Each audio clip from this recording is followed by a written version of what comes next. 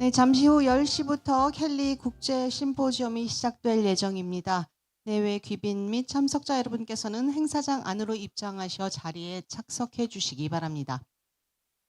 원활한 행사 진행을 위해 소지하고 계신 휴대폰은 진동으로 전환해 주시거나 전원을 잠시 꺼주시면 감사하겠습니다. 오늘 심포지엄은 AI 교육의 미래를 여는 비전 선포부터 국내외 최고 전문가들의 깊이 있는 통찰까지 하루 종일 풍성한 프로그램으로 채워질 예정이오니 끝까지 함께 하셔 자리를 빛내주시길 바랍니다. 감사합니다.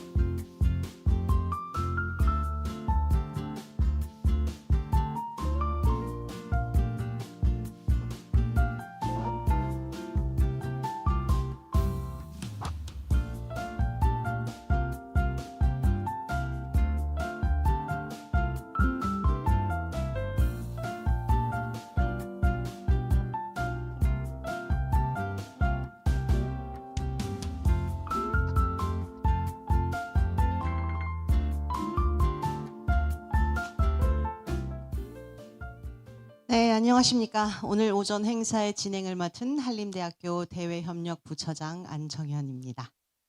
지금부터 켈리 국제 심포지엄 및 발대식을 시작하겠습니다. 잠시 후 11시부터 진행될 공식 발대식에 앞서 오늘 심포지엄의 지적인 문을 활짝 여는 기조연설을 먼저 청해 듣겠습니다. 전 세계 수많은 AI 교육 기술들이 국경을 넘어 원활하게 소통하고 협력하기 위해서는 무엇보다 글로벌 표준이라는 공통의 언어가 필요합니다.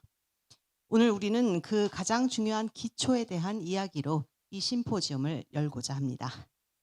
글로벌 교육기술 표준 컨소시엄 원 에드테크의 Chief Architect 팀 쿠퍼님을 온라인으로 연결하여 Enabling AI in Education, the Role of One EdTech Standard라는 주제로 기조 연설을 듣겠습니다. 화면으로 만나보실 팀 쿠퍼님을 맞아주시기 바랍니다. Please welcome our keynote speaker, Chief Architect of One EdTech, Tim Cooper.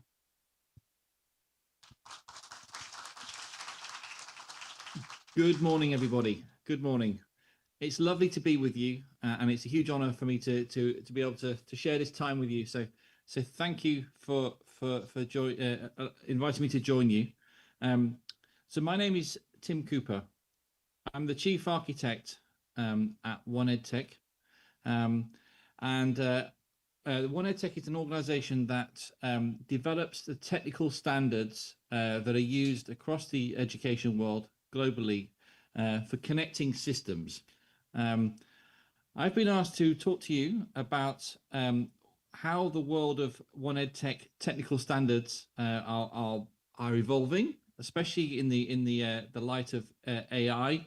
So my plan for the next 60 minutes is to give you a description of what's happening across the world in terms of the technical standards, how education systems are hanging together, and also to do some demonstrations and show you some of the evolving technologies.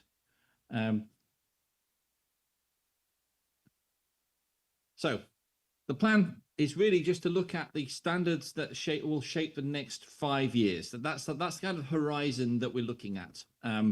Obviously, some of these standards have been around for a lot longer, and many will be around in the industry for a long time beyond that. But today we're thinking about what's happening in the next 5 years. Historically, across the world of education, it's been very much about the word interoperability. How does System A connect to System B? Whereas now, with the role of artificial intelligence, what we're seeing is institutions across the world, suppliers being able to take that conversation further. We're no longer concerned with just interoperability, but we want some intelligence built into our data as well. So that's what we're going to look at. So we're going to look across the world of systems and AI as well. So first of all, who is One EdTech? For those of you who may not have heard of us, we're one of those organizations that operate behind the scenes. We don't have any products to sell. All of the standards that we develop are open and available and free. One EdTech is a global not-for-profit organization, and we develop these standards within a community. The community I'll talk about in more details in a minute, but we've been doing this for about 25 years. We're focused purely on interoperability, allowing the education system to work, and for competitors, people who are selling into the same market, people who are operating in the education space, for their systems to work together. That's what we do. And our core belief here is that learning should be open, it should be interoperable, and it should be able to for anybody to enter that marketplace. So we work with organizations across the globe. We work with schools, learners and teachers from primary and secondary schools, universities, and with the national ministries of education in various countries.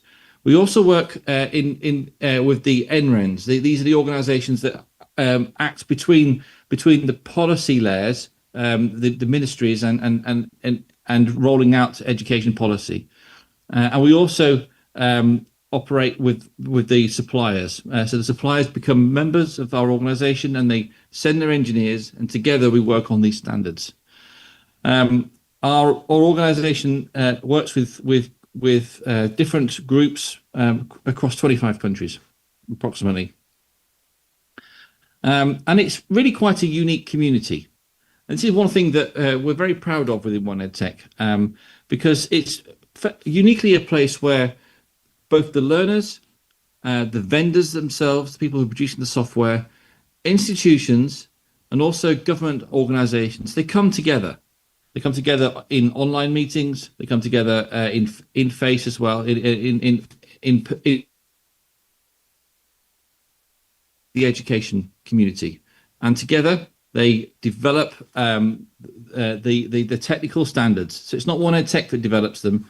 We facilitate the process, and we support the process through tooling and through testing and those kind of things.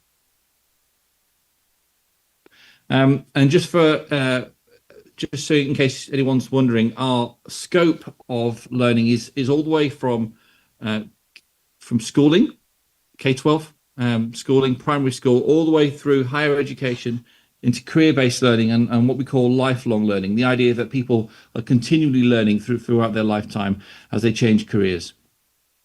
So our technologies, our standards expand the whole range. We have a long history working with organizations in Korea. Back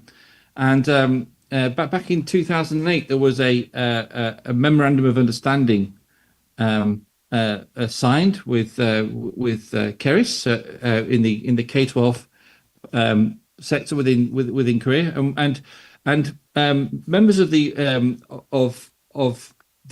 IMS and the One Ed Tech community have had a long history collaborating within the standards, the technical standards. We'll talk about some of these specific ones later on, but we enjoy a strong friendship and a collaboration with members of the community in Korea as well.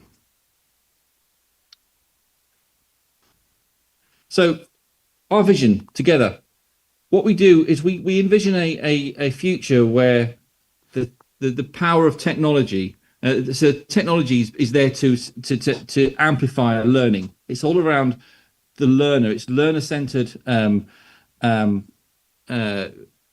education, and the technology is to serve the learner and serve the teacher. That's what we envisage, and that's what we are working hard to achieve. It's not about the technology; it's about the learners at the end of the day. And we look at to do this across all ages of education. So, just some numbers, just so you know what's happening across the globe. There are nearly 10,000 people involved in the community developing these standards. So it's this 9,300 number here, and in various groups, they're working on different parts of the education system. We are impacting directly approximately kind of 20 million students in the higher education world and 50 million students in the K-12 world. But we know that many organizations and countries are using the technical standards that come out, and we have no direct relationship with them because the standards are free and they're open. So we know that many of the technical standards are used for assessments and for rolling out different learning resources across the world. But one of the key things that we do within One EdTech is we help the organizations test their products. They can check before they go to market, does my product work, and will it work with other key systems in the marketplace? And so we help organizations with their testing. We certify that their applications are working correctly, and we also do checks around data privacy, security, those kind of things. And so there's approximately nearly 9,000 applications that have been vetted for that in this space here too. One of the key things about education, and it's quite unique about education technology in particular, is that even though the technical standards, the things that the bits and the bytes, as we say, are pretty much the same everywhere, the education itself is very different and very unique in each region. And one of the key points about the standards is they are designed so that they can scale and they can expand and they can be tailored for each of the regional areas where they operate. And the only way that can happen is by local working groups, local expertise, helping to adapt the standards into their local context. And so that's a key part of how One EdTech works. This is a recognition that there's global interoperability. So if you design a product, it should work across the world. However, that also needs to adapt to the local regional needs of education systems. And so we support that through a range of different technologies and a range of processes as well.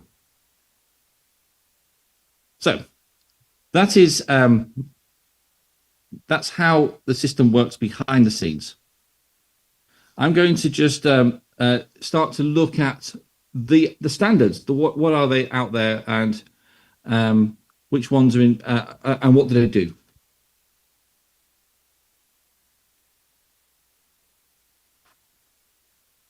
Okay. When we think about interoperability, we tend to think of system A talking to system B, and it looks like this diagram here typically, we have perhaps a student information system, and that student information system might need to talk to a bunch of different tools across a university or a university system or a school system. And it's very much about how does system A talk to system B. And for the last 25 years, that is how we have been thinking about the education system.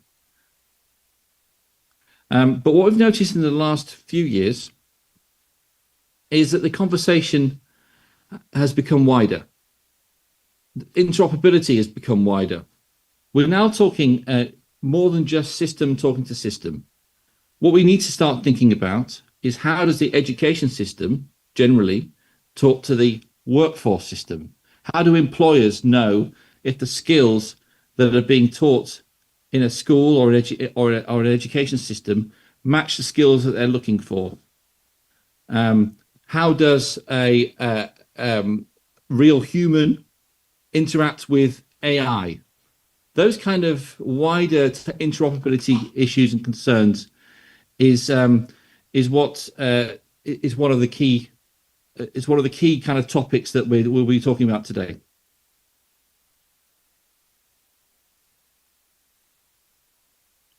And so what we do is we take these systems and we look at how that works at different levels. So the interoperability challenges between systems and between whether it's system to system or whether it's ecosystem to ecosystem, these have specific needs at both the local area, so within a school or within an education system, both at a national level and also at the international level. Different levels of granularity of data that needs to be exchanged, different regulatory frameworks, and those kind of questions. And again, that happens across the whole spectrum of the education system. So the way we've been addressing this is, well, if I go back, let's just face one question, which is to try and map all of this interoperability across the globe is actually impossible to do manually. Okay, and so what we've had to do as an organization and as a community is to adapt and find ways of being able to develop these standards, these technical standards, and expressing the needs at these different levels through a technology supported process. And so for the last 25 years, what we've been doing is we've been modeling the education interoperability. And I'm going to explain how that works and show you what's going on behind the scenes so that we can then start to talk about how this works with AI. That's the plan. Okay. So what do I mean by modeling the standards? Because that is a key component to all of this. We have developed a technology stack, which I can demonstrate. What it does is it allows us to describe every aspect about a system's need for interoperability. So whether it's a student information system talking to a tool that's used by teachers, whether it's a credentialing system for expressing something that a learner has done that can be recognized by somebody else. All of those kind of the data models, all of the things, the data that needs to be expressed within that can be described in a technology stack. And what we do is we use this to describe the standards, what they do. We also describe the tests and all the certifications around that in a machine readable way. That allows us to create these artifacts, these tools, which can then kind of make the ability of rolling out tooling and supporting infrastructure actually sustainable at those different levels that I was describing earlier. And so because all of one EdTech standards are already in a machine readable format, they're actually already understood by most large language models. They're already understood by many AI environments. It's possible to say to a large language model, please generate an assessment in a format that is already portable, already understood by many learning environments, for example. So this is how it works behind the scenes. Okay, the community gets together and they discuss their needs, and they define the technical standards. And at OneEdTech, what we do is we model it. We build in a machine readable way. We build out a set of files, and that goes and generates these artifacts, which are used in a machine readable way to describe the services, the data models, and all the things that need to happen behind the scenes. And these files also express the rules, the validation rules that systems need to know in order to trust the data. So if data is being sent from one system to another system, we need to ensure that it's correct. We need to show it's the correct format. And all of those files, all those rules are quite complex in some places. But what we can do is we can express them in a machine readable way. And that allows that data to be, those artifacts, those files can then be used in systems around the world to speed up the development life cycles and to make sure that products are more consistent and work together.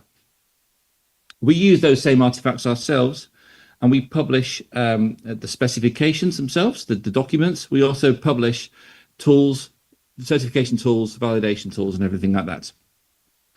And so we have this process that generates the models, generates all the files that come out of that, and then we have rich descriptions of the APIs, of the data models, and also of all the.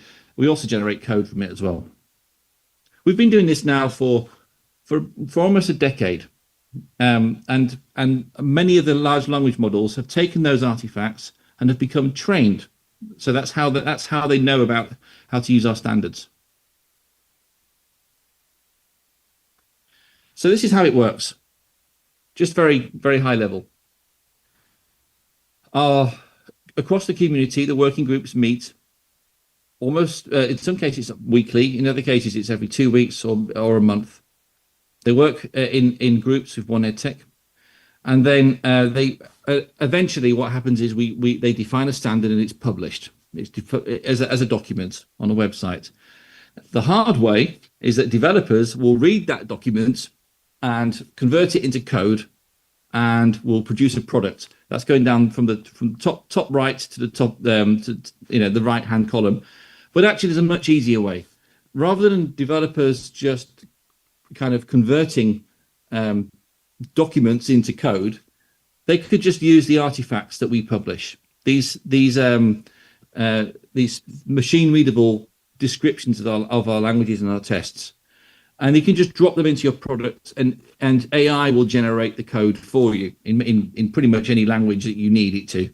And the result is, after you can use that to speed up your development life cycle. But the nice advantage is that those same artifacts can be used to ensure that your product is consistent with the rest of the marketplace, and you can run it through the same testing infrastructure to validate and ensure that your product's working. The nice thing about that is you can take these artifacts here, you can use them in your development life cycle, you can also use them in your infrastructure. So that means if you're hosting your products in a cloud environment with a firewall and some of the kind of networking infrastructure that's available now, you can give those same artifacts to your networking infrastructure, and much of the validation work can be done at the infrastructure level. So you can only accept traffic that you know is going to work, and it's correct, and you can obviously use it for testing as well. So that's behind the scenes. That's behind to see what's going on. What I'll do is, I'm not sure if there's a forum for questions, but I will, if there are anybody with questions around any of this, please indicate, and then I will happily answer them as we go through.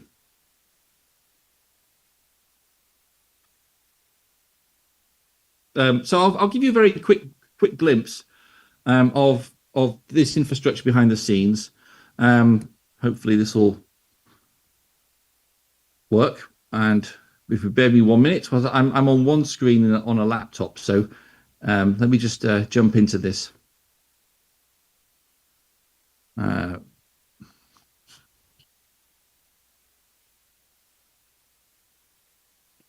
Okay, here we go. I have a Zoom toolbar in the way, so let me just move that out of the way.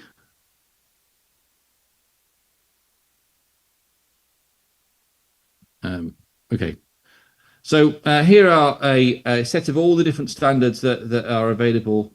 And if I were to pick one of these, this is Edu API is a standard that is used across universities to send information about courses and students and those kind of things. And what we have is a very rich description of all of those standards. In fact, so it's part of them, how they relate to different properties and all of this. And what we are able to do is take a version of this file. We can look at both the APIs and also the data models, and in some cases we have the test defined in this case in this format as well. And we're able to export them in these different files here. And this is what is fed into different models, and also it's fed into different applications to help drive them. So that this is the kind of infrastructure that's behind the scenes that supports the community. And the key point here is that when all the technical standards are modeled out in this way, we have a way of ensuring that the regional changes, the regional requirements can be met without breaking interoperability at the global level. And it also means that as the standards develop, we can ensure that they remain compatible across the world. And that's the key point of this whole thing. So that's behind the scenes.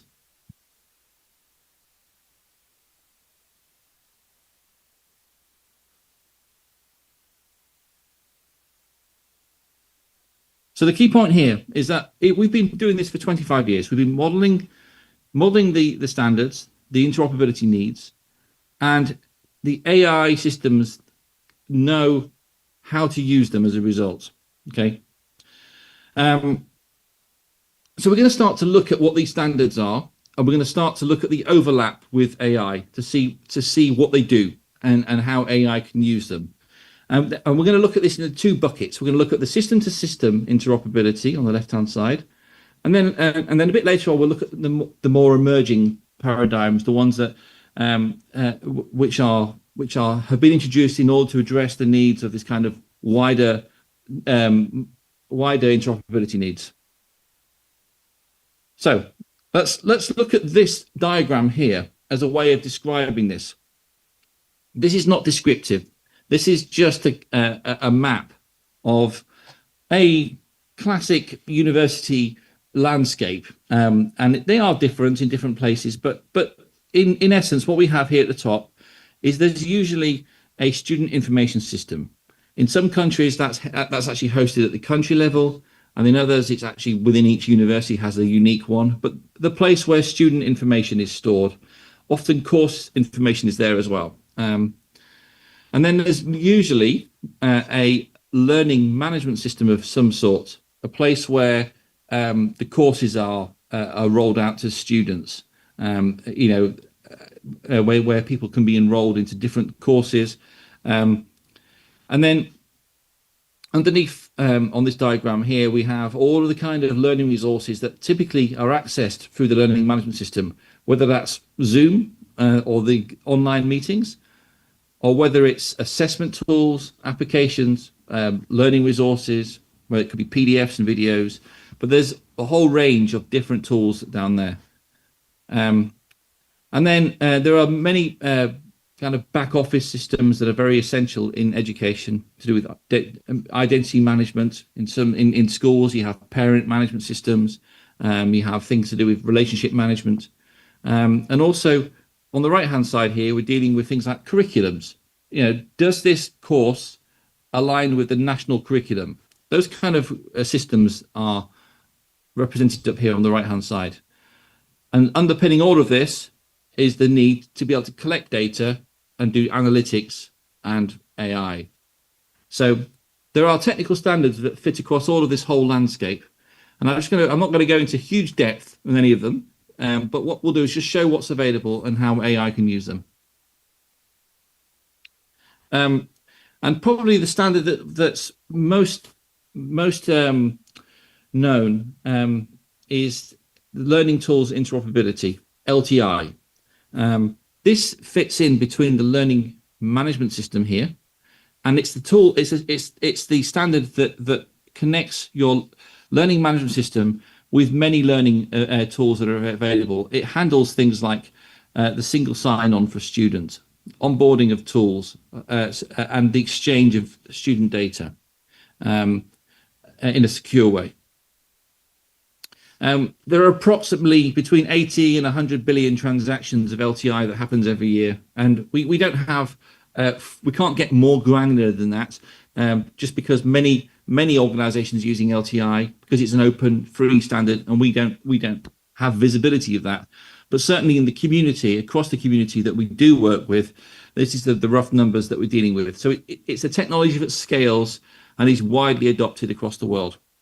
And what it does is it connects the platforms and the tools. It connects the learning platform with the learning resources that are out there and allows students to navigate as if they're in one learning environment. From an AI perspective, there are new workflows that have been built into LTI. It's a way of being able to there are new workflows that allow you to hook in tools to support both the teacher and also from the student. So I'll give you an example. Privacy tools, but also ones for plagiarism as well. So the idea of if a student submits some homework or an assignment of some sort, now it's possible using LTI to connect tools into the back of your learning management system so that work can be checked for plagiarism, or it can be checked for accessibility needs, or for anything like that. And a process that happens behind the scenes. And what it does is it can be sent off to a tool, whether it's AI or not. And that tool can do some checks to validate it, and then provide a report which is attached to the the work, so with the teacher or the student can actually get some feedback about that work. And that's been used. There's many products being developed at the moment to support both the teacher and the students in their workflows. That's actually called that tool is called that part of the standard is called Asset Processor, LTI Asset Processor. We're seeing that LTI is rising, continues to rise. NATO have adopted LTI for delivering learning on the front line. So it's and it's one of those kind of key components that just operates in the background. Whilst we're talking about the standards that operate between the learning management system and the tooling environment here, we have a couple of standards that are dealing with content. So how do you package content up, and how do you send it between systems? So the first one is QTI. This describes a test or an assessment, and is used at scale in many countries. And so the idea is it will describe the questions, the type of responses, the type of questions they should be, the correct answers, and it gives you a data format for being able to express all of that. And also it handles things like the accessibility needs that are important to handle, especially in a high stakes assessment arena, where you're dealing with the need to be able to ensure consistent results and deal with both student needs and also things like high visibility, or those kind of questions that are often required to be addressed. All of that is baked into QTI. That's this red one here, and it allows you to design a test and deliver it across a whole range of different systems, to get consistent results from your students. Common Cartridge allows you to package any type of learning, essentially, and but it could be a whole curriculum into a single file and then deliver it into learning management systems. These have been around for quite a long time, but because they're modeled and because they are machine readable, they are actually allowing AI systems to be able to generate files, to generate curriculums, and to be able to generate all sorts of different type of artifacts, which can just be loaded into a learning management system. So it provides a mechanism to be able to create content and move it into a system, into a learning system, and that learning system can understand what to do with it. We're working with organizations who are taking the QTI standard, for example, and they are doing that for assessments. So even if it's just to help with the learning process for a student, it's here's a PDF file with some learning in there. Please give me a test that I can use to validate that.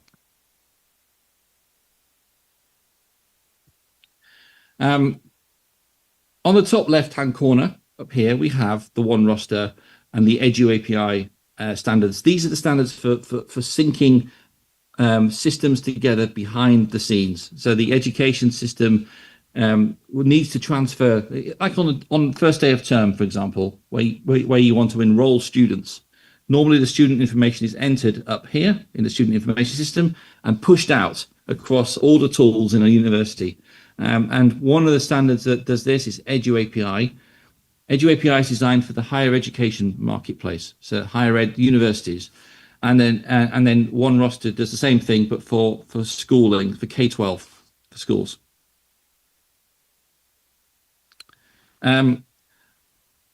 We're seeing a new use cases emerging for this, because one of the things that's really key for AI to be able to do is in order to provide contextualized and valid information for students. Then what we're finding is that many systems need to have information about the student, about the courses, about the grades, those kind of things. And one approach is to use these standards like Edu API. For example, when an AI tutor here knows who's in a class and what they're studying, it can help more, it can provide more relevant information.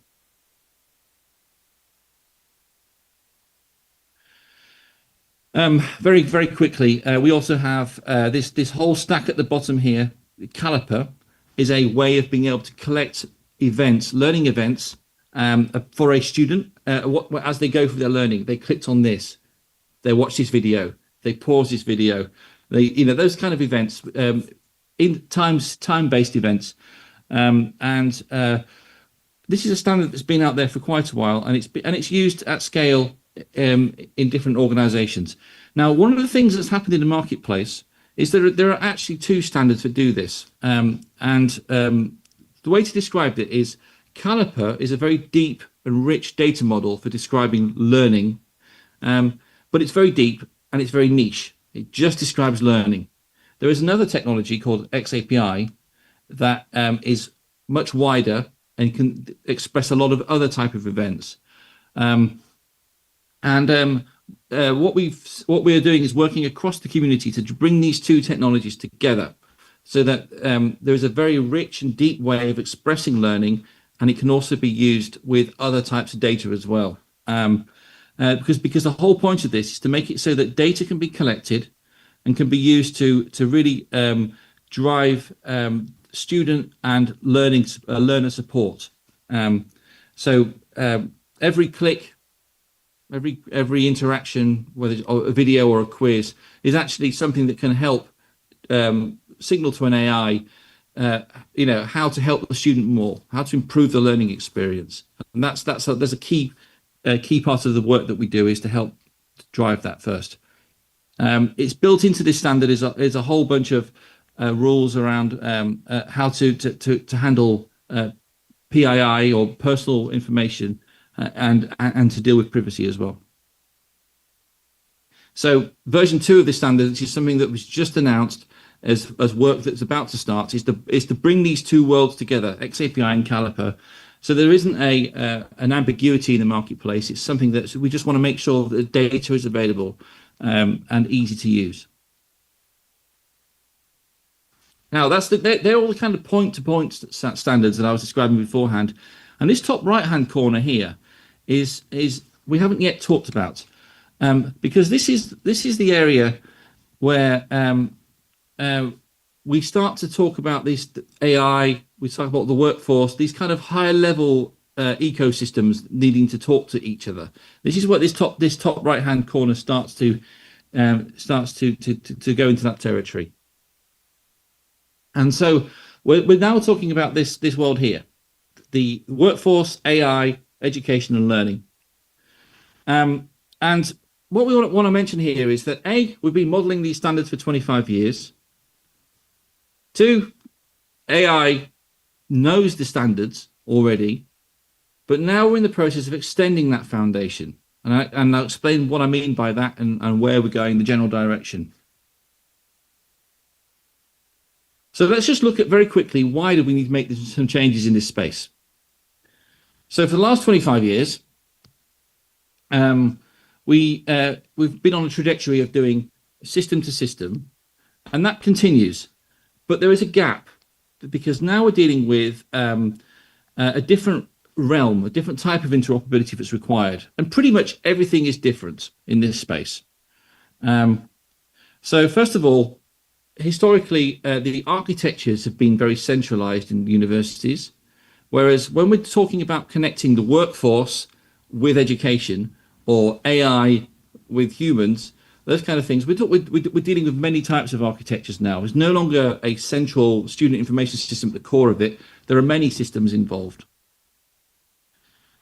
We're no longer dealing with just system to system. We're dealing with frameworks and ontologies, and we're dealing with different levels of different authorities. The workforce don't necessarily have the same level of trust in lots of countries about the education system as the education system it does itself. So there's different type of challenges in that space too.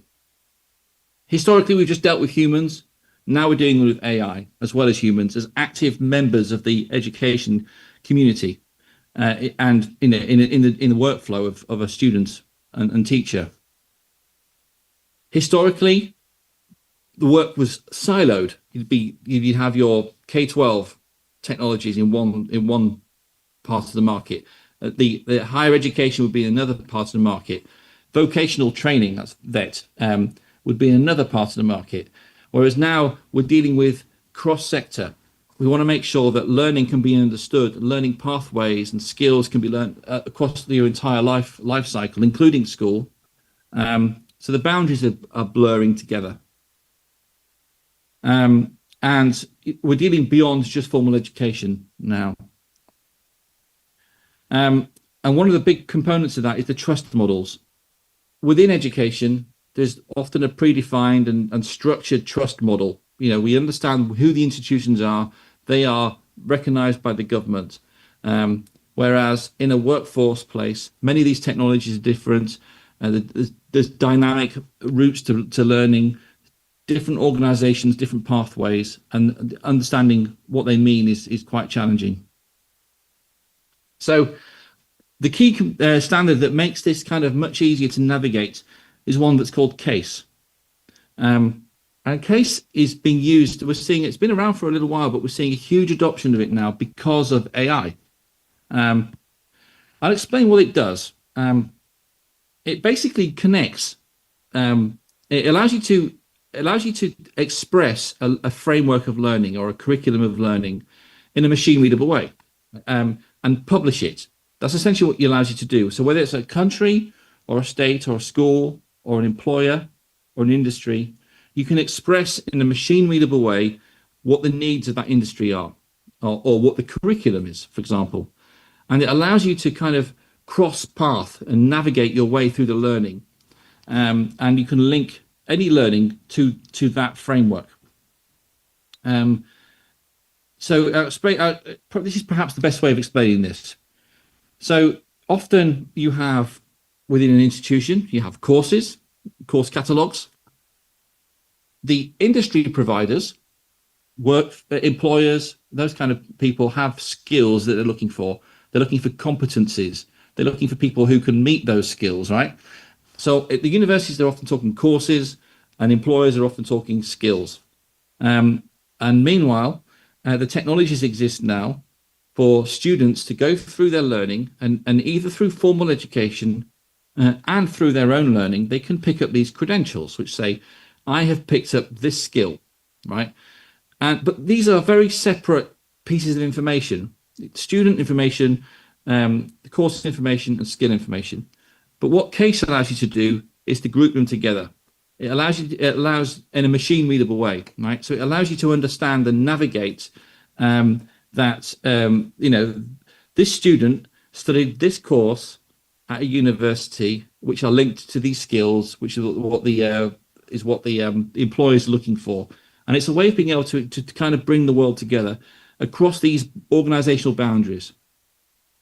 So if I just go back to this previous slide here, it's actually making learning objectives machine readable.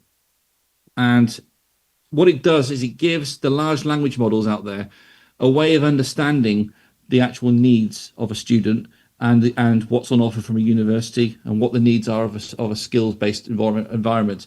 So there's a whole set of new opportunities that are emerging because of the ability you can look across frameworks and you can look across skills. Okay. One of the key benefits of this is you can understand, you can look at equivalence. So you can say, for example, let's look at a skill here. The skill critical thinking is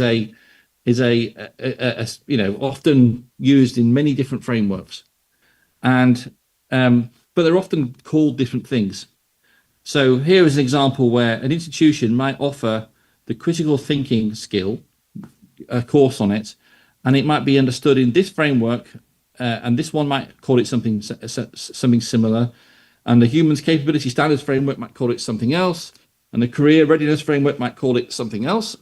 And at the end, and really what the employer is looking for is a critical thinking skill in this framework over here on the right hand side. And what CASE allows you to do is understand that this is the same skill. It's called different things in different frameworks, but it's the same one. And it allows you to kind of join up what the institution is offering, the university, what the student has learned, and what the employers are looking for. And it can map to many skill frameworks, existing ones out there. Okay. And just completing the picture on here. So that's CASE. And the other thing is this gray area here, which is the open badges. This is the technology that allows you to express what you've learned and your achievements, and send them around. This is where we're talking about learner wallets. We're talking about badging. And I'm not going to spend too long on this because we're going to get onto some demonstrations. But basically, this is the key component that allows you to unlock the learning from an institution, from a school, from an employer, and capture it in a way that's machine readable, so that AI and many other tools can understand what a learner has done and how it links into a wider learning framework.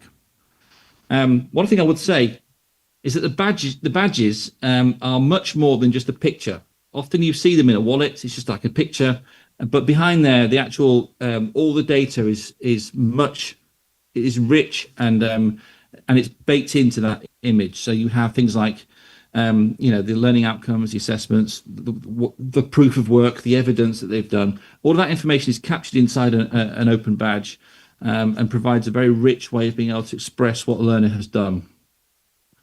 Okay, let's move on. I'm going to move on past all of this stuff. Just to show you that badging and credentials is just growing exponentially now as the world is moving towards micro credentials, as we're moving towards this ability to be able to machine readable and understand and move achievements around the world and be recognized across borders. We're seeing just a huge adoption now of the credentialing world, which is fantastic to see. Okay. So very quickly, all the standards are machine readable, as we've said. We're extending that now so that it works across borders and it works across organizations. But AI, our focus is that AI can use this education data safely, ethically, and meaningfully. That's what we mean by this. So we're now focused on how to do that. And for the last few minutes, I'm just going to demonstrate how these standards work with AI. And some of the emerging work that's going on currently in the community. So one of the key things, and I'm going to spend just a couple of minutes on this, is real time. Over the last 25 years, universities and schools have got used to the idea that the systems will normally sync up overnight, and that's okay for very basic use cases. But when we're dealing with things like learner context, the information needs to be kind of almost real time and distributed in real time. And so there are new standards that are coming through that support that. We're dealing here with pushing updates to learning as they occur, rather than waiting till 24 hours later, what often is the case. And so I'm going to do a quick demonstration of what I mean by this. Here, let me have a look at this. Yes. Okay. What I'm going to do is I'm going to, I have a student system here. Okay. This is a very basic mock data student information system. It just allows you to create students and courses. And currently there are no, we don't have any created at all. What I'm going to do is I'm going to connect to it for these different consoles here, pretending to be 4 different systems that may be across a university. There could be different tools which are related, and they're just sat there listening in. And I can now go in and create a bunch of courses. So I'm going to go, let's go and create some students. I'm going to create, I don't know, 20 students. These are obviously fake. These are just, I made these up with the system here. But what's going on behind the scenes is, as we gather, they're pushing out in real time. So they can see all these 4 systems now have now immediately understood that there's a new student that's been enrolled. What I'm going to do is I'm going to disconnect one of them to show what happens. And I'm going to switch back here, and I'm going to go and create some courses now. Let's create 5 courses. 1, 2, 3, 4, 5. Topics of literature, theories of education, right? Okay, advanced physics lab. You'll notice that in this, what's happened behind the scenes in real time is these now are dealing with 20 people and 5 courses. This system here hasn't been running for whatever reason. But when it does reconnect, it syncs up and then understands immediately, oh, there's 5 new courses and syncs up. So I've just created those behind the scenes to demonstrate that we have this real-time capability across the standards now, being able to push out changes as they occur. But really, that's just one enabling factor. Oops, wrong button. But bear with me, it's this one here we need.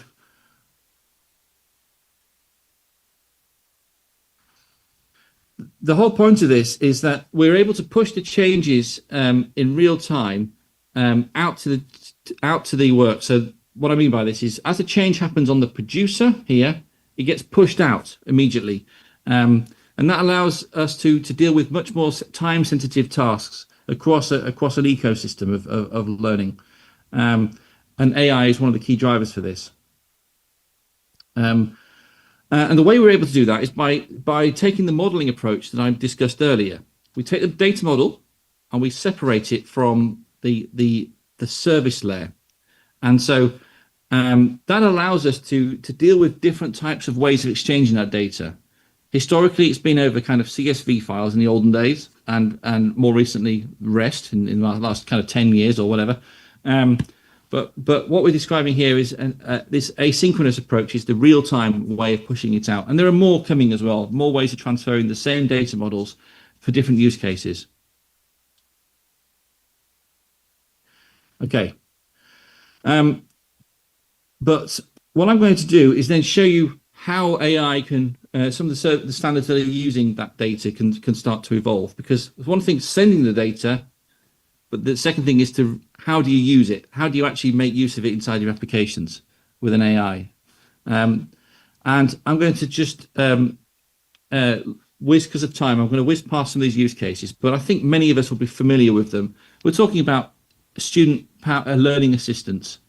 We're talking about AI learning assistants and being able to see and understand what's going on across an organization, being able to query data in a human readable way, and those kind of things, and ensuring that things like the privacy and data needs of an education are handled appropriately during that interaction. So we're not just giving all the data about student to a large language model, but there's a way of being able to control what data is exchanged.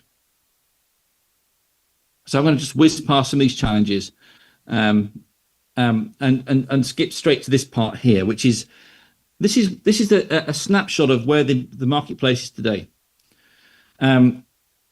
Many standards exist, both within one EdTech and across the globe, for being able to generate data for education. I've described a couple already. One is the Edu API for being able to exchange information about students and courses. And Caliper is the one that allows you to see student A clicked on this, they watched this video, they did this assessment.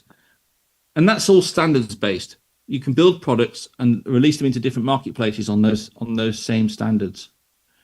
But when it comes to getting the data out, we're in the realm of bespoke software. Normally it's database consultants, it's data scientists who are delivering bespoke solutions. And this is where it gets difficult, because when we want to try and plug AI into this environment, we're dealing with bespoke technologies historically.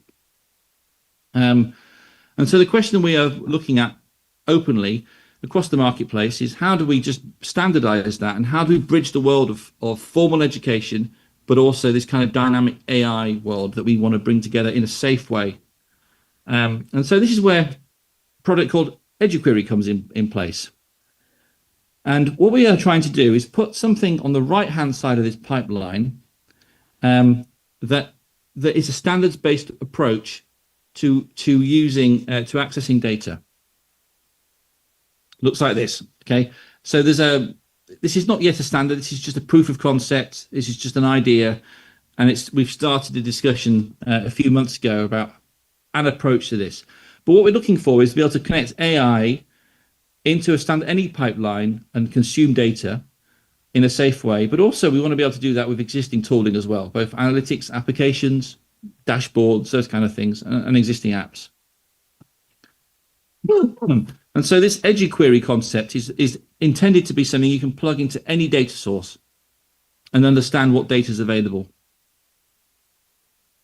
Our approach is to not reinvent the wheel. We do not want to introduce confusion. We want to adopt the standard technologies that exist out there and show best practices on how to connect them together. And so that's one of the key challenges here. It's, what are the key problems that need to be addressed? What do we need to solve? That's the challenge that we're looking at. And so the classic approach at the moment for being able to plug into an LLM is use the model context protocol. This is a standard that's not a one EdTech standard. It's from Anthropic, but it acts as kind of a very simple layer of plugging in external tools into a large language model. The challenge is it doesn't understand the constraints of the education system. It doesn't allow you to control what data is exchanged or in a standards-based way. It doesn't have some of the security concerns that are and regulatory requirements that are in the education marketplace. And so what we're trying to do is find a way of how do you plug it into a large language model, but also not lose control of the data.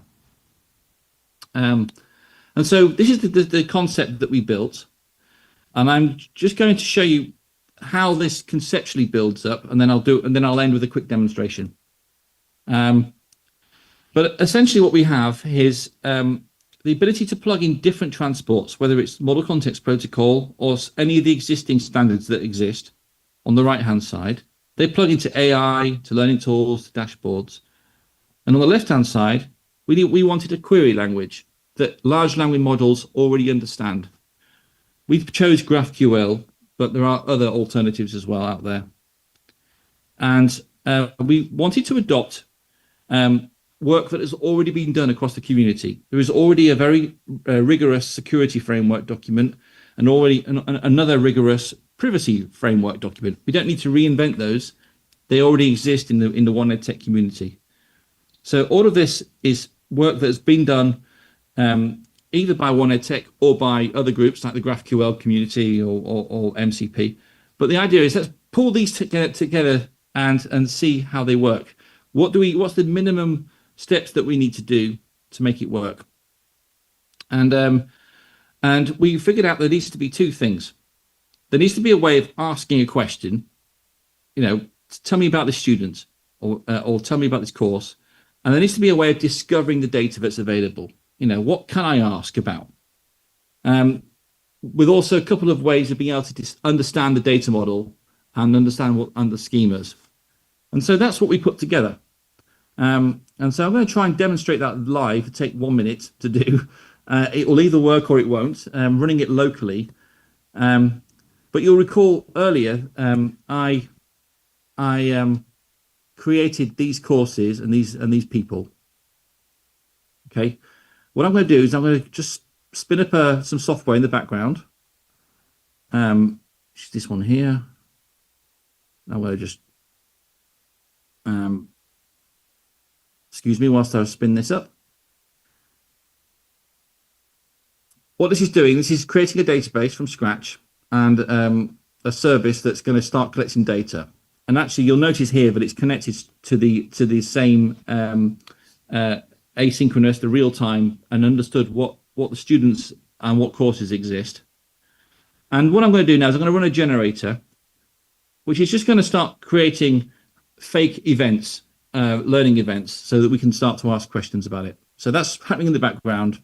What we have is a database that's been created. If I reload this, hopefully you'll see that we've now got some students that have been created and have been discovered, and some courses. There should be 5 courses. These are the ones that I created earlier on in the demonstration. Okay, but nothing's connecting them together at this stage. They're just courses and they're just students, and that's it. They haven't done anything because this generator hopefully will start to generate some data, which you can see we're doing this. So if I do a quick reload, good, excellent. So you'll see now that we are beginning to understand more about what's going on. So if I scroll in here, we can see this person has resumed this course, or this person over here, that's the brownish gold color, has performed, has abandoned this course, the advanced physics. So this is Caliper and EduAPI data together. If I just do another, hopefully this will grow. Good. Let's look at performed. Okay, we're getting some more data coming in now. With EduQuery, we can take a large language model like this, and we can load, using the model context protocol, some tools. So I've created one called EduQuery, and it's got those two functions on it, which is ask and discover. And hopefully, if this works, I should be able to ask a question about students, about the courses. So list the courses. Let's see if that works first of all. Great, good. So now AI has discovered the 5 courses that I created earlier on the demonstration, and it's beginning to understand the data that's coming in. Which courses are most popular? So we're asking the question in natural language. What's happening is it's taking now we're beginning to understand. There's a bunch of data around the theory of education, and I can ask questions about people as well. Who is the most engaged student? Student? Question mark. And hopefully that will figure out. I need to go and look at the number of events, and it's found that this student here, Cecil, is the most engaged student. And hopefully Cecil, you will see, is a real student that we created early on in the demonstration. So we are, Cecil. And so I'm going to ask, tell me more about Cecil. This is obviously just fake data. And this should go and discover what this particular student's trying to be doing on the learning journey, and what it's been doing behind the scenes is translating this into a large over MCP. It's converting it into a query that can be understood and sent off to the data format. Oh, great! We're hitting a constraint. Let me try that again. The live demo, we've hit a maximum length for this conversation, but you get the idea. I could start a new question around this. Will this work? Tell me more about Cecil. It might not. I'm not sure if this starts a new conversation or not. Okay, all right. So I've hit a limit inside, unfortunately, inside Claude, but the idea is still the same. You can generate questions, convert them into a way that is safe. You can also restrict information, and if I hadn't hit this limit, and we had more time, I would demonstrate that we can't access things like their email address because that's been constrained by the tool. So I'm conscious that we're running slightly over time, and so what I'm going to do is just end up by saying that where we are with the world of standards is standards are becoming increasingly more important.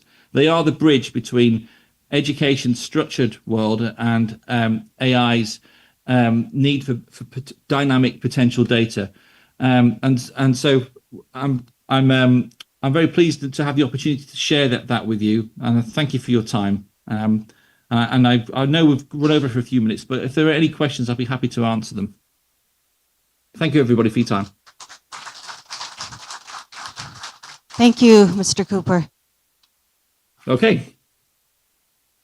네, 교육기술 생태계의 지속가능한 발전을 위한 글로벌 표준의 중요성을 깊이 있게 조망해 주신 팀 쿠퍼님께 다시 한번 감사드립니다.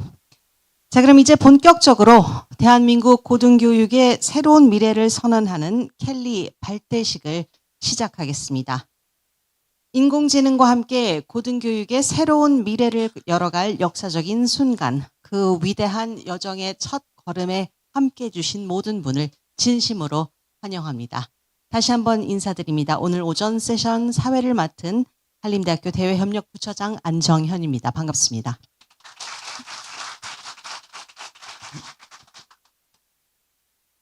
네, 오늘 이 자리를 빛내주시기 위해 참석해주신 내외 귀빈 여러분을 소개해드리도록 하겠습니다.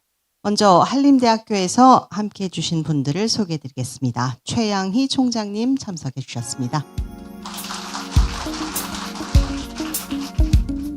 박준식 부총장님 참석해주셨습니다. 박서평 AI 융합연구원장님 참석해주셨습니다. 그리고 고영웅 켈리 준비위원장님 참석해 주셨습니다. 네, 다음으로는 쌀쌀한 날씨에도 불구하고 멀리 한림대학교를 방문해 주신 외빈들을 소개해 드리겠습니다. 한림성심대학교 문영식 총장님 참석해 주셨습니다. 세종대학교 소프트웨어 사업단 송오영 단장님 함께해 주시고 계십니다. 한국교양기초교육원 전경애 사무국장님 함께해 주시고 계십니다. 네, 마지막으로 한국유러닝연합회 정현재 사무총장님 참석해 주셨습니다. 네, 이외에도 정말 다양한 대학, 기업, 협의체 등에서 참석을 해주셨는데 시간상 모든 분들을 소개해드리지 못하는 점 양해 부탁드립니다.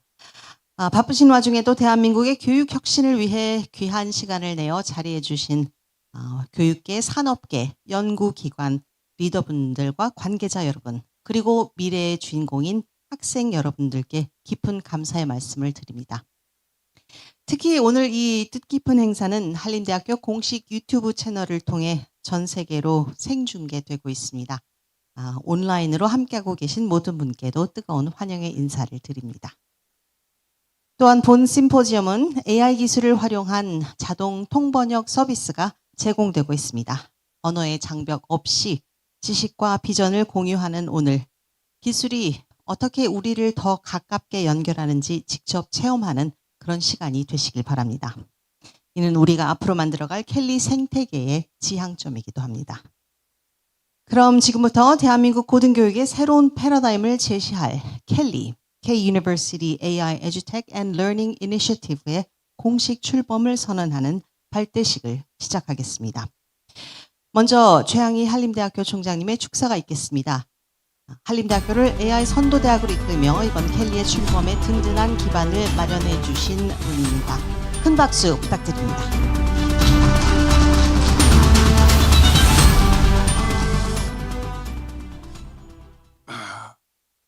이게 이 현장에 계신 분도 계시지만 또 유튜브로 생중계한다 그러니까 또 그거는 녹화가 된다는 말이죠. 그래서 제가 말씀을 자유롭게 할 수 있는 상황이 아닌 것 같습니다. 제가 쓴 원고를 바탕으로 점잖게 한번 축사를 해보겠습니다.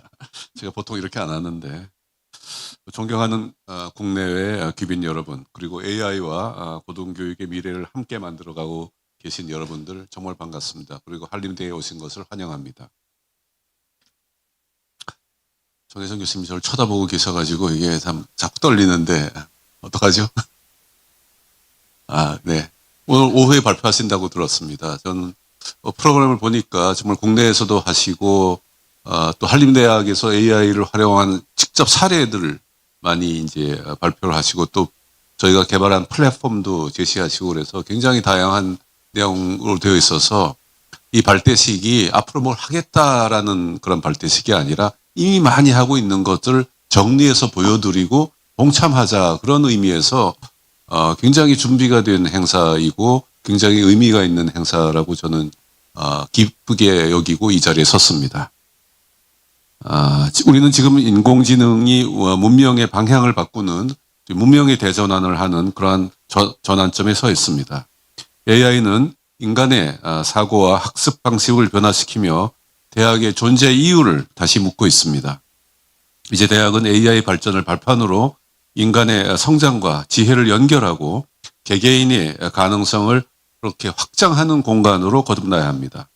그 중심에 오늘 출범하는 켈리가 있습니다. 켈리라는 이름 아까 안정현 부처장께서 자세히 설명하셨지만 그 슬로건을 만드신 분이 여기 계십니다. 일어나서 자랑을 하시죠. 우리 박서평 AI 융합 원장께서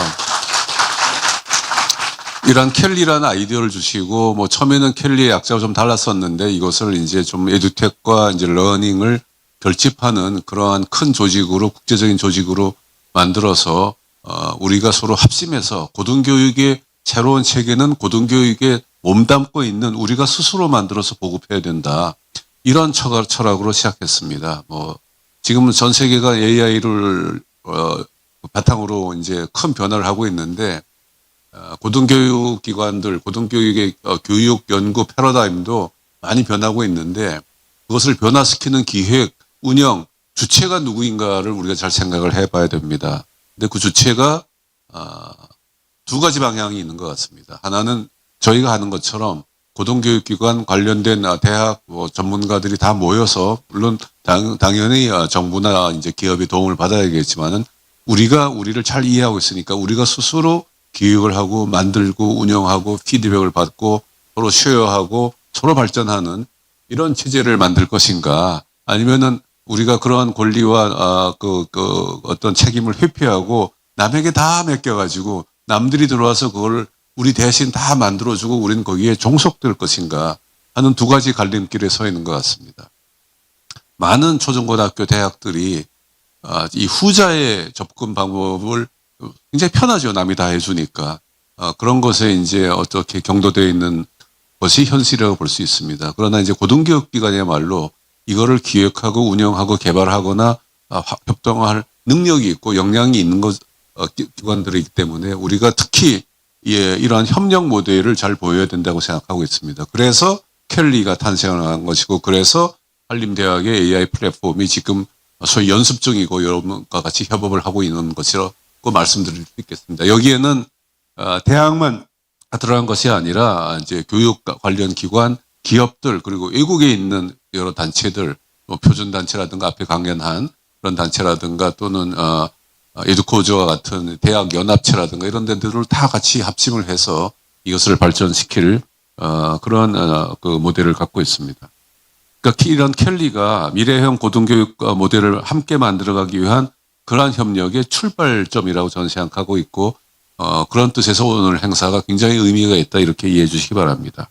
즉 대학 간 경쟁을 하는 것이 아니라 서로 쉐어링, 공유를 하고 컬래버레이션을 하고 서로 오픈한 개방 체제를 통해서 가치를 공유해서 이것을 바탕으로 해서 AI 시대의 새로운 교육 모델, 고등교육 모델을 만들고 이것을 우리가 함께 만들어 나가는 그러한 공동의 장을 마련하는 의미가 있습니다. 한림대학교는 그동안 AI 기술을 교육 전반에 통합하는 소위 K 유니버시티 모델을 실험하고 실천해 왔습니다. 특히 이제 한림대 내에 AI 에듀텍 센터라는 것을 설립을 해서 거기서 모든 기술을 관장을 했고 실제로 교육 현장에 적용을 하고 코스웨어를 만들고 교수와 학생들의 이러한 적응을 도와주는 에듀텍 소프트랩 사업단도 있고 뭐 교육혁신센터도 있습니다. 여기서 AI 튜터, AI 조교, AI 도우미도 만들고 다양한 코스웨어도 개발을 해왔습니다. 그리고 AI가 교육과정 평가라든가 교수 학습 과정의 설계 또 교육과정 자체의 어떤 진행에 대해서 깊숙이 관여할 수 있는 그런 플랫폼도 저희가 만들어서 많이 보급을 하고 있습니다. 이미 수백 개의 과목과 100명 이상의 교수들이 여기에 참여하고 있고 이것을 경험한 학생들도 8,000명 이상이 이미 존재하고 있습니다.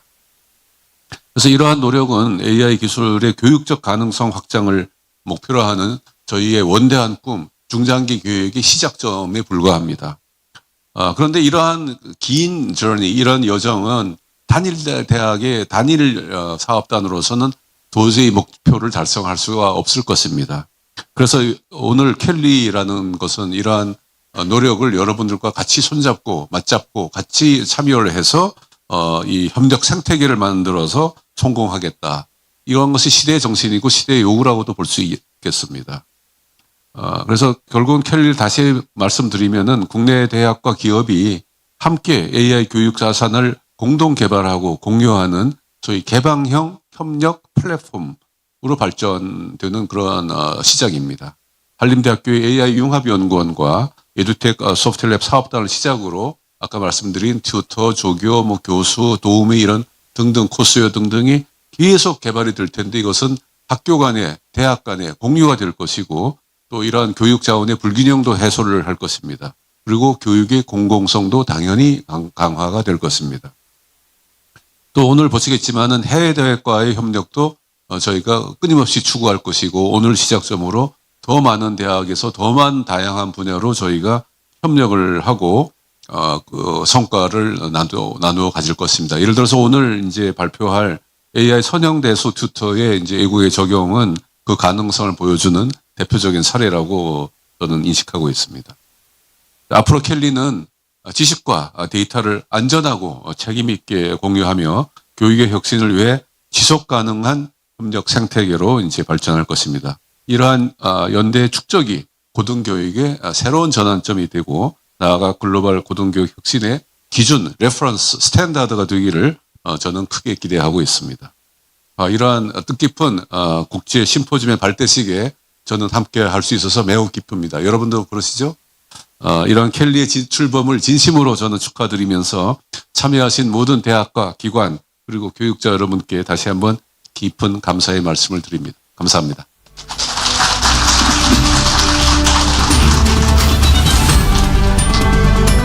네, 총장님 말씀 감사합니다.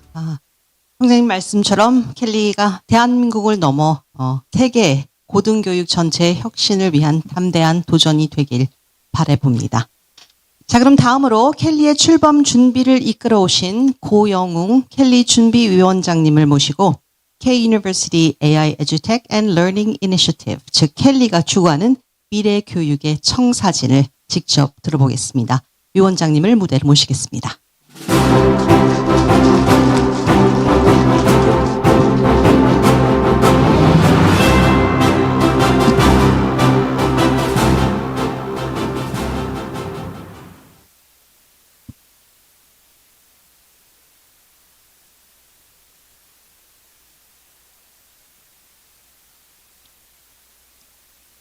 네, 안녕하십니까. 켈리 준비위원장을 맡은 고영웅 교수입니다. 바쁜 와중에서도 켈리 국제 심포지엄 및 발대식에 참석해 주신 내외 기빈 여러분께 다시 한번 감사 인사드립니다. 또한 유튜브를 통해서 본 행사를 시청하고 있는 많은 분들께도 깊은 감사드립니다. 오늘 저는 이번에 발족하는 켈리 연합체에 대한 배경, 현황, 그리고 비전에 대해서 설명드리고자 합니다. 지금 전 세계적으로 AI를 기반으로 하는 고등교육 혁신이 급격하게 진행이 되고 있습니다. 국내외의 다수 대학들은 AI 네이티브 캠퍼스를 지향하며 많은 예산을 들여서 대학을 AI 중심으로 변모를 하고 있고 교육, 연구, 행정, AI 전환에 노력 중에 있습니다. 이러한 노력을 통해서 고등교육은 큰 변화를 맞게 될 것입니다. 다만 이와 같은 접근은 천문학적인 예산을 소요하고 있고 많은 대학들에게 큰 부담이 될 수 있다는 부분에서 일부 우려가 있습니다. 또한 각각의 대학에서 추진하고 있는 세부 내용을 살펴보게 되면은 상당 부분 유사한 내용들이 진행이 되고 있다는 것을 알고 있고 이것은 대학 운영 및 예산에 큰 부담이 될 수 있습니다. 켈리 연합체는 각 대학에서 진행하고 있는 AI 솔루션, AI 코스웨어, 그리고 AI 교육 관련된 성과에 대해서 공동 개발 및 운영을 통하여 참여 연합체의 공동 이익을 도모하고자 합니다.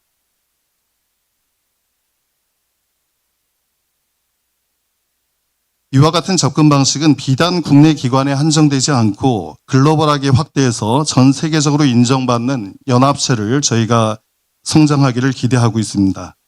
현재 한림대학교 연합체에는 독일, 네덜란드를 갖다 포함을 한 6개 외국 기관이 이미 참여를 하고 있습니다. 또한 켈리를 이루는 핵심적인 구성 요소는 AI 코스웨어입니다. 현재 한림대학교가 운영 중인 에듀테크 소프트랩 사업단은 국내에서 유일하게 고등교육 에듀테크 소프트랩 관련해서 24개의 대학, 11개 에듀테크 기업 및 5개 유관 기관이 컨소시엄으로 참여를 해서 지금까지 많은 결과물을 만들어냈습니다. 이와 같은 자산은 켈리가 출발하는 데 있어서 핵심적인 자산이 될 것이라고 생각을 합니다. 이 부분에 대해서는 다음 발표자인 간진숙 부단장이 상세하게 설명을 해주실 것입니다. 다음은 켈리 로드맵을 간단하게 설명을 드리겠습니다. 이 부분은 한림대학교에서 이미 수십억 원을 들여서 추진 중인 AI 교육 관련 솔루션 개발 결과물의 진행 일정입니다.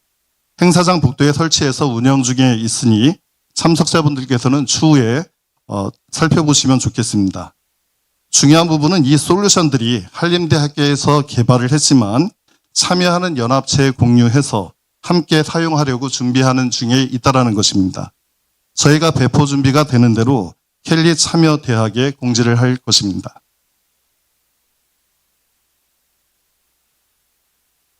다음은 켈리 교육 솔루션 구조를 갖다가 보여주고 있습니다. 학생, 교수, 스텝, 기타 사용자들을 대상으로 AI 조교, 어드바이저, 교수 등의 서비스가 구성되어 있고 기타 교과목 특화 솔루션으로 의과대학 코스웨어 및 수학 솔루션 등이 운영 중에 있습니다.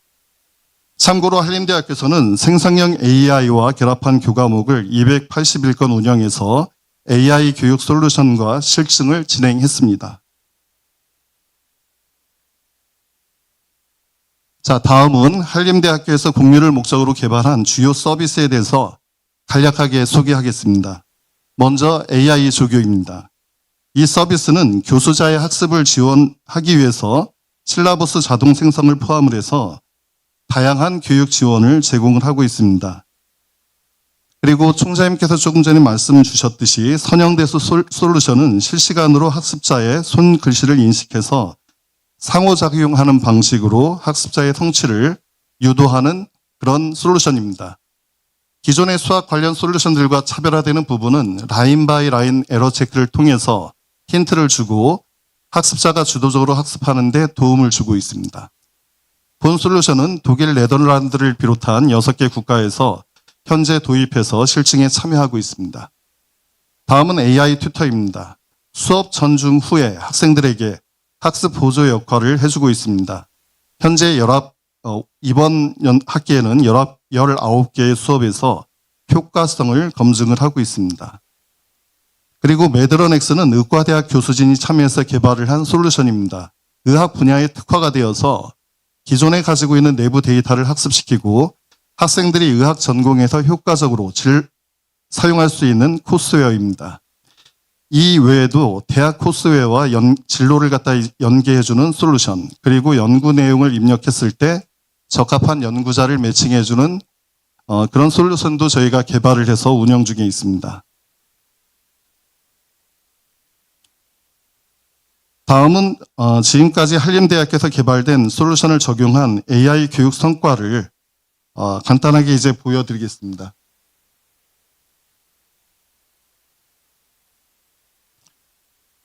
학생들의 교육 성취 역량이 크게 향상이 되었음을 수치로 볼 수 있고 또한 현재까지 11,000명이 넘는 학생들이 본 AI 솔루션을 경험을 하고 있습니다. 저희는 교육 솔루션 개발 이외에 교수진께서 이제 함께 다양한 AI 교육 관련 프로젝트를 갖다가 진행을 했고 그동안 많은 성취가 있었습니다. 시간 관계상 세부적인 설명은 생략하지만 의학 교육 및 학습 평가 연구를 포함을 한 다양한 AI 교육 관련 연구 프로젝트가 진행이 되었음을 보여드리고 있습니다. 자, 다음은 켈리 파운데이션에 대한 소개입니다. 현재 켈리에는 에듀테크 소프트랩 사업에 참여하는 다수의 대학이 있으며 또한 글로컬 30 사업에서 핵심적인 역할을 하는 AI 에듀테크 센터가 중심이 돼서 협업을 진행 중에 있습니다.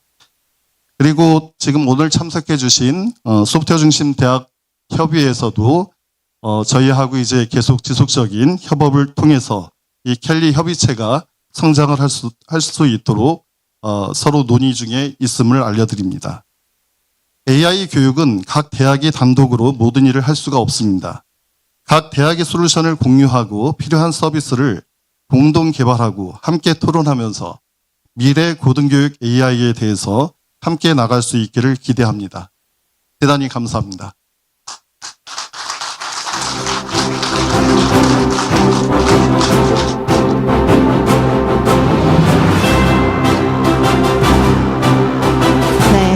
준비위원장님의 열정적인 비전 발표 잘 들었습니다.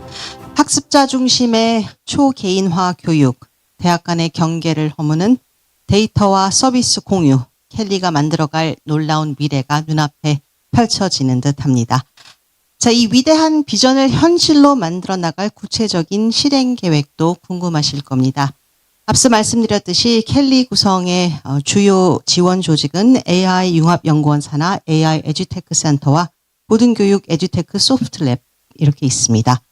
AI 에듀테크 센터에서 개발한 서비스 일부는 조금 전에 보신 비전 발표에서 간략하게 선을 보였고 그 사업의 또 다른 중추 역할을 하게 될 고등교육 에듀테크 소프트랩 구축 및 운영 사업에 대해 간진숙 에듀테크 소프트랩 사업 부단장님께서 설명해 주시겠습니다. 박수로 맞아주십시오.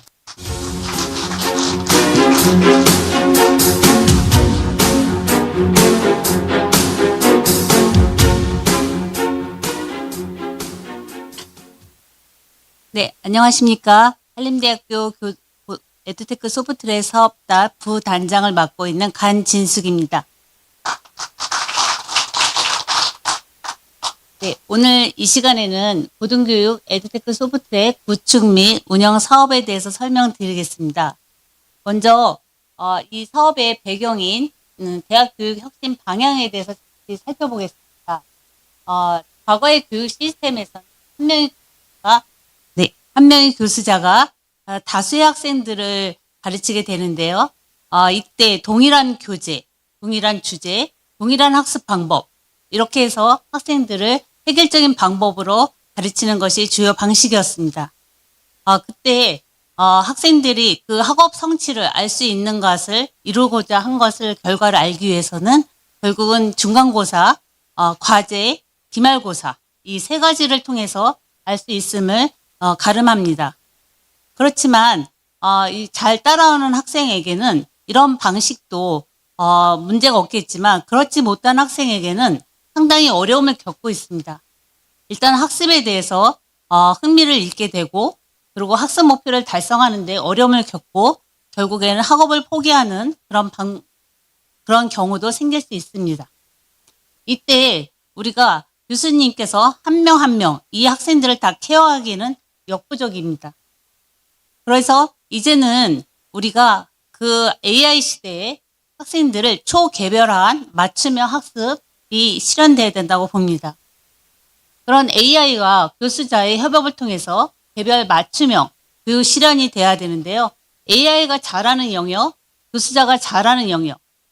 일단 AI를 활용해서 그 학생들의 사전 지식이 어떠한지 사전 진단을 통해서 학습 결과를 확인한 다음에 거기에 대한 결과를 통해서 학생들한테 맞춤형 콘텐츠를 제공하는 것입니다. 그랬을 때 학생들은 마침 과외 선생님을 옆에 두는 것 같이 재미있게 학습을 하게 됩니다. 그리고 학업에 재미를 느껴서 학업 성취를 원하는 대로 도달할 수 있겠죠. 이때 교수자는 교실에서 학생들의 당면한 문제를 비판적인 사고를 가지고 창의적으로 해결할 수 있도록 교수자는 조력하고 그것을 촉진해야 합니다. 이런 과정에서 우리는 이러한 현실에 있는데 저희 한림대학교는 일찍이 2020년도부터 그런 AI 코스웨어를 운영하고 있었습니다. 그 여러 가지 기능이나 플랫폼이 잘 된 알렉스, 듀오링고를 가지고 학습을 시작했는데요. 그래서 영어 필수, 선택 필수 다 이것을 영어 기반한 AI 교육을 진작에 해왔습니다. 하지만 이런 상황에서 학습자는 그 플랫폼이 영어 기반으로 예산으로 되어 있어서 좀 영어에 어려움을 겪거나 문화에 어려움을 겪고 언어에 혼란이 있었습니다. 그래서 이런 과정에 문제점을 알고 있었으나 작년 24년 그 교육부가 이런 문제점을 좀 같이 해결하고자 대학에서 이런 현안을 기업과 연결해서 국산 기업의 기술을 발굴하고 촉진하고 그래서 고등교육에 필요한 에듀테크를 확산하기 위한 공간으로 에듀테크 소프트랩 사업을 만들었습니다. 그때 작년 24년도에 한림대학교는 여기 보시는 9개 대학과 함께 협업을 해서 이 사업에 도전했습니다. 도전한 결과 한림대가 2024년 전국 최초로 운영대학에 선정이 되어서 저희 학교는 발빠르게 총장 직속 기구인 에듀테크 소프트랩 사업단을 설립하였습니다. 그래서 다양한 조직이 구성이 되었고 제휴위원회를 통해서 연구 개발, 기술, 실증 지원, 성과 확산에 이르게 됩니다. 이런 것들을 가지고 사업을 시작했는데 이 사업은 교육부 주관으로 한국교육학술정보원이 사업을 운영 관리를 하고 있으며 저희 한림대학교가 실증 프로그램 운영, 체험 홍보라든지 실증 전문가 양성 연수를 하고 에듀테크 활용을 지원하고 있습니다. 네, 이런 사업을 하기 위한 추진 방향은 AI 코스웨어 기반을 혁신적으로 고등교육 모델 고도화라든지 고등교육용 에듀테크 발굴 및 실증 지원, AI 코스웨어 활용 고등교육 성과 확산 모든 면에서 에이스가 되고자 추진을 하고 있습니다. 근데 국내 기업에서는 아직까지 AI 코스웨어를 잘 개발하지 못한 상태에서 출발을 했습니다. 그래서 저희 한림대학교는 이러한 고등교육 과정에서 필요한 AI 코스웨어 프레임워크를 만들어서 교수자가 자신의 원 데이터를 AI에게 학습시킨 후 문항이나 난이도를 결정하고 보충학습 그리고 코스웨어를 제작한 후에 교수자 검증을 통해서 AI 코스웨어가 생성이 되면 그것을 전공 코스웨어에 활용을 하고 학생은 AI 초개별화 학습이 이루어집니다. 이때 사용되는 학생이 도움을 받은 것은 AI 튜터와 AI 어드바이저가 될 수 있습니다. 이걸 통해서 모든 학습 과정이 수집이 되고 분석기를 활용해서 데이터 기반한 지도가 이루어지게 되는 것입니다. 그래서 이러한 코스웨어를 기업에 요구했고 기업은 발빠르게 움직이기 시작했습니다. 그래서 많은 대학들이 지금 현재는 24개 대학, 11개 기업, 5개 기관이 함께 컨소시엄을 맺어서 운영하고 있는데요. 작년 24년도는 교과목이 총 22건입니다. 여기에서는 교과목하고 다음에 11건 해서 비교과를 포함해서 총 22건인데요. 5개 기업이 같이 함께 이 교과와 매칭이 돼서 수업을 운영하고 있습니다. 있고 그 결과 한림대학교에서는 AI 코스웨어 활용 교수학습 모형 개발을 연구한 결과 학생들은 이 수업이 좋다, 재미있다, 설명을 잘 하신다, 아니면 쉽다, 이런 것들에 대한 결과가 나왔고요.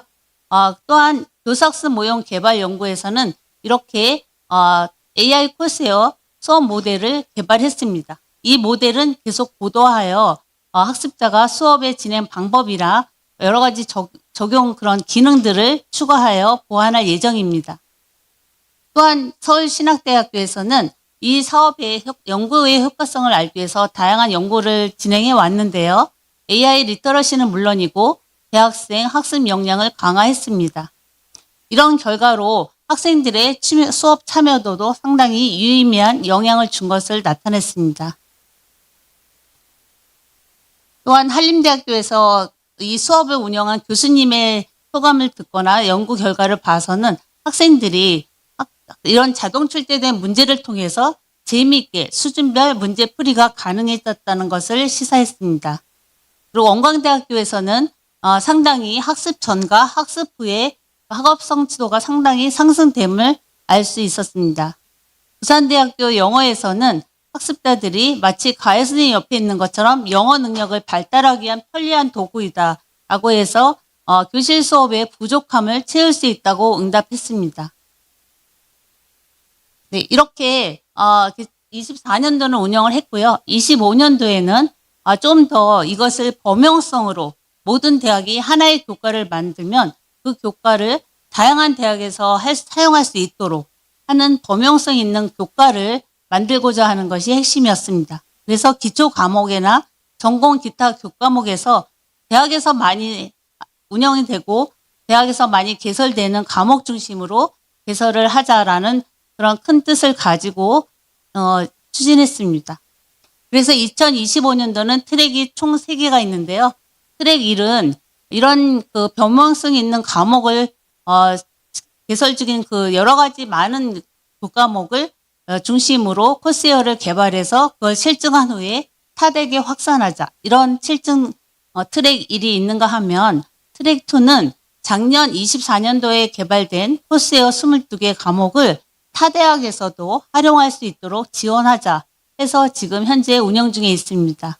트랙 3은 실제 대학 구성원들이 교육 활동에서 지원할 수 있는 에듀테크들이 어떤 것인지 활용해보고 사용성 평가를 하는 것이 실증 트랙 3입니다.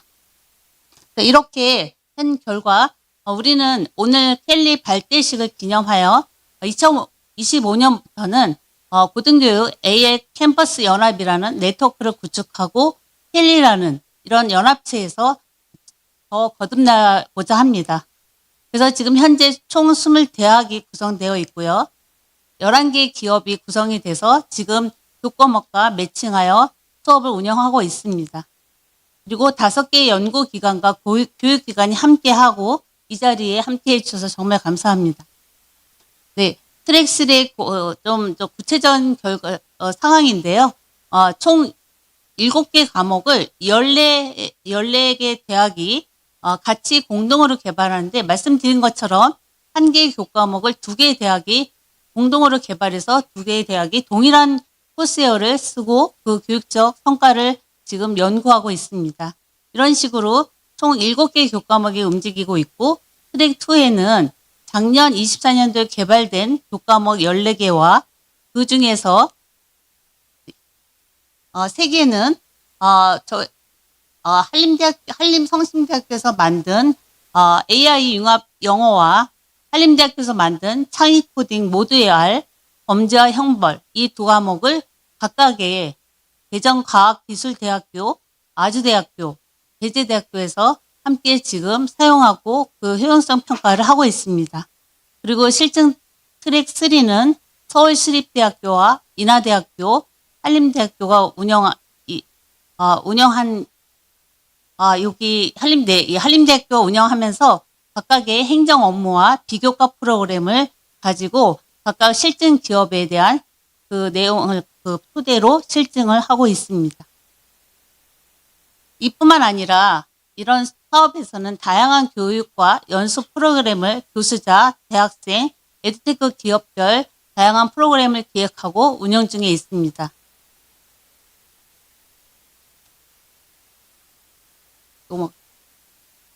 네. 그리고 또 2025년도에는 연구 주제, 총 3개가 주제가 돼서 그것을 지금 현재 컨소시엄 대학이 선정이 돼서 각각의 연구 개발에 착수하고 있습니다. 네. 지금까지 말씀드린 전체적인 실증 결과를 총 종합해 보면 참여 대학이 총 24개 대학과 코스웨어 유형은 총 5개이며 교과목 수는 51개가 운영되고 있습니다. 거기에서 비교과 수는 5개가 운영되고 있고 여기에 참여한 교원 수는 69명, 참여 학생 수는 2285명, 그리고 실증 기업 수는 11개입니다.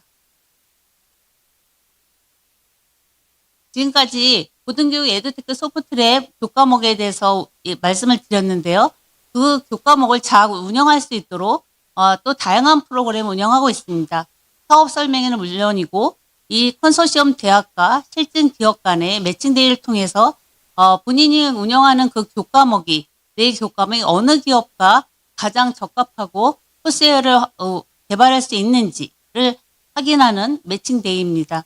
그리고 그 매칭데이가 끝나면 교과목이 정해지는데 그때 수업 설계와 운영 컨설팅을 통해서 교수님이 수업에 대한 질 관리를 돕고 있습니다. 그리고 매번 모니터링하고 실증 세미나를 통해서 기업과 문제점이 없는지 더 보완할 점이 무엇이 있는지 확인하고 있습니다. 그리고 오늘 바로 이 자리에 열린 한림 AR 페스타 2025가 지금 현재 진행 중이고요. 앞으로 진행될 사업은 11월 6일 숙명여자대학교에서 다시 공동 세미나를 개최합니다. 소프트웨어 사업단과 대학교육개발센터 협의회가 함께 공동 세미나를 진행하고 더 이어서 고등교육 에듀테크 소프트웨어 페어와 성과 포럼이 남아 있습니다. 네, 지금 기대형 성과라고 4가지 측면에서 말씀드려봤는데요. 이미 기대의 효과가 아니라 성과라고 볼 수 있고 기대뿐만 아니라 이미 달성한 것이 있기 때문에 기대 성과라고 한번 제목을 붙여봤습니다. 그래서 한림 학생 측면에서는 이러한 수업을 통해서 개인 맞춤형 AI 학습 경험 성과를 통해서 학업 성취도는 물론이고 학습 격차를 해소를 달성함을 보여드렸습니다. 그리고 에듀테크 기반의 자기주도적 학습 역량과 향상 성과를 확보해서 학습의 효율과 몰입도를 높였습니다.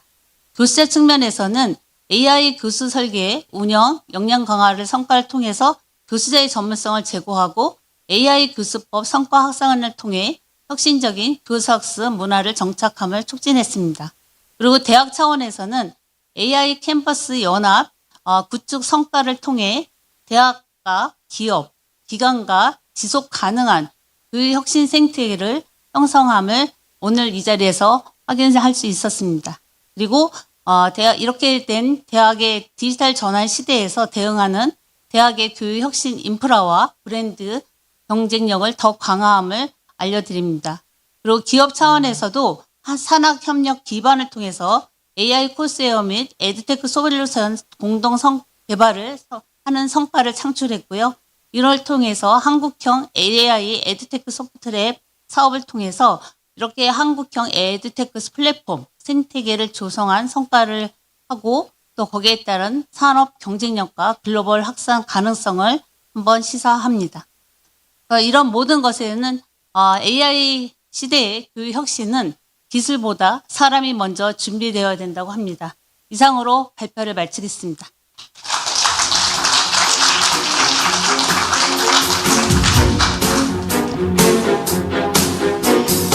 네, 부단장님 발표 잘 들었습니다. AI 에듀테크 센터에서 개발한 서비스에 대한 보다 자세한 소개는 오후 세션에서 이루어질 예정입니다. 오후 세션을 참조해 주시면 감사하겠습니다. 자, 그럼 이제 발대식의 하이라이트, 켈리의 공식적인 출범을 알리는 선언식이 있겠습니다. 켈리의 비전과 약속이 담긴 선언문 낭독을 위해 다시 한번 고영웅 켈리 준비위원장님을 무대로 모시겠습니다.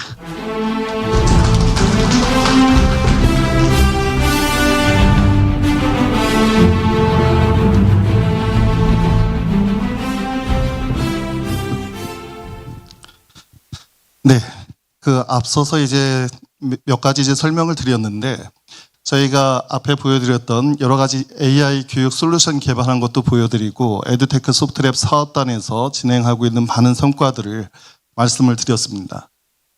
근데 이제 저희가 이제 구체적으로 어떤 일을 앞으로 하게 될지를 명확하게 하기 위해서 켈리 비전 선언문을 낭독하도록 하겠습니다. 우리는 인공지능 기술의 혁신이 고등교육의 패러다임을 바꾸고 있는 거대한 전환의 시대에 서 있습니다. 켈리는 이러한 시대적 전환 속에서 모든 이해의 잠재력을 꽃피우는 미래 교육의 장을 열기 위해 대학이 함께 협력하고 성장하는 출발점입니다. 우리는 AI 기반 고등교육 혁신의 미래를 함께 만들어 갈 것을 결의하며 다음과 같은 비전을 선포합니다. 하나, 학습자 중심의 초개별화 혁신을 선도한다. AI를 교육과정, 교수법, 학습평가 전반에 통합하여 학습자 개개인의 역량과 진로에 맞춘 맞춤형 교육 환경을 조성하고 K-유니버시티 모델을 함께 개발하고 확산한다. 이를 통해 AI 시대의 학습자 중심 교육 혁신을 선도한다. 하나, 공유와 협력의 개방형 AI 생태계를 구축한다. 대학 간 서비스, 코스웨어, 데이터, AI 모델의 공동 개발과 활용으로 교육 혁신의 시너지를 극대화한다. AI 교육 인프라와 자원의 불균형을 해소하고 함께 성장할 수 있는 지속 가능한 협력 기반을 구축한다. 대학과 산업계, 연구기관 등과의 개방형 협력을 통해 한국형 고등교육 혁신 생태계를 조성한다. 하나, 우리는 윤리와 신뢰를 바탕으로 K-유니버시티 모델을 세계로 확장한다. 학습자 정보 보호와 데이터 주권을 최우선 가치로 삼고 AI 윤리 및 안전 기준을 선제적으로 수립하여 신뢰 기반의 책임 있는 활용 체계를 확립한다. 교육 현장 실증과 피드백을 바탕으로 AI 코스웨어의 품질을 지속적으로 개선하고 그 성과를 국내외로 확산한다. 글로벌 대학들과 협력하여 켈리의 경험을 세계와 공유하고 K-유니버시티 모델이 국제적 교육 표준으로 자리매김하도록 이끈다. 켈리는 협력과 신뢰, 개방과 연대의 가치를 바탕으로 이 세 가지 비전을 실천하며 지속 가능한 고등교육 혁신을 함께 만들어 나갈 것입니다. 2025년 10월 30일 켈리 준비위원회 감사합니다. 2025년 10월 30일 K-University AI Edutech and Learning Initiative의 출범을 모두 함께 선포합니다.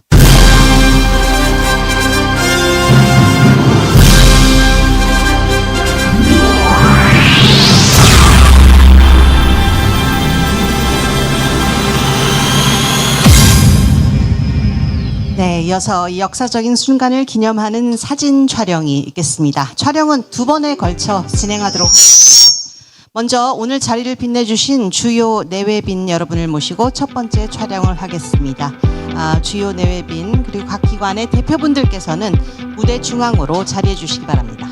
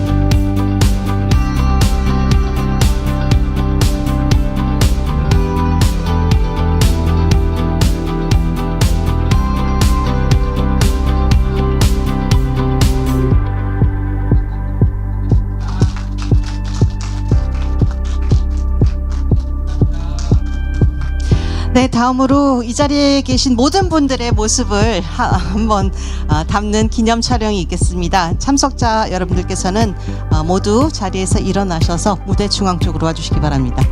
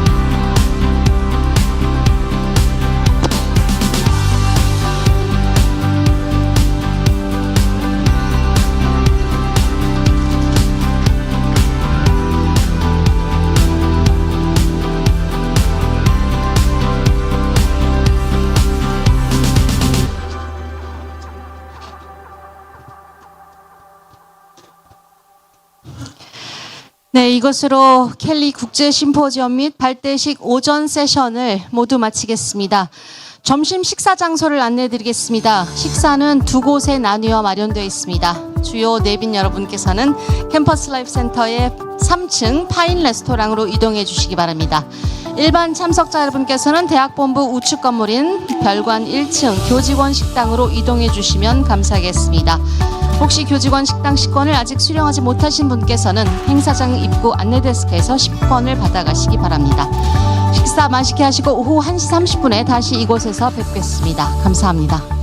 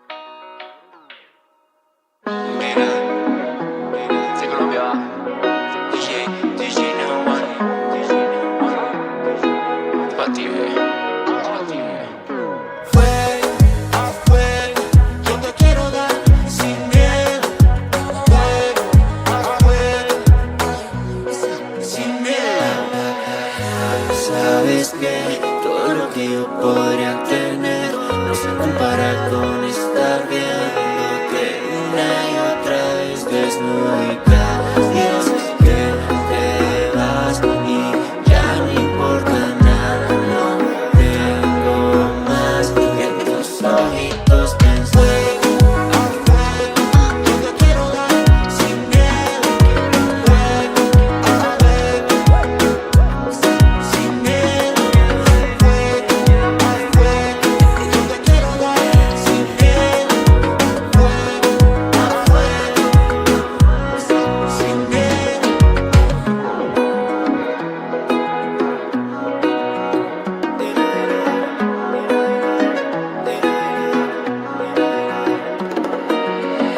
Tardecitas en la playa, tú bailando y mandándome esa mirada. Tú y yo pecando sin que importe nada, pasando toda la noche sin palabras. Ya no entiendes que no hay nada que decir, solo vamos a repetir. Es que mientras lo quito, moviendo ese culito.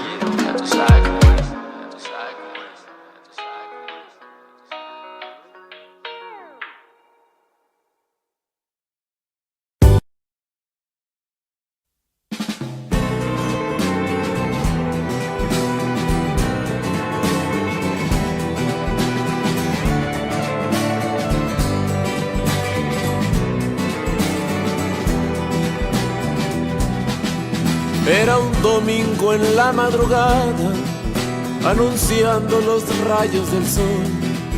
Yo cantando mi voz, mi guitarra, cuando Francisco Ponce murió. Se anunciaba la pelea de gallos, él llevaba el suyo pa' jugar. El gallo de Francisco cantando, a ver quién se le pone de rival. Yo cantaba dentro del palenque y la gente empezaba a apostar por el gallo de Tomás Valente o el de Francisco, ¿cuál va a quedar? Jueguen los gallos, señores, se oye gritar. Jueguen los gallos, señores, ¿quién ganará? Pero el gallo de Tomás Valente, ya cansado, empezaba a perder. Y con un navajazo en el cuello, la sangre en el suelo se podía ver. Francisco levantaba su copa, mientras yo sonreía con Tomás. Vi a Tomás levantar la pistola y 3 balazos darle a su rival.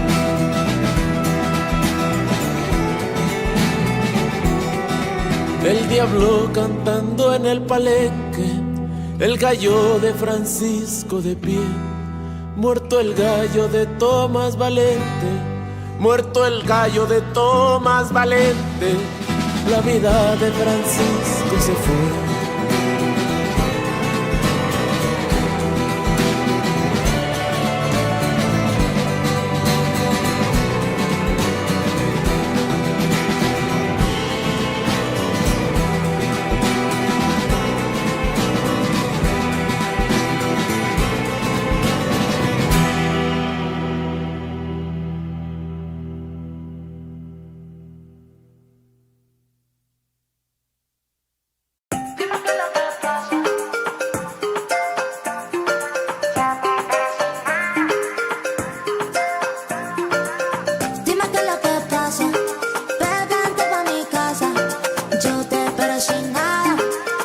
Dime qué es lo que pasa, yo quiero desacatarme contigo, papi. Perder el control contigo, papi. Dime, dime, yo te digo, papi. Ay, papi, ay, papi. Desacatarme contigo, papi. Perder el control contigo, papi. Dime, dime, yo te digo, papi. Ay, papi, ay, papi. Dime qué es lo que pasa.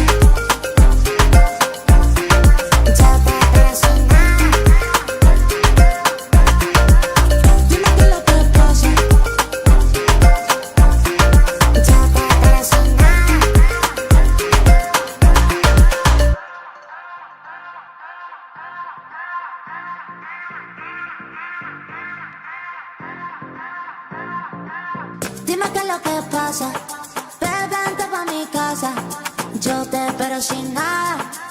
Dime qué es lo que pasa, yo quiero desacatarme contigo, papi. Perder el control contigo, papi. Dime, dime, yo te digo, papi. Ay, papi, ay, papi. Desacatarme contigo, papi. Perder el control contigo, papi. Dime, dime, yo te digo, papi.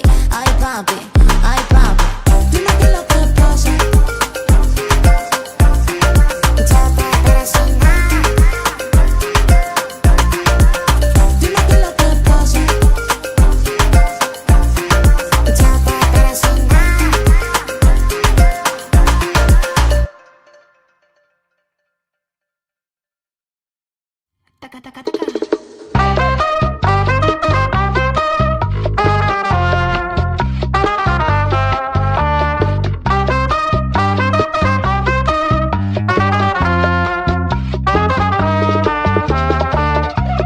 Fuego, nuestro amor es fuego y corren las balas de tu palabra fría. Tengo miedo, ay, ay, cómo tengo miedo, que ya perdiste la gana a enfrentar los males tiempos. Quería poder explicarte, pero tú solo me llamaste loca, me llamaste loca. Y así fue que tú ya olvidaste y yo caí, me volví tan loca, tan loca.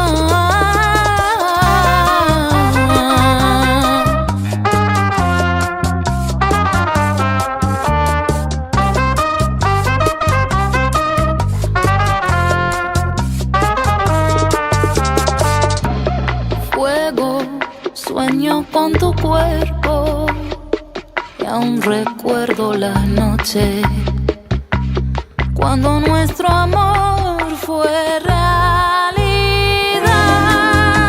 Quería poder explicarte, pero tú solo me llamaste loca, me llamaste loca.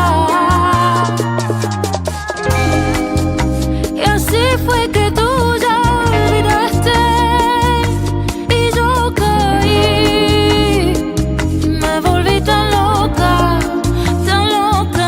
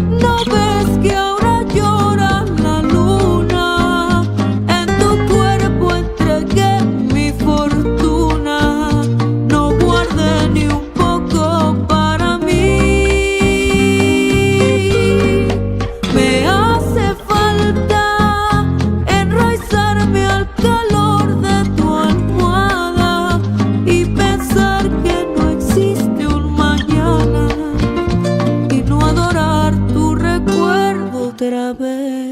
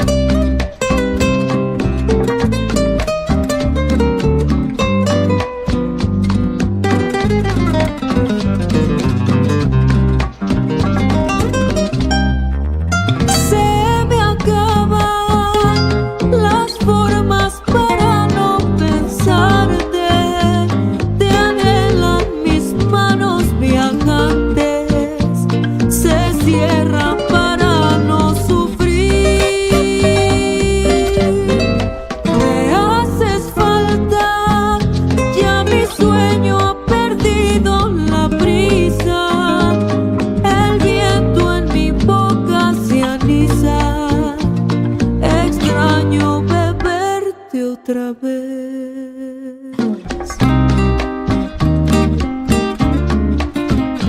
Extraño, yo te extraño,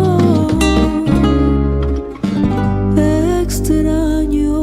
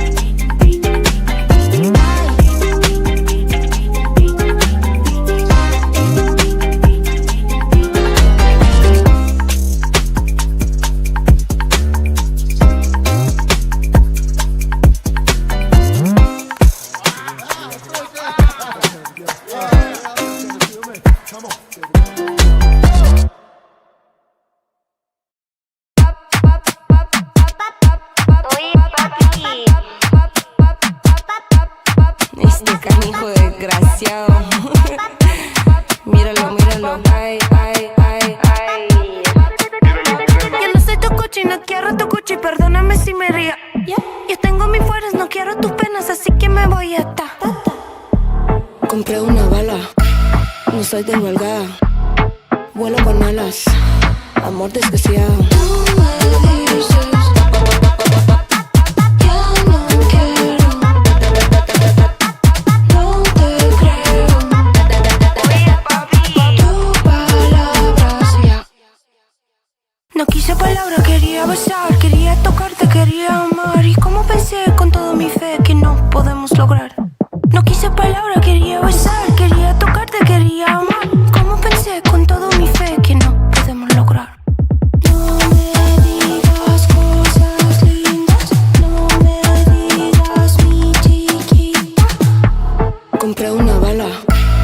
soy de huelga, vuelo con alas, amor desgraciado.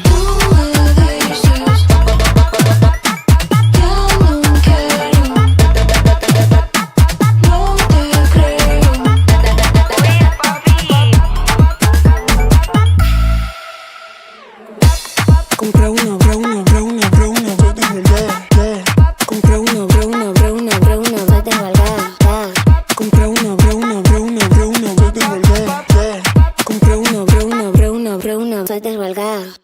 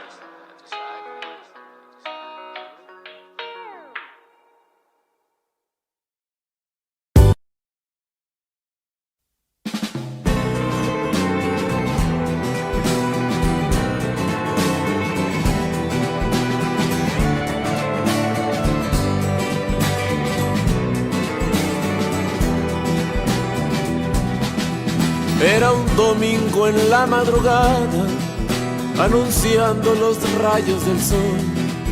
Yo cantando mi voz, mi guitarra, cuando Francisco Ponce murió. Se anunciaba la pelea de gallos, él llevaba el suyo pa' jugar. El gallo de Francisco cantando, a ver quién se le pone de rival. Yo cantaba dentro del palenque y la gente empezaba a apostar por el gallo de Tomás Valente o el de Francisco, ¿cuál va a quedar? Jueguen los gallos, señores, se oye gritar. Jueguen los gallos, señores, ¿quién ganará? Pero el gallo de Tomás Valente, ya cansado, empezaba a perder. Y con un navajazo en el cuello, la sangre en el suelo se podía ver. Francisco levantaba su copa, mientras yo sonreía con Tomás. Y a Tomás levantar la pistola y 3 balazos darle a su rival.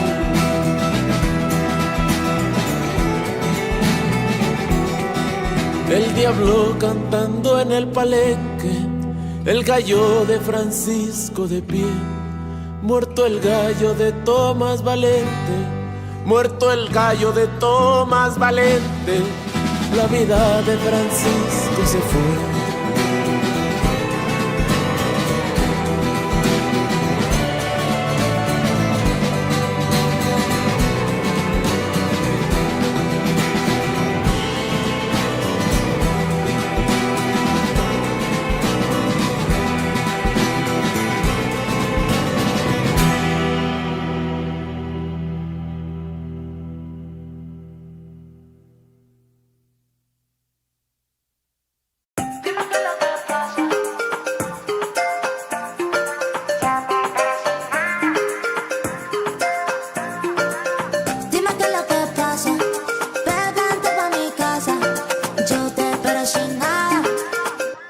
Lo que pasa, yo quiero desacatarme contigo, papi, perder el control contigo, papi. Dime, dime, yo te digo, papi.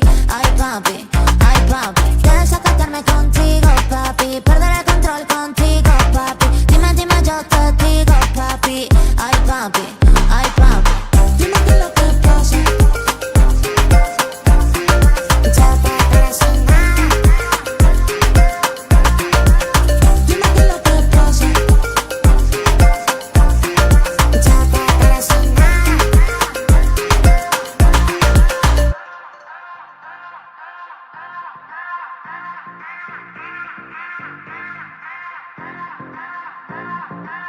Dime qué es lo que pasa, vente pa' mi casa, yo te espero sin nada.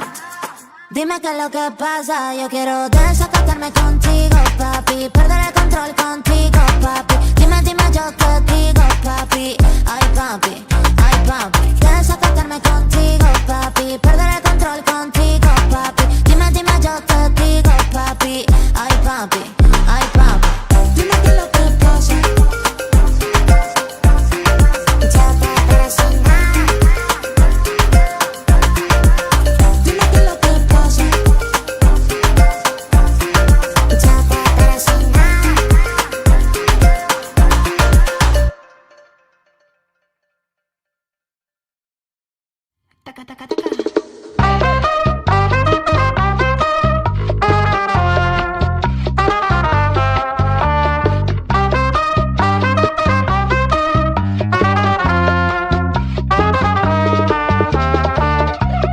Fuego, nuestro amor es fuego y corren las balas de tu palabra fría.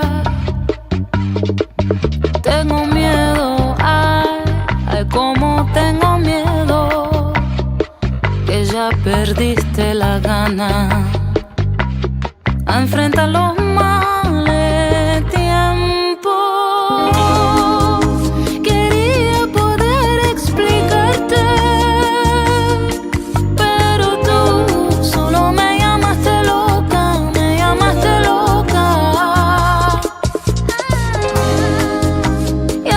fue que tú ya olvidaste y yo caí. Me volví tan loca, tan loca.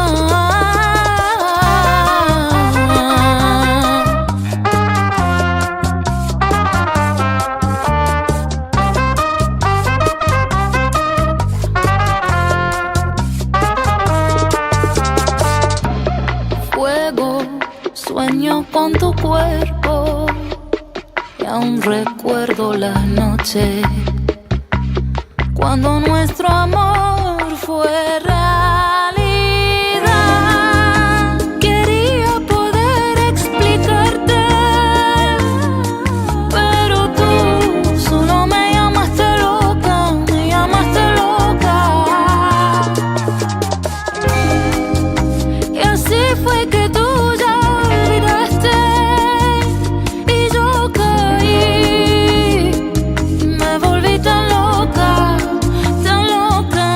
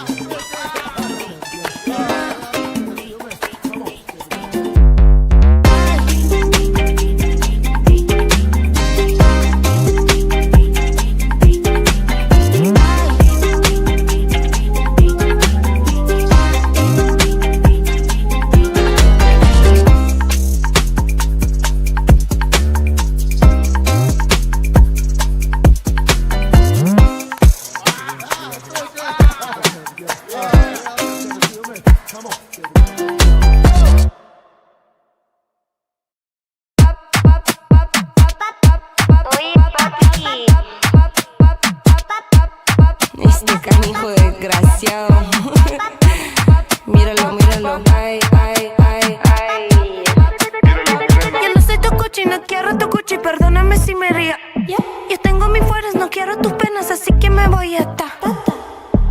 Compré una bala, no soy de huelga. Vuelo con alas, amor desgraciado.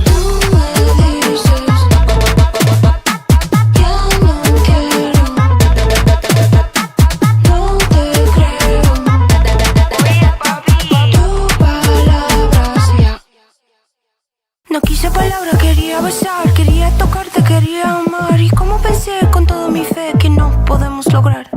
No quise palabras, quería besar, quería tocarte, quería amar. Como pensé con toda mi fe que no podemos lograr. No me digas cosas lindas, no me digas mi chiquita. Compré una bala, no soy de huelga. Vuelo con alas, amor desgraciado.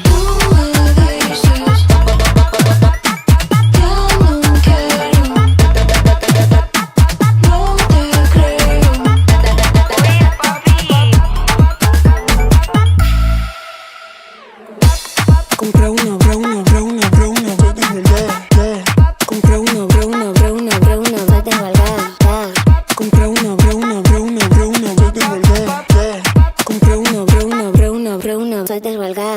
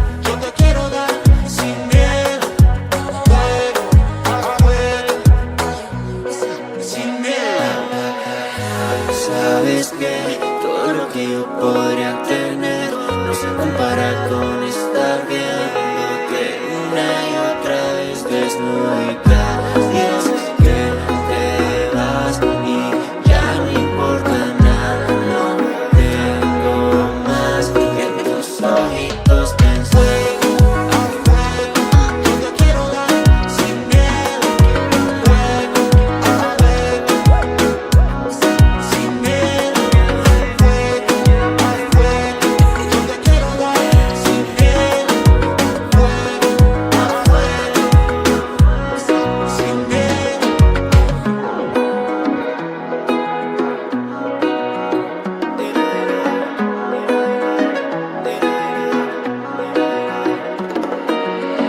Tardecitas en la playa, tú bailando y mandándome esa mirada. Tú y yo pecando sin que importe nada, pasando toda la noche sin palabras. Ya no entiendo que no hay nada que decir, solo vamos a repetir. Es que me traes loquito, moviendo ese culito.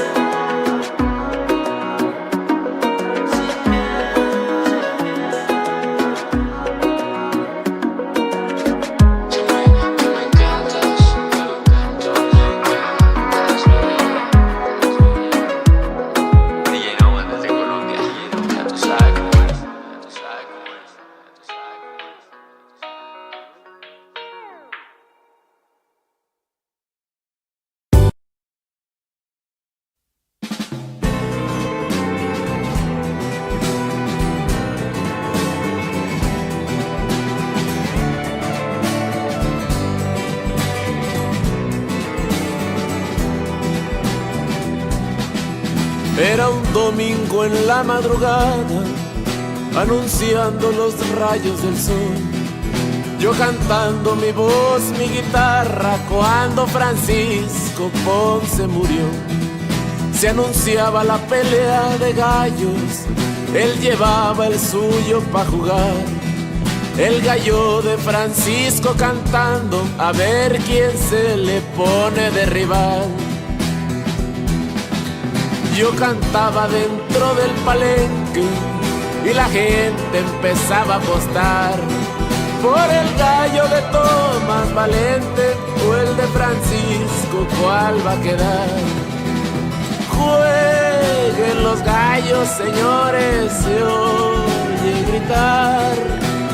Jueguen los gallos, señores, ¿quién ganará? Pero el gallo de Tomás Valente, ya cansado, empezaba a perder. Y con un navajazo en el cuello, la sangre en el suelo se podía ver. Francisco levantaba su copa, mientras yo sonreía con Tomás.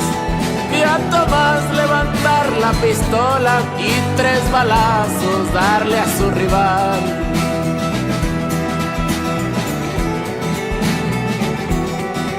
El diablo cantando en el palenque, el gallo de Francisco de pie. Muerto el gallo de Tomás Valente, muerto el gallo de Tomás Valente, la vida de Francisco se fue.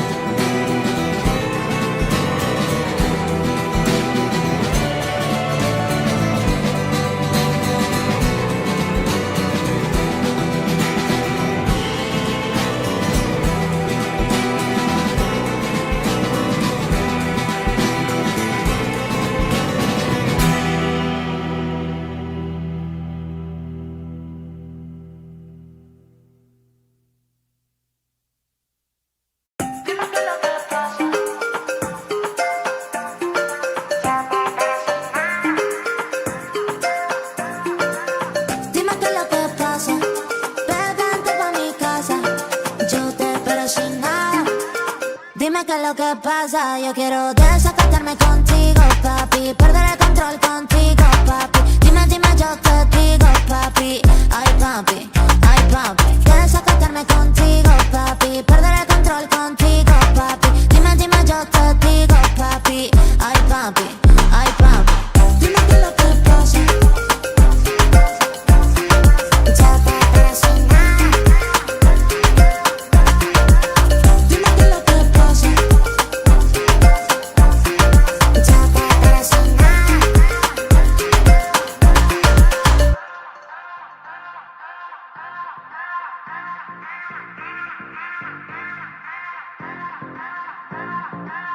Dime qué es lo que pasa. Vente pa' mi casa. Yo te espero sin nada. Dime qué es lo que pasa. Yo quiero desacatarme contigo, papi. Perder el control contigo, papi. Dime, dime, yo te digo, papi. Ay, papi, ay, papi. Desacatarme contigo, papi. Perder el control contigo, papi. Dime, dime, yo te digo, papi. Ay, papi, ay, papi. Dime qué es lo que pasa. Ya te pero sin nada. Dime qué es lo que pasa. Ya te pero sin nada.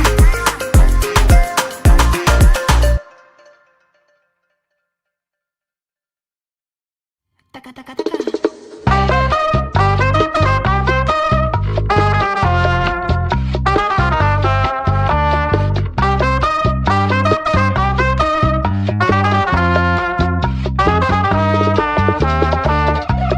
Fuego, nuestro amor es fuego y corren las balas de tu palabra fría.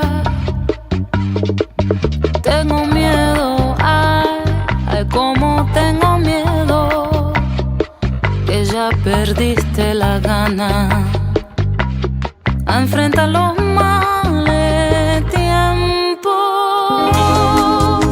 Quería poder explicarte, pero tú solo me llamaste loca, me llamaste loca.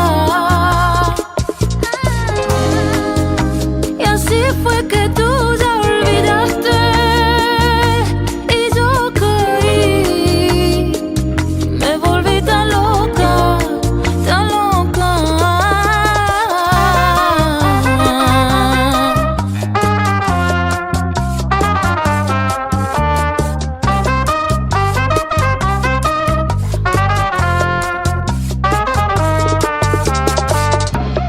Fuego, sueño con tu cuerpo y aún recuerdo las noches cuando nuestro amor fue realidad. Quería poder explicarte, pero tú solo me llamaste loca, me llamaste loca. Y así fue que tú ya olvidaste y yo caí, me volví tan loca, tan loca.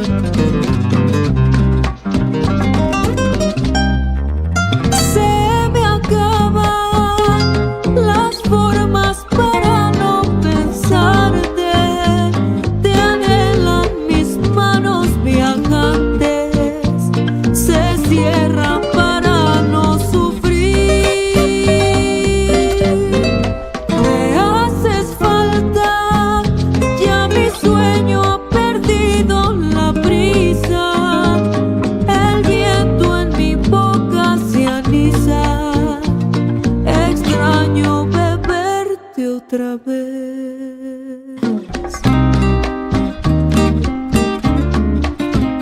Te extraño, yo te extraño, te extraño.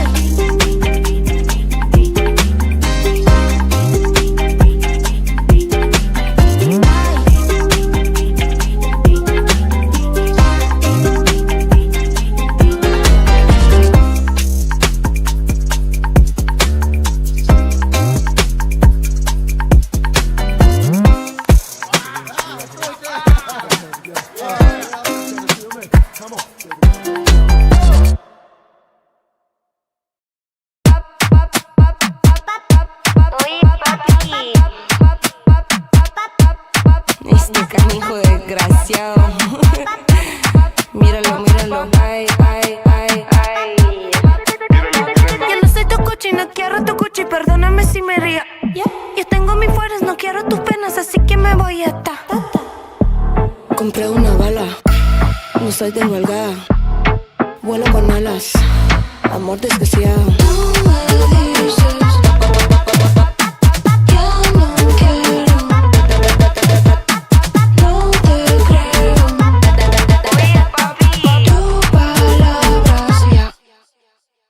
No quise palabras, quería besar, quería tocarte, quería amar. Y como pensé con toda mi fe que no podemos lograr.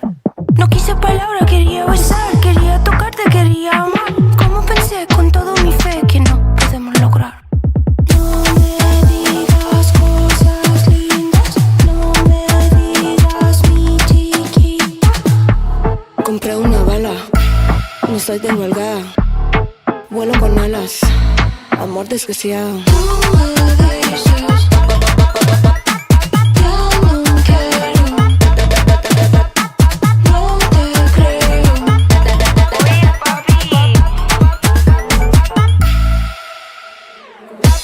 Compré una brauna, brauna, brauna, compré una brauna, brauna, brauna, compré una brauna, brauna, brauna, compré una brauna, brauna, brauna, soy deshuelgada.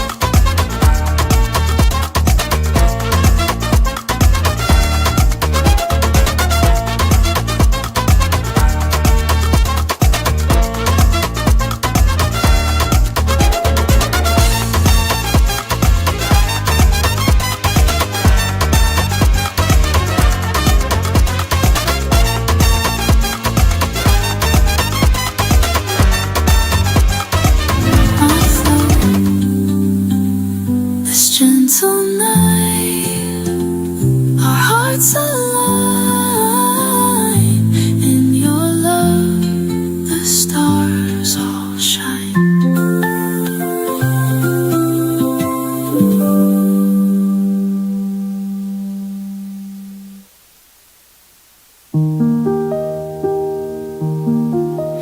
The lamp is dim, the room is warm, a cozy nook safe from the storm. We share a look, no need for words. In this quiet, love is heard. Feel the calm, let it stay. In your arms, I'll drift away. Every heartbeat, soft and slow. In this moment, let it flow. A gentle night, a tender breeze. In your love, I find my ease. This peaceful glow, we softly sway. In your light, I'll always stay. The world outside fades into dark. In here, we've lit a little spark. No rush, no time, just me and you. In this space, our love feels true. Feel the calm, let it stay. In your arms, I'll drift away. Every heartbeat, soft and slow. In this moment, let it flow. A gentle night, a tender breeze. In your love, I find my ease.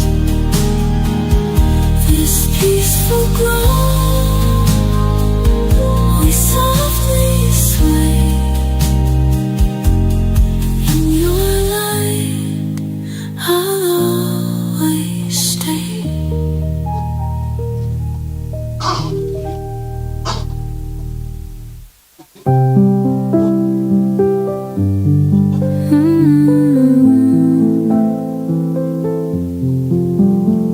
The sky turns dark, the stars appear. A quiet world, a time to steer. We sit together, hands entwined. In this moment, peace we find. Feel the warmth, the night is here. In this silence, I hold you near. Every breath, a gentle flow. In the stillness, we both know. A peaceful tune, a soft embrace. In your eyes, I find my place. The world fades out.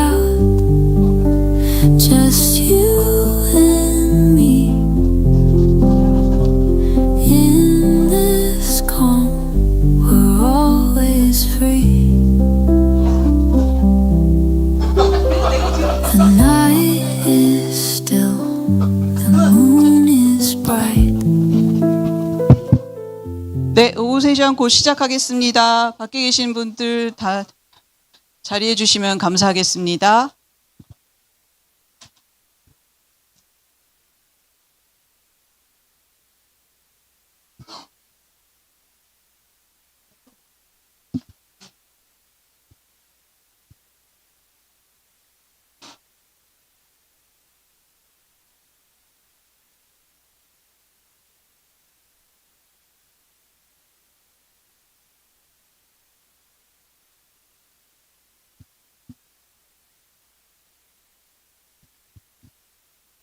네, 시간이 돼서 이제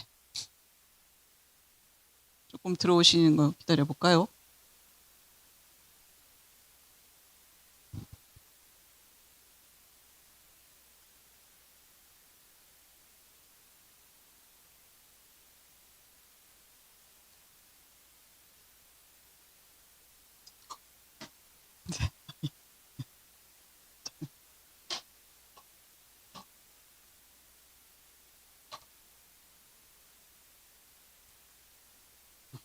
네, 시작하겠습니다. 안녕하십니까. 저는 이 오후 세션을 맡게 된, 오후 세션, 사실은 2개 세션을 다 사회를 맡게 된 한림대학교 사회복지학부의 김여진입니다. 반갑습니다.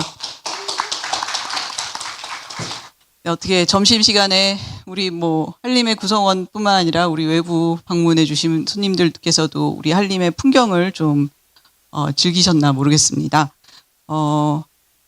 지금 이 세션은 켈리 국제 심포지엄의 오후 세션이 될 거고요. 오전에는 켈리의 비전과 큰 그림을 이제 여러분들이 보셨다면, 이제 이 오후 시간에는 그 한림대학교라는 토양 위에 각 학문 분야에 계신 우리 교수님들께서 이 비전이 어떻게 구현되는지, 그리고 어떤 노력들을 하고 계시는지 발표, 그 사례들을 확인하는 시간이 되겠습니다.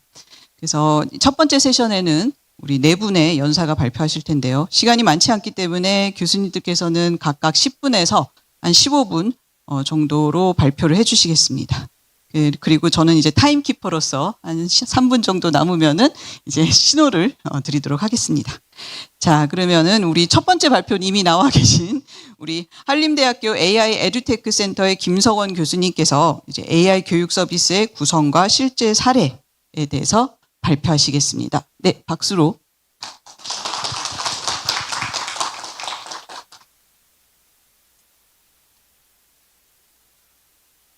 예, 한림대학교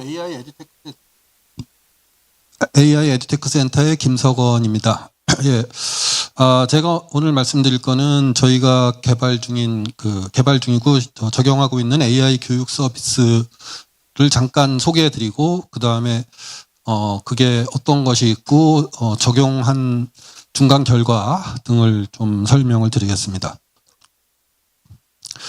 예, 저희가 그리고 있는 그 개념적인 그 서비스 플랫폼은 여기서 보면 노란색만 보시면 됩니다. 그래서 모든 학생에게 개인화된 AI 튜터와 도우미, 그리고 모든 교수님께 이제 맞춤형 AI 조교와 교수를 제공하는 그런 목적이 있고요. 그래서 사용자는 학생, 교수, 교직원이 모두 사용할 수 있게 하고, 그 다음에 교내 시스템과 연계하고 외부 시스템도 적극 활용해서 저 목표를 달성하겠다라는 게 기본적인 장기적인 전략입니다. 약간 기술적인 내용을 보시면은 이게 복잡하지만 기본적으로 이 네이버 클라우드 플랫폼을 쓰고 있고요. 그 다음에 중간에 이제 프레임워크들은 전부 오픈 소스 프레임워크를 사용을 합니다. 그리고 학교 시스템과는 API 혹은 데이터베이스의 뷰를 가지고 접근을 해서 활용을 하고, 외부 서비스는 이런 아예 SaaS 형태로 제공하는 그 경우에는 커스텀 SaaS와 인터페이스를 해서 사용자가 직접 사용하게 하고, LLM이나 그 밖에 여러 가지 서비스는 API 형태로 사용을 합니다. 그래서 저희 어플리케이션이 오전에도 이제 발표가 됐었지만 튜터 종류가 있고 조교, 도우미, 역량개발, 취업 지원 등 여러 가지가 있고 현재 여기 여러 가지 교과목 코스웨어를 추가할 계획이 있습니다. 오늘은 주로 튜터에 대해서 소개를 드릴 생각입니다. 일단 첫 번째로 의대의 매드런 X라는 플랫폼인데요. 지금 당연히 우리나라 전체가 그렇지만 의대에 지금 복학생들이 마구 들어오면서 학생 수가 급증해서 이거를 해결할 여러 가지 방안 중에 하나로 AI 기술을 적용하자라는 것이 이제 저희의 생각입니다. 그래서 현재 2과목을 시범 적용 중이고요. 기본적으로 현재 AI가 제공할 수 있는 의과대학 교과목에서 제공할 수 있는 게 이제 강의 자료를 분석하고 처리해서 Q&A를 한다거나 강의 자료를 요약하는 팟캐스트를 만들어주고 퀴즈를 생성하고 풀게 하고 그 다음에 이제 임상의 어떤 이그젬플을 정리하라고 하는데 그런 거를 만들어서 이제 학생이 프랙티스 할 수 있게 이렇게 해주는 기본적인 교과목 특화 튜터입니다. 그래서 이거가 요 바깥에 이제 지금 전시를 하고 데모를 하고 있죠. 예. 관심 있으신 분은 이제 보시면 되겠습니다. 그리고 이제 저희가 교과목 특화한 튜터 중에 이번 학기에 굉장히 전폭적으로 지원하고 있는 게 AI 수학 튜터고 그 중에서도 현재 선형대수 교과목에 적용을 하고 있습니다. 그래서 이게 이제 저희가 생각하는 거는 수강 인원이 많고 그다음에 교수님들 사이에 이 교과목에 공통점이 많은 그런 거를 선별을 해서 단계적으로 이제 지원을 하고 있는데 특히 이제 수학인 경우에는 문제 푸는 게 굉장히 중요한 거죠. 그래서 학생들이 이제 문제를 풀어가는 과정을 환경이 온라인으로 이렇게 태블릿 같이 입력을 할 수 있는 경우에는 그 온라인의 손글씨를 추적을 하고 그러니까 인크리멘탈하게 그러니까 실시간으로 인식을 하는 거죠. 없는 경우에는 이제 학생의 시험지를 받아서 OCR로 스캔한 걸 받아서 인식하는 식으로 지원을 하고 있고요. 현재 6개 분반을 대상으로 해서 228명이 수강한 그런 교과목을 지원 중입니다. 네, 그래서 이그젬플 화면을 하나 보시면은 이런 식으로 이제 학생이 온라인 입력이 안 되는 경우에는 손으로 종이에다 쓴 다음에 사진을 찍어서 업로드하면은 그거를 인식을 해서 이제 그 내용에 대해서 답변을 해준다, 설명을 해주거나 이런 식이고, 학생이 이제 손글씨를 쓸 수 있게 하는 환경이면은 실시간으로 이걸 인식을 해서 이 학생이 중간에 뭔가 문제가 있는지 물어보면은 분석을 해서 이렇게 힌트를 주는 그런 기능이 지원됩니다. 그리고 이제 당연히 이제 마지막으로 답안을 리뷰해서 채점하는 그런 것들까지 이제 지원을 할 수 있습니다. 그 다음에 또 하나가 이제 그러니까 올해 1학기부터 지원을 했던 이제 범용 AI 튜터인데요. 이 범용 AI 튜터는 이제 우리 학교에 이제 모든 교수님들이 로그인을 하시면 쓰실 수가 있습니다. 홍보가 잘 안 돼서 그렇게 많은 분들이 지금 쓰지 못하고 계시지만 그래서 기본적으로 수업 자료를 스마트 리드에 올려놓으시면은 그거를 이제 교수님이 풀어주시면 튜터에서 읽어가서 그걸 분석을 해서 그 수업을 듣는 학생에게 Q&A를 지원하는 그런 시스템이 되겠고요.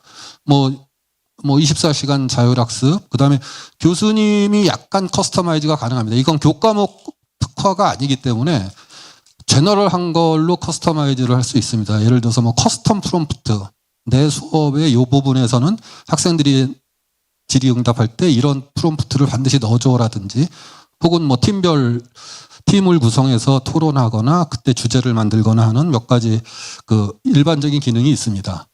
그래서 UI는 기본적으로 그냥 챗GPT 같이 학생이 질문하면은 답변하는 이런 식으로 구성이 되어 있습니다. 지금 이 부분은 조금 제가 이제 통계적인 그런 분석을 했는데 현재 15개 교과목에 한 939명 수강 인원이 그러니까 이걸 활용하고 있는데요. 그 중에서 이제 이렇게 보면은 20번 이상 질의한 학생 수의 비율, 그 다음에 10번 이상 질의한 학생 수의 비율 뭐 이런 걸 봤을 때 이제 학습 심리학 과목이랑 영상문학이 굉장히 높고 여기 써 있는 과목들은 그래도 이제 참여율이 높은 편인 교과목입니다. 그래서 이제 전체적으로 비율을 보면 이런 정도가 되고요. 그 다음에 전체에 대해서 이제 대화 수와 세션 수를 분석을 했는데, 대화 수는 이제 한 번 질문하고 한 번 답변한 그 내용입니다. 그래서 평균으로 따지면 이제 한 320개 정도, 하루에 한 320개 정도의 채팅 로그가 올라오는 거죠. 대화한 로그가.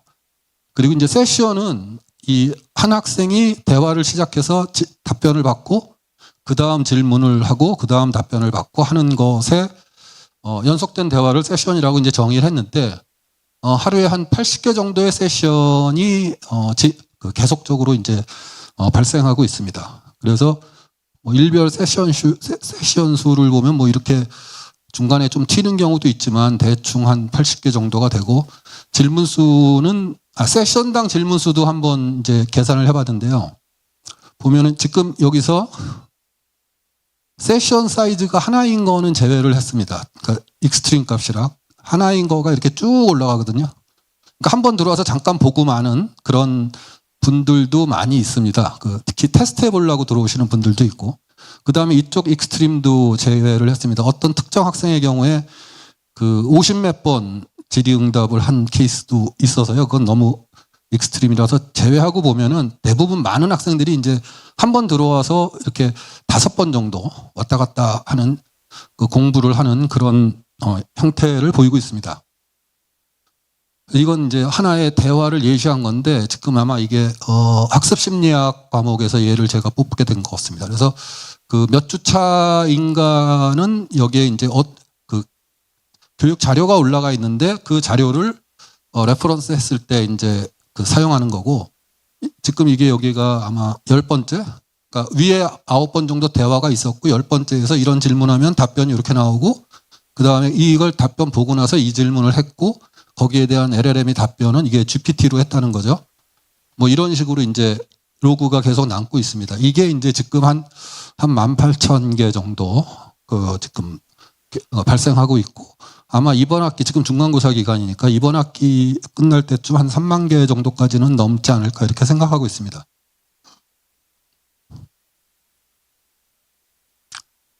그 다음에 이제 제가 지금 이제 관심 있게 보고 있는 거가 이건데요. 그냥 이렇게 통계적인 분석은 뭐 계속하면 되는데, 이제 한 세션에서 학생이 얼마나 집중을 하고 있는지가 되게 궁금해요. 여러 가지 궁금한 점이 있는데 그 중에 첫 번째가 이거고요. 그래서 어떤 걸 실험하고 있냐면은, 예를 들어서 이게 6번 왔다 갔다 했다고 쳤을 때 맨 처음에 학생이 이 질문을 했고 여기 어떤 긴 답변이 있었어요.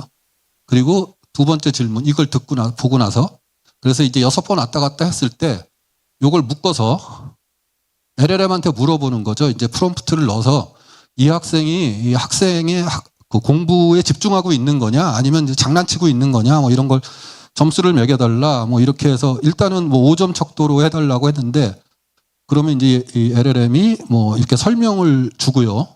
왜 내가 이런 판단을 했는지, 그래서 점점 이제 분석적 사고를 요구하는 질문으로 이동했다는 답을 해줍니다. 익스플래네이션과 퀘스트 아웃풋이 같이 나와요. 그래서 이런 것들이 뭐 이게 사실은 체리 피킹한 데이터가 아니라 많은 답변이 좀 그럴듯하게 나오고 가끔 뭐 이상한 결과가 나오기도 합니다. 그래서 그런 건 이제 필터링을 해야 되죠. 예, 지금까지 이제 튜터에 대해서 좀 간단하게 지금 소개를 드린 거고, 저희가 지금 전략은 교과목 전용 튜터를 확대해야 되겠다라는 게 기본적인 전략입니다. 그래서 교과목 전용 튜터가 사실 교육의 가장 컨텐츠를 보고 만들기 때문에 가장 이펙티브 하거든요. 그래서 현재 두 개 교과목을 지원하고 있는데 뭐 6개 정도로 추가 개발할 예정이고, 그 다음에 의대 쪽도 이 매드런X라는 거를 기반으로 해서 교과목을 늘려가서 굉장히 더 많은 학생들을 지원할 수 있게 그렇게 할 생각이고, 그 다음에 이제 저희 켈리지만 국내와 해외 적용을 확대하려고 하는데, 현재 독일 대학에서 이제 AI 수학 튜터를 적용 중인데요. 오늘 발표도 있으실 거고, 다음 달부터 당장 인도네시아 대학에서 이제 좀 써보겠다고 하고 있고, 아까 오전에 발표하신 대로 몇 개의 뭐 네덜란드를 포함을 해서 몇 개 대학에서 더 관심을 갖고 있습니다. 그래서 이 수학 튜터는 수학은 사실 유니버설한 그 과목이기 때문에 굉장히 그 전파하기도 쉽고, 그래서 굉장히 많이 국내 대학도 마찬가지, 해외에서 하는데 뭐 국내 대학이 못할 일이 없으니까요. 그래서 확대해 나갈 계획입니다. 예, 일단 뭐 발표를 간단하게 급하게 마쳤고요. 뭐 질문 있으면 뭐 간단하게 한두 개 정도 해주시죠.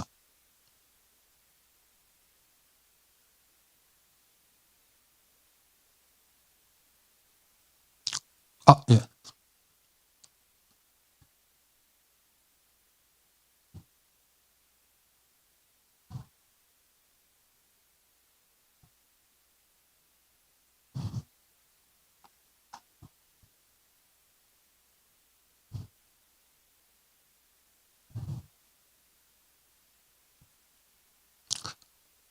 지금 그 LLM한테 돌려서 하는데 이제 시간이 걸리거든요. 그래서 지금 아까 세션에 있는 대화 사이즈가 있다고 그랬잖아요.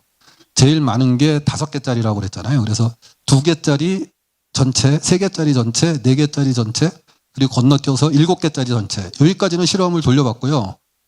이제 내일 6개짜리를 해볼까 하고 있습니다. 그래서 그걸 돌리면서 결과를 보고 좀 엉뚱한 게 있는지 뭐 이런 걸 계속 보고 있는 중입니다.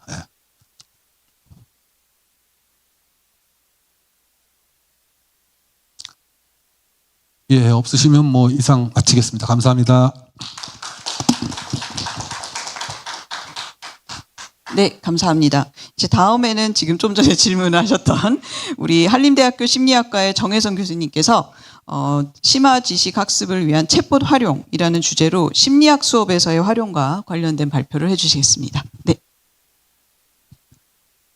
네, 감사합니다. 방금 소개받은 한림대 심리학과 정혜선입니다. 저는 그 심리학 중에서도 인지심리학이라고 하는 과목을 가르치고 있습니다. 그래서 제가 인공지능에 대한 관심은 제가 인지를 연구하는 사람으로서 인공지능의 인지랑 어떤 면이 유사하고 다른지 이런 게 이제 이전부터 관심이었고, 거기서도 시작해서 인공지능이 요즘 점차 발전하면서 학생들한테 또 사람한테 어떤 영향을 미치는지, 또 저는 교육이나 학습에 관심을 가지고 있기 때문에 인공지능의 도구들이 학습에 어떤 영향을 미치고 또 보다 제가 생각하기에 좀 좋은 방향으로 효과를 낼 수 있도록 할 수 있을까라는 그런 문제의식을 가지고 있습니다. 그래서 그 학교에서 AI 튜터를 개발하신다고 하고 교과목에 있어서의 적용 사례를 모집한다고 하셨을 때 제가 제 수업에서 한번 써보아서 한번 해보면 괜찮을 것 같다라는 생각을 가지고 이제 시도를 하게 됐습니다. 이걸 넘어가는 거가 안 되는데 뭘로 넘어가나요? 네? 오른쪽을 눌렀는데 됐다. 네. 근데 이제 AI가 교육의 여러 측면에 활용이 되겠고, 저희가 튜터, 수학 튜터 이런 데 하는 것도 사례도 언급되었고, 의학에 사용되는 거랑 이런 것들이 언급되었는데, 저는 이제 요즘 이렇게 좀 각광받고 있지 못하는 거가 지식을 학습하는 거에 관해서 좀 생각을 해보고자 합니다.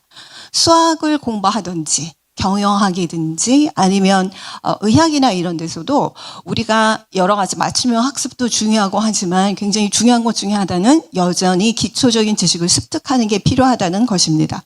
그래서 특히 이제 과목마다 뭐가 초점이 되는지 하는 건 달라지겠지만, 제가 지난 학기에 그 AI 튜터를 적용했었던 인지심리학 수업은 이제 습득해야 되는 지식이 좀 많습니다. 그리고 지식이 좀 추상적이고, 그래서 학생들이 좀 습득을 어려워하는 그런 과목이라고 할 수 있습니다. 물론 이런 걸 다 프로젝트식으로 바꾸거나 뭐 여러 가지 실습 과제를 많이 활용해서 할 수 있지만, 그러면 이제 진도를 좀 포기해야 되고 학생들이 좀 너무 소수의 그 개념에 대해서 학습을 하게 되는 문제가 있어서, 최소한 이제 저도 프로젝트 수업을 많이 하긴 하지만 이 수업이나 몇 개 수업에서는 약간 강의 중심의 지식 전달을 좀 강조하는 걸 여전히 유지하고 있습니다. 그런데 이제 문제 제기나 좀 궁금했던 거나 좀 시도해보고 싶었던 거는, 이 챗봇이라고 하는 게 이런 좀 지식 습득, 이걸 단순히 뭘 암기하는 게 아니라 어떤 주제를 이해하고 깊이 있게 이해하는데 얘가 어떤 도움을 줄 수 있을까 하는 이제 질문이었고, 당시 이제 그 챗GPT나 이런 상용 프로그램들이 상당히 이제 지금보다는 좀 성능이 떨어지지만 사용되고 있었고 이런 것들을 좀 사용할 수도 있겠다라는 생각을 할 수 있었습니다. 그런데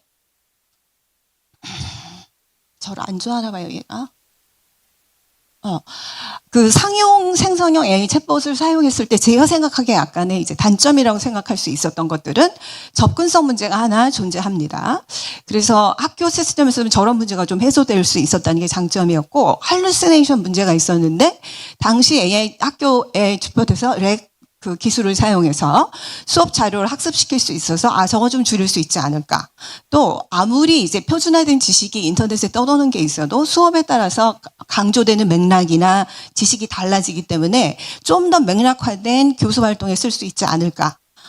그 다음에 이제 제가 많은 AI 이런 그 플랫폼 내지는 이런 도구들에 대해서 가지고 있는 기본적인 문제 의식 중에 하나는 많은 AI 도구들이나 소프트웨어 솔루션들이 컨텐츠를 만들어내는데 집중을 합니다. 그게 뭐 영상 형태이든지 뭐 텍스트 형태일 수도 있고 또는 뭐 맞춤형이라고 얘기를 하든 컨텐츠를 만들어내니까 좀 이제 초점을 맞추는데 이제 심리학자로서 저는 그 컨텐츠가 정말 사람의 인지에 제대로 들어가서 이 학생의 머리의 생각을 바꿔주는가 하는 건 별개의 문제라고 생각해서 컨텐츠를 제공하는 거가 아니라 그 다음의 단계를 어떻게 하면 좀 더 초점을, 그러니까 촉진을 시킬 수 있을까 하는데 이제 좀 문제의식을 가지고 있어서 상용 챗봇을 사용하면 저런 걸 제 맘대로 좀 할 수가 없을 것 같다라는 문제의식이 있었고, 마지막도 되게 중요한 요인이고인데, 학생들이 어떤 질문을 했는지, 얼마나 질문을 했는지, 조금 전에 김석원 선생님께서 여러 가지 데이터를 보여주셨는데, 그런 데이터를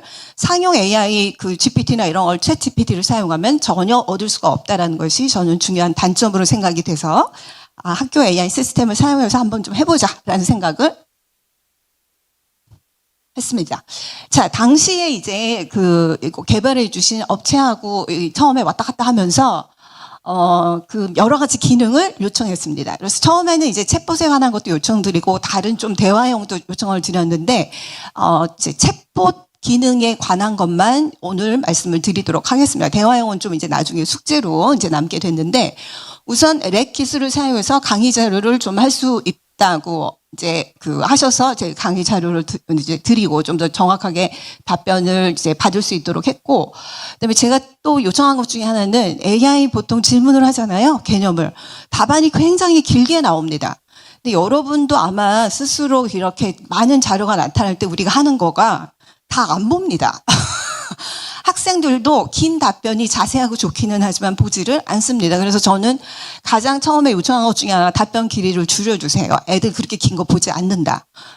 그 다음에, 또 요즘 AI 챗 GPT도 마찬가지지만 뭐 하나 던지면 예시 질문을 계속 줘요. 너 이런 거 내가 해줄까? 너가 다음에 할 수 있는 질문은 이런 게 있어라고 계속 예시를 주는데, 저는 이제 답을 주는 것도 이제 좀 애들이 직접 했으면 좋겠지만, 질문까지도 애들한테 할 기회를 박탈하는 거는 맞지 않다. 학습 관점에서. 그래서 스스로 질문하도록 하고 그러니까 처음에는 챗봇 거기서 주신 프로토타입에 예시 질문이 있었어요. 다. 그래서 저거 다 없애주세요. 그래서 이제 그게 편집 가능한 형태로 만들어 주셨습니다. 그 다음에 그래서 대신 학생들이 스스로 질문하도록 하는데, 요즘 학생들이 워낙 질문하는 데 대해서 불안감이 많기 때문에 제가 이제 이걸 과제로 부여하면서 그 불안감은 없애요. 니네 질문 맞고 틀리는 거 전혀 채점도 안 할 거고 중요하지 않다. 질문만 일단 해라. 요렇게 부담을 좀 줄여주면서 하도록 했습니다. 그 다음에 이제 학생들이 챗봇에 대해서 답변을 받고 나면 좀 피드백을 할 수 있도록 하고, 거기에 대해서도 이제 할루시네이션 탐지하면 제가 보너스 점수 준다고 해서 좀 그것도 이제 장려를 이렇게 하려고 했습니다. 자, 그래서 이거는 제가 약간의 이제 화면 예시, 아까 김성원 선생님이 좀 보여주시긴 했지만, 왼편에 있는 그 화면은 제가 GPT한테 예를 들어서 여기 인지시험에 이게 뭔지 설명해줘. 저런 질문을 하면 저렇게 긴 답변을 내줍니다. AI 저희 챗봇에게 하면 우선 맨 첫 번에 자유롭게 물어보라 그러고 질문 예시가 하나도 없어요. 그래서 이제 그 화면이라서 아무것도 없이 그냥 질문하라고 한 거고, 인지심리학에 대해서 궁금한 것을 튜터에게 물어보라고 하면 이렇게 좀 다소 짧은 답을 이 GPT하고 비교하면 제공을 해주고, 요 밑에 있는 엄지손가락 위아래 내려가는 걸 클릭하면 이런 식으로 긍정적이거나 부정적인 측면에 대해서 이제 피드백을 할 수 있도록 이제 저런 기능을 요청드려서 저런 것들이 이제 개발되었습니다. 그래서 이제 우선은 이것을 인지심리학 수업이라고 하는 사람의 정보터리를 다루는 좀 다소 어려운 주제를 다루는 과목에 적용을 시켰습니다. 이제 여러 가지 이유로 인해서 제가 최근에 저걸 온라인 수업으로 운영을 하고 있고 학생들이 2025학년 1학기에 했을 때 189명이 이제 수강을 했습니다. 수강 규모가 저렇게 되면 애들이 안 그래도 좀 난이도가 있는 과목인데 대면으로 했을 때도 질문들을 애들이 잘 안 하기도 하고 수강 규모가 늘어나니까 그런 걸 하기가 좀 되게 어렵다는 문제가 존재해서 얘네들 질문을 좀 자유롭게 하면 이런 문제가 좀 해결될 수 있지 않을까 하는 희망이 또 좀 있었습니다.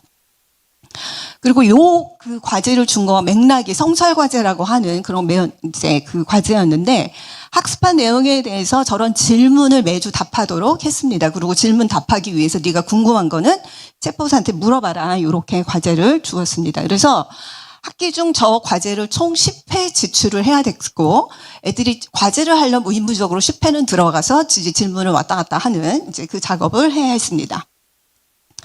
자, 이제 간단하게 사용 통계를 보면 학생들 이제 챗봇을 189명 수강생 중에 181명이 일단 쓰기는 썼습니다. 안 쓰는 학생도 여전히 있고 10번 과제 모두 사용한 사람은 또 좀 떨려나서 141명이었고 총 질문 수는 평균 학생당 한 학기 한 70개 정도를 했고 그러니까 그렇고 그다음에 세션 수라고 해서 한 번 해서 이제 한 세션을 간 거는 13회 그러니까 10회가 의무였는데 그 이상은 애들이 한 걸 볼 수가 있고 세션당 질문은 여기에서는 이제 평균 5개 정도 한 것을 볼 수 있습니다. 자, 학생들 그래서 사용 경험을 이제 나중에 방학 때 인터뷰한 게 있는데 장점, 단점이 있고 시간 관계상 제가 조금 전에 시간을 보니까 좀 모자란 것 같아서 그냥 보시면 되는 거고 대표적인 것만 제가 여기 했는데 나중에 여기 넣지는 않았으면 너무 재미있었던 답변 중에 하나가 장점 중에 하나로 얘기한 게 뭐냐면 자기는 교재를 안 사는데 얘가 답변을 하면 출처를 다 명시해 주거든요. 출처가 나와서 교재 안 산 사람 입장으로서 좀 확인할 수 있었다라는 게 있어서 참 이제 다양한 의견이 있구나 이런 생각을 했습니다. 제가 좀 이번에 중점적으로 살펴보고자 한 건 그래서 챗봇 질문을 한 거가 학습에 좀 기여를 했나라는 것을 알아보고 싶었습니다. 그래서 성적하고 챗봇 질문 간의 이제 뭐 상관 같은 것들을 좀 살펴보고자 했는데 이제 성적은 대략 이런 정도로 분포가 돼 있고 중간, 기말, 출결 저런 것들이 이제 성적에 포함되었습니다. 질문 간의 우선 변인 간의 상관을 봤더니 기말고사, 중간고사 이런 건 다 총점의 요소로서 사실 뭐 상관이 높아도 별 주목할 건 아니고 질문하고 관련된 변인이 3가지가 있는데 질문을 총 몇 개 했느냐, 세션당 질문 수가 몇 개 있었느냐, 세션 수가 몇 개였었느냐인데 여기 개수를 그냥 보면 질문 수가 우선은 제일 상관이 높은 것을 볼 수 있습니다. 그러니까 세션당 질문을 그러니까 세션을 몇 세션 했느냐 또 세션당 질문 수 몇 개 한 것보다는 일단 기본적으로 많이 질문한 게 이제 상관이 높았고 뭐 기타 학년이나 성별 이런 것들은 별 유의하게 나오지 않았습니다. 이제 그 외국 연구 보면 남 학생들이 더 인공지능 도구를 많이 사용한다 이런 결과들이 있는데 여기서 저희는 이제 우선 여학생이 더 많았고 사용이나 이런 빈도에서 성차는 이제 제 수업에서는 발견되진 않았습니다. 총점하고 저총점하고 해서 이 사용 빈도 이제 그 중에서 제일 그 상관이 높았던 질문 수, 질문 빈도하고의 상관을 그래프를 그려보면 이런 식의 분포를 볼 수 있습니다. 저쪽 왼쪽 귀퉁이에 질문도 안 하고 뭔가 이제 성적도 낮고 한 애들이 있는데 쟤네들은 좀 뭔가 수업에 대해서 기본적인 관여도가 너무 떨어져서 이제 이후 분석에서는 쟤네를 제외했는데 오른편에 있는 여기서도 보면 약간의 이렇게 좀 상관이 있는 것과 같은 그래프, 관련성을 추측해 볼 수 있습니다. 그래서 이제 궁금해서 질문을 하는 거가 성적이 조금이라도 이제 좀 기여를 했는가를 알아보고 싶어서 질문 수하고 총점 간의 관련을 보고 싶었는데 이제 문제는 질문 수하고 총점 간의 상관이 앞에서도 이제 높게 나왔잖아요. 0.51 정도 아주 높은 건 아니지만. 근데 이게 질문을 많이 해서 성적이 올라갔다고 하는 게 이제 아마도 AI를 챗봇을 쓰도록 하는 우리의 입장을 이제 기대하는 걸 수 있겠지만 따져보면 성적이 좋은 애들이라서 질문을 많이 했을 수가 있습니다.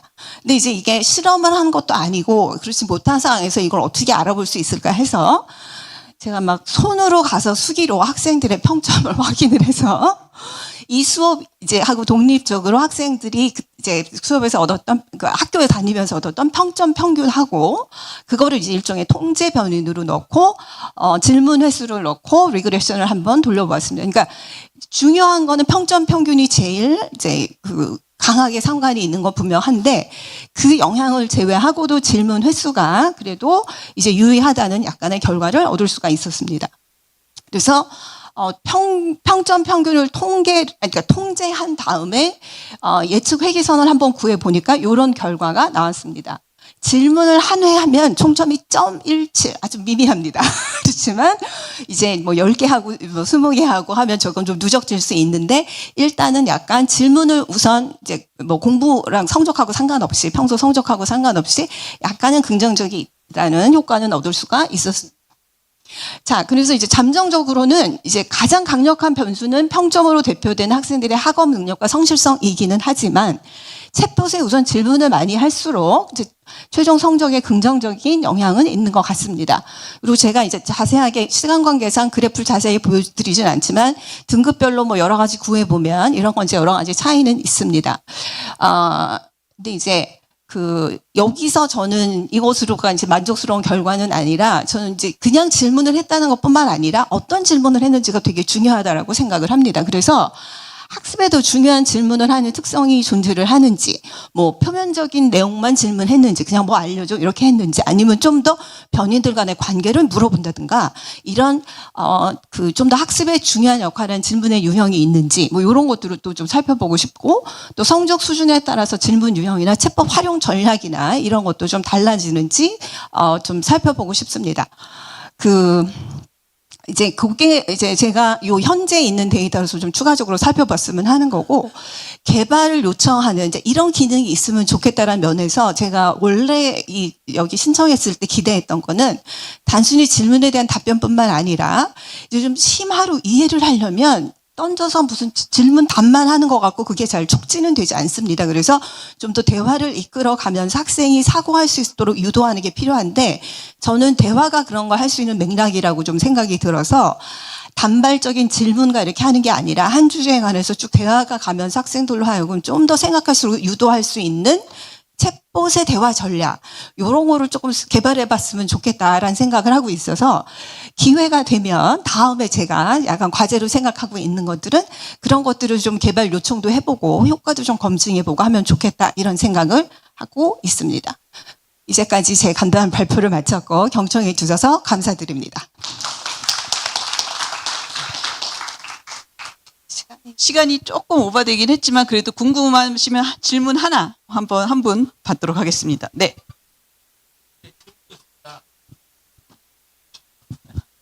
네, 보니까 너무 고생하시면서 수업 진행하셨는데, 우선 궁금한 거는 지금 총점으로만 결과를 내셨는데, 이게 시험도 주관식 있고, 객관식 있고, 단답형이 있고, 그 다음에 특히 생각하기엔 객관식이랑 단답형은 보통 해보면 잘하는 푸는 친구들이 달라서, 혹시 이런 뭐 문제 유형이라던가, 아니면 평가에서도 총점에 있는 세부 항목 중에서도 뭐 하는 이제 그런 유형에 따른 차이가 있었는지가 좀 궁금하고요. 또 하나는 이게 하나만. 네, 질문이 도움이 되는 유형에서 어떤 학생이었는지도 궁금하긴 합니다. 질문 감사드립니다. 최 선생님이 질문해 주신 거는 제가 분석하고자 하는 이제 후보 항목 중에 이제 있습니다. 근데 거기까지 가려면 지금 대화 분석하는 거 이외에 다수 이제 손으로 질문과 애들 답변을 대줘야 될 좀 품이 많이 들어간 일이라서 우선순위에는 좀 나중에 하게 될 거는 같지만, 이제 제가 수강 인원이 많다 보니까 아마 조때 객관식, 그러니까 서술형 질문은 출제를 안 한 걸로 기억을 합니다. 어쩌면 한 문제 정도 했을 수도 있는데, 서술형까지는 안 내지만 단답식 질문에서 이제 얘네들이 대화에서 그 주제가 나왔었던 적과, 그거 어떻게 답변했는지 이거와 뒤에 그 질문에 대해서 답을 했는지 안 했는지, 그거는 이제 계획은 가지고 있습니다. 질문 감사드립니다. 네. 네. 우리 사회과학에서 이렇게, 네, 말씀. 아닙니다. 네. 네, 우리 정혜선 교수님께 우선 박수를. 아마 사회과학에서 인공지능을 어떻게 활용했는지 굉장히 흥미로운데 추가적인 질문은 개별적으로 휴식 시간에 또 활용해서 하시면 좋을 것 같습니다. 네, 시간이 너무 촉박해서 죄송한데요. 그래도 다음은 우리 소프트웨어 학부의 김병정 교수님께서 코딩 교육 혁신 프로젝트 노티에 대해서 발표를 해주시겠습니다. 네.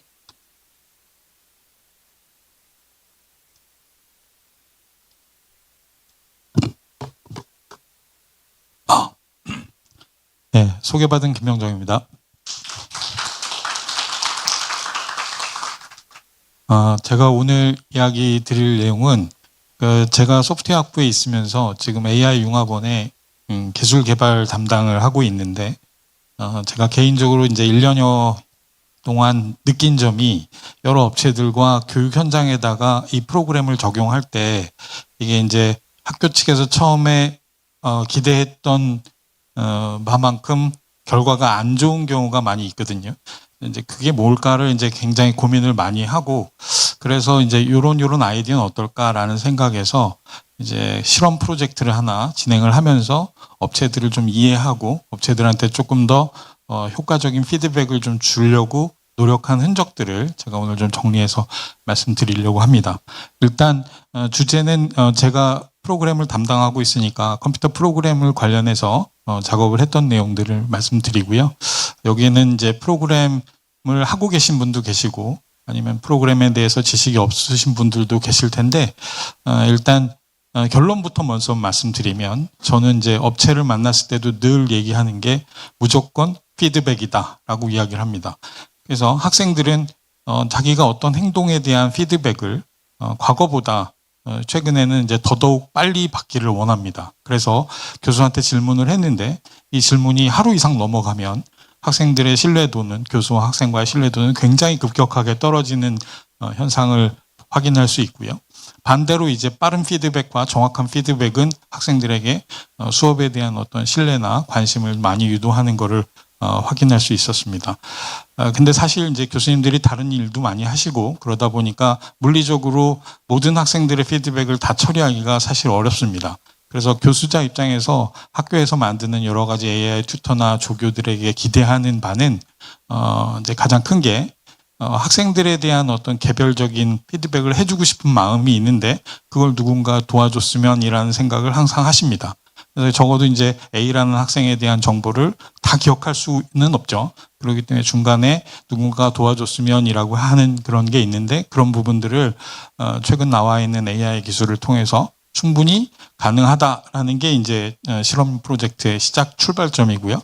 그거를 조금씩 개선해 가면서 좀 효과를 확인하고 있는 상황입니다. 그 중간에 제가 몇 가지 제가 느낀 점들을 정리해서 좀 말씀드리도록 하겠습니다. 잘 아시겠지만 우리가 가지고 있는 코딩 교육은 다른 교육하고 뭐 크게 다르진 않고요. 교수가 앞에서 설명을 하고 학생은 이제 중요하다고 생각하는 거 받아 적고 집에 가서 퀴즈 풀면서 질문이 발생하면 그거를 이제 제출하고 이런 어떤 피드백입니다. 근데 학생들 학교라는 틀 안에서 교육을 하게 되면 이제 학원이나 이런 데서 교육할 때하고 좀 다른 점은 목표 의식이 학원에 가는 친구들보다는 좀 덜합니다. 그래서 이걸 내가 왜 하고 있지부터 먼저 해결을 해줘야 수업이 진행이 이제 원활하게 진행이 될 텐데요. 학생들이 일단 뭘 모르고 어느 정도 수준의 레벨에서 이 학생이 지금 시작을 하고 있는지를 교수자는 알 수가 없습니다. 그렇기 때문에 그 학생들이 하나하나 행동, 그러니까 질문을 했던 거나 또는 코딩을 하면서 작업했던 내용들에 대한 기록들을 AI가 판단해서 교수자에게 어드바이스를 주면 교수자는 어떤 정확한 응답을 이렇게 할 수 있지 않을까 그렇게 생각을 합니다. 그래서 이제 피드백에 대한 내용을 제가 강조를 드렸고요. 이거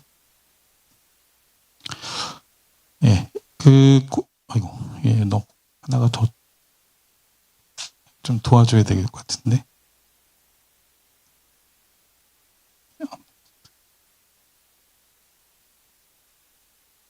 하나만 위로 올라갈 수 있는데. 그래서 이제 앞서서 말씀드린 것처럼 피드백을 얼마만큼 짧은 시간 안에 정확하게 할 수 있느냐 이 부분을 이제 해결하는 게 이제 목표라고 보시면 되겠습니다. 그래서 이제 이런 것들이 목표 해결이 안 됐을 때의 부작용들은 제가 이제 기술을 해놨는데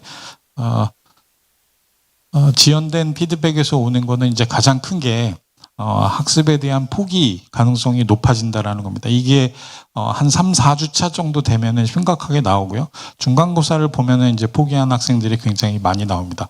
중간고사 시점에서 그나마 열의를 가지고 있는 친구들은 재수강하겠다고 얘기를 하고, 그렇지 않은 친구들은 사라지는 경우가 많죠. 근데 그런 것들을 방지하기 위해서 결국은 3, 4, 5주차에 학생들의 이탈을 최소화시키기 위해서 적정한 피드백을 적절한 시점에 주는 게 가장 좋다고 생각을 합니다.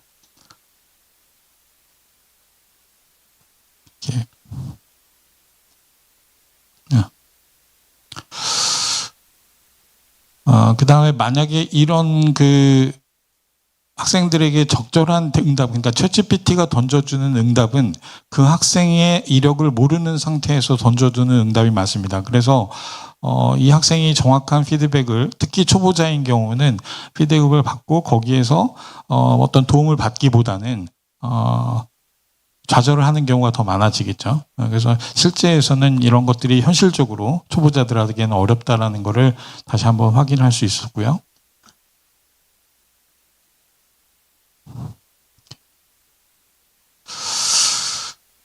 네, 그 다음에 요즘 나오는 이제 뭐 클로드 AI나 이런 뭐 바이브 코딩이나 이런 이야기들이 많이 나오는데, 사실 초급자 입장에서는 거의 꿈에 그리는 그런 기술들이고요.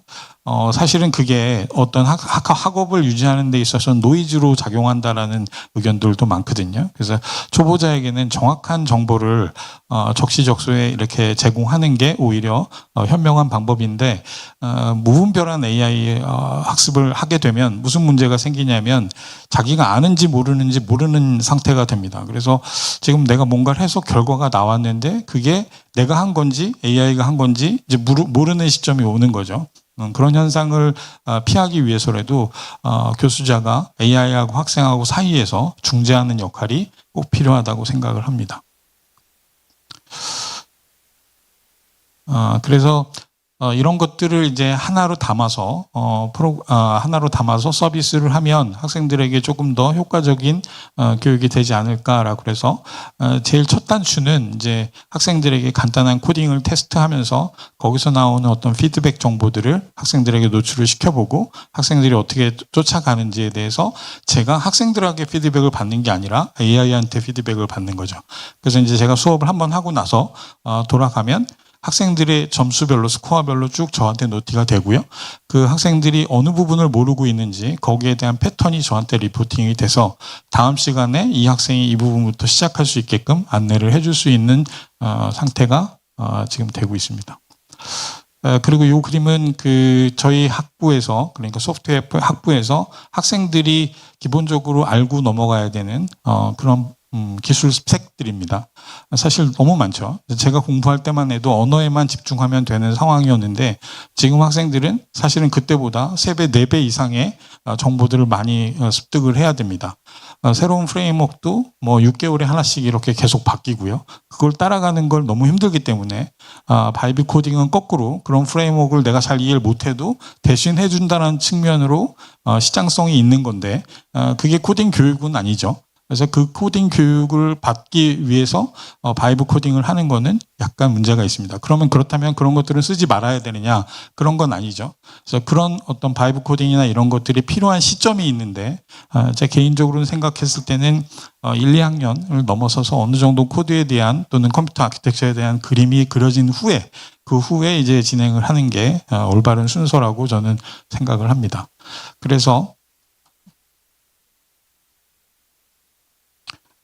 지금 실험 프로젝트로 개발하는 거는 2패스로 개발을 하고 있는데, 하나는 왼쪽 편에 보이는 블럭이 이제 기존에 가지고 있는 코딩 테스트 영역입니다.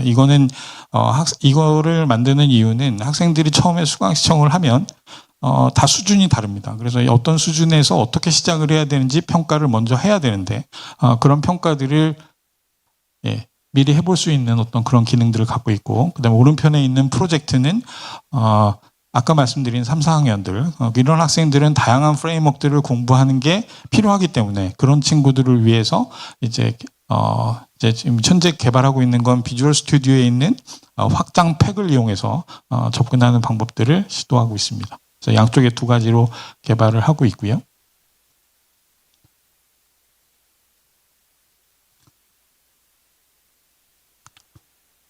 그래서 이제 추후에는 요 두 가지를 이제 합쳐서 진행한다라는 블록도가 그려져 있고, 자세한 거는 제가 발표 후에 질문이 있으신 분들은 따로 제가 말씀을 드리도록 하겠습니다. 그리고 피드백이 원활하게 이루어지기 위해서는 우리가 꼭 넘어야 될 산이 있는데, 그 중에 하나가 이제 실시간입니다. 그래서 학생들이 실시간으로 뭔가 액션을 취했을 때 거기에 대한 바로바로 반응을 해줘야 되는데, 이 기술들은 거의 게임에서 넘어온 기술들이고요. 그 게임에서 넘어온 실시간 피드백 기능들을 교육 현장의 프레임워크에 적용을 하면 어떨까라는 생각에서 이런 것들은 실험적으로 해보고 있는 내용이라고 할 수 있습니다. 자, 이것도 마찬가지로 시간 관계상 뭐 이 정도 설명을 드리도록 하겠습니다. 그래서 지금 현재 진행되는 거는 이런 프로그램 데모 화면으로 지금 서비스를 하고 있는데, 학생들에게 수업 시간 전에 간단한 테스트를 이제 하고, 거기에 대한 어떤 일괄적인 어떤 통계나 이런 것들은 제가 AI로부터 리포팅을 받고, AI의 리포팅에 대해서 제가 학생들에게 하나씩 한 명씩 이렇게 어나운스를 해줄 수 있는 점이 좋은 점이라고 싶습니다. 그리고 요 위에 상단에 제가 생각하기에는 가장 특별한 기술이라고 생각했는데, 가장 필요로 한 기술인데, 요 상단에 학생의 학번하고 이름이 있습니다. 그래서 이렇게 돌아보면 제가 학생의 이름과 학번을 다 기억할 수 없죠. 그래서 여기 이렇게 학번하고 이름이 노출되고, 이 학생이 과거에 어떤 문제들을 했는지에 대해서 간단한 이렇게 요약이 되어 있습니다. 그래서 이런 걸 가지고 학생에 대한 어떤 필요한 피드백을 전달해주고 있는 상황입니다. 그래서 짧은 시간에 뭐 다 말씀을 드리지 못하고요. 혹시 궁금한 점 있으시면은 질문 주시면 답변 드리겠습니다. 네. 네, 안녕하십니까. 대구 계명대학교에서 온 이은미입니다. 저도 지금 이 피드백 시스템을 글쓰기에 적용해서 대형 원격 교육에서 적용한 바가 있는데요. 코딩 쪽도 지금 개발하려고 하고 있었는데 굉장히 앞서가신 것 같아서 도움이 많이 됐습니다. 혹시 그 서버나 이런 것들에 대한 부분들 여쭤봐도 될까요? 그러니까 뭐 클라우드 기반으로 하셨는지, 네. 아니면 자체 여기 AI 뭐 시스템이 구축이 되어 있으니 그런 것들을 활용하셨는지 네. 조금 전달받고 싶습니다. 일단 그 기본적인 학생들이 접근해서 학생들에게 피드백을 주는 채널은 이제 우리가 알고 있는 웹 서비스의 일부분이고요.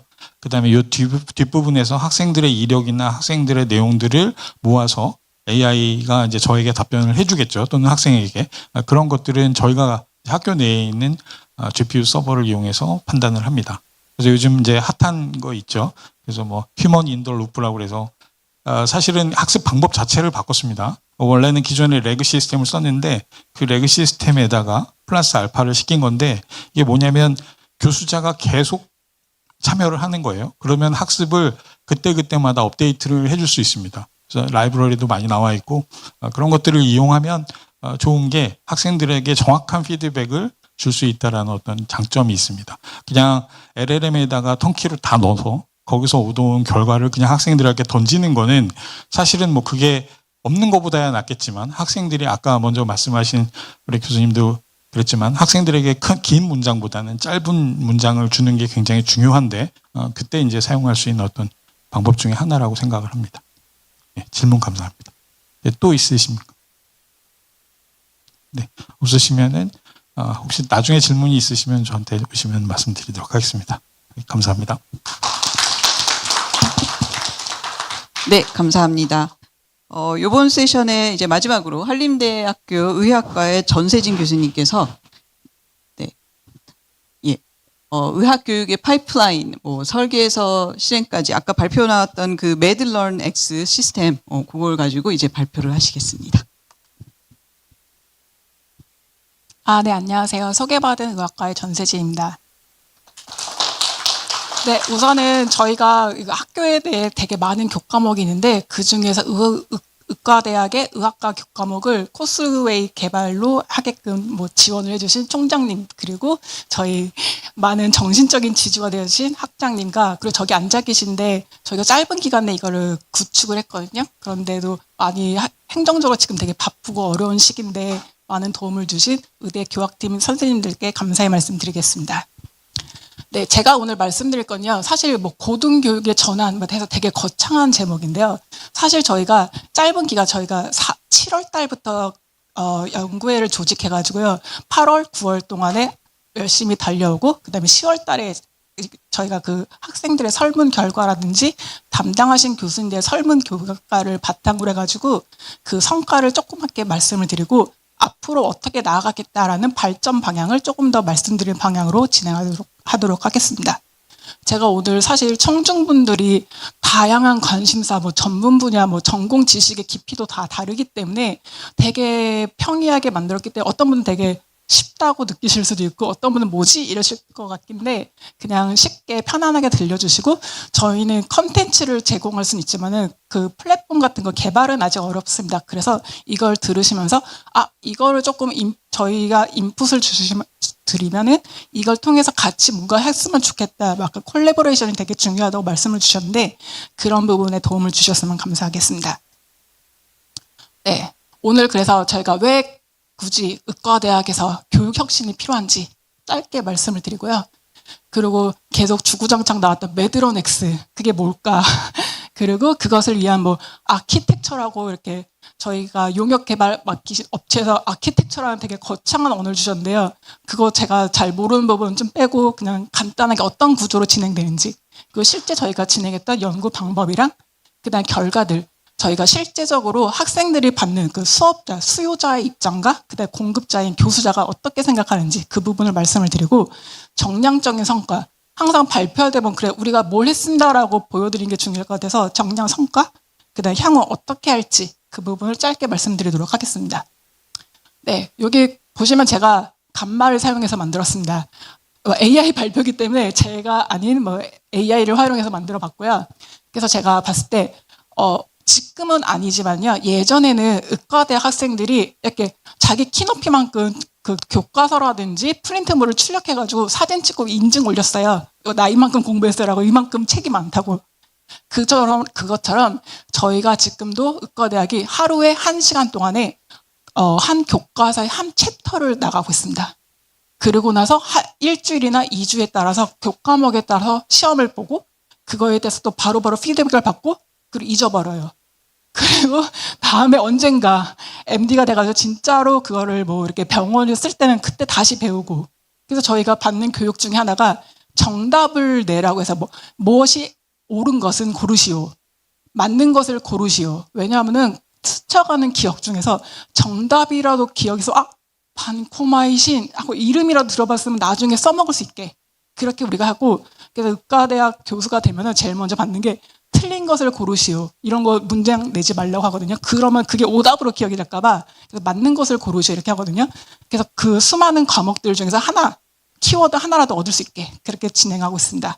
그래서 그렇게 많은 방대한 자료가 있는데 사실 학생들 입장에서만 생각을 하실 텐데 저희 되게 힘들거든요. 하루에 한 챕터씩 막 교과목 가르치고 그럼 바로 문제 내요. 그리고 애들이 또 채점하고 그럼 또 다시 그거 피드백하고 애들 또 성적 이의 신청하러 옵니다. 그럼 또 그거 설명하고 그 다음에 또 다음 주자 강의하고 그러거든요.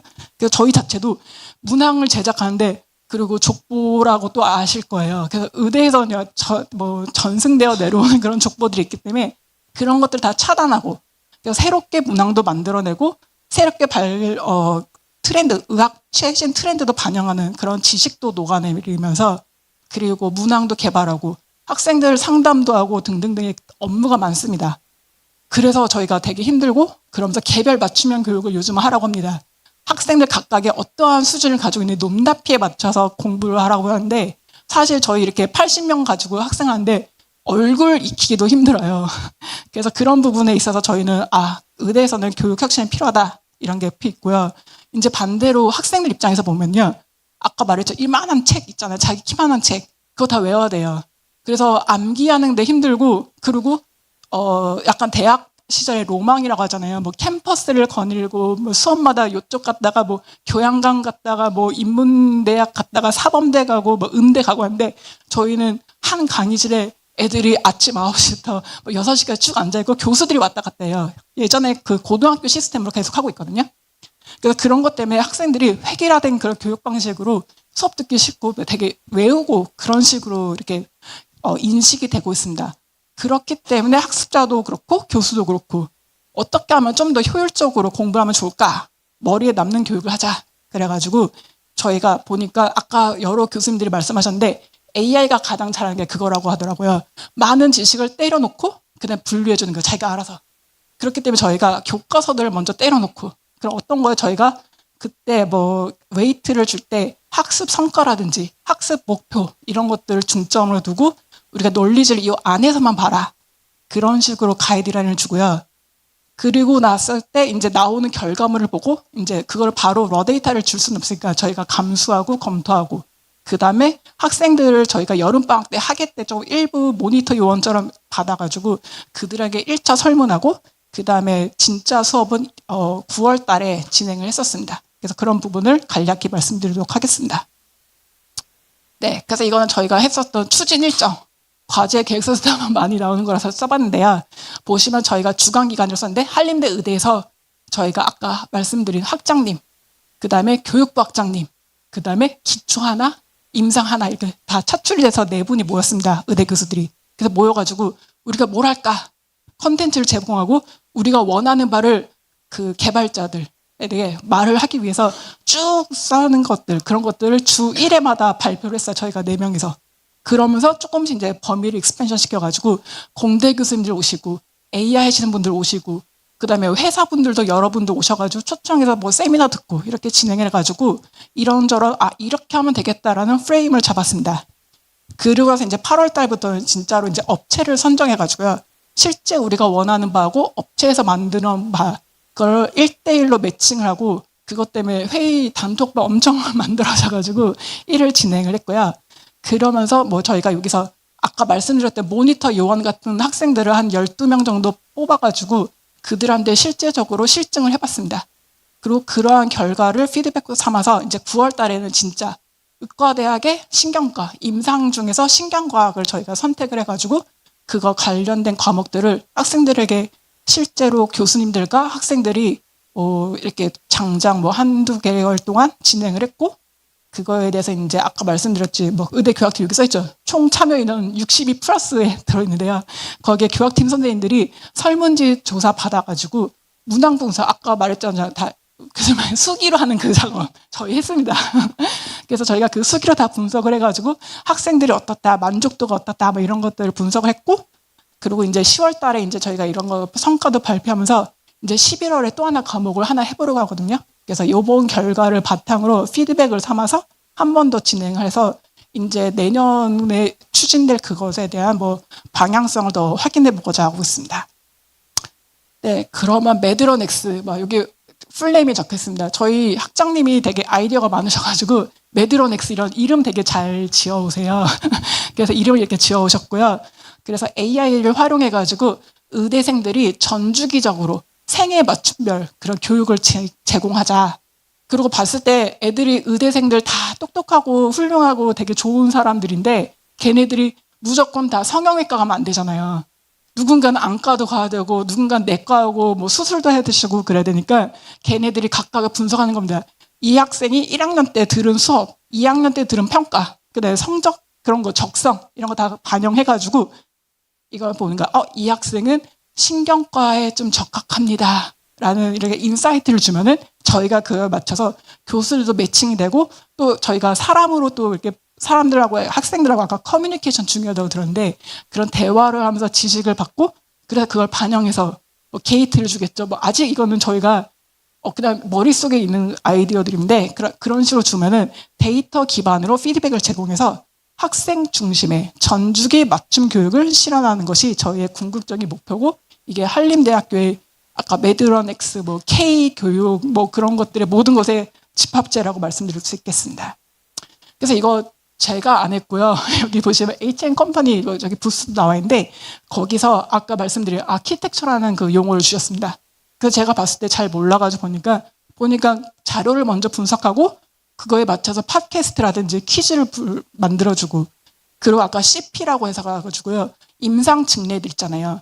실제 환자가 62세 환자가 내원을 했습니다. 그 환자는 고혈압 증상이 있고 뚜수 이런 문장이 있어요. 그러면 그걸 가지고 애들이 진단을 합니다. 소견을 합니다. 그럼 그걸 보고 채점을 해요. 정확한지 맞는지 오진 뭐 이런 거 있잖아요. 그런 거 하는 것들을 교수들이 맨날 이렇게 짜내고 있는데 이게 나이 연령대 어린애로 해야 될지 청년으로 해야 될지 성년 아니면 노인 이거에 따라서 저희가 익스펜션 할 수 있는 질환의 범위가 달라져요. 그리고 뭐 안과로 할지 뭐 이렇게 배로 할지 발로 할지 뭐 신경으로 할지도 달라지잖아요. 그런 것들 너무 힘드니까 AI한테 부탁을 해보자라고 해서 이렇게 제시를 하는 것들 저희가 요구를 했습니다. 그래서 만들어진 자료입니다. 그래서 저희가 먼저 줄 때 구글 같은 거 웹 서치해가지고 아무 자료나 받으면 안 되잖아요. 정확하게 국민의 보건과 건강 의사가 할 일이잖아요. 그래가지고 핵심 데이터 한국에 있는 의학교육협회에서 이거는 지켜라, 뭐는 알아야 된다라고 이렇게 한 줄씩 준 게 있거든요. 그게 한 200~300개 돼요. 그걸 싹 다 긁어가지고 무슨 과에는 어떤 목표를 갖춰야 된다. 성과가 이거는 맞춰야 된다라는 것들이 있어요. 그래서 걔를 집어넣고 그 다음에 기본적으로 교수님들이 사용하시던 주교재, 텍스트 그런 것들을 집어넣어가지고 얘를 벡터 DB화 해가지고 얘를 이제 기본 베이스라인으로 깔았습니다. 그래서 우리가 뭐 만들 때 얘에서 추출되도록 했고요. 그 다음에 이제 교수님들이 각자만의 노하우 집약체 있잖아요.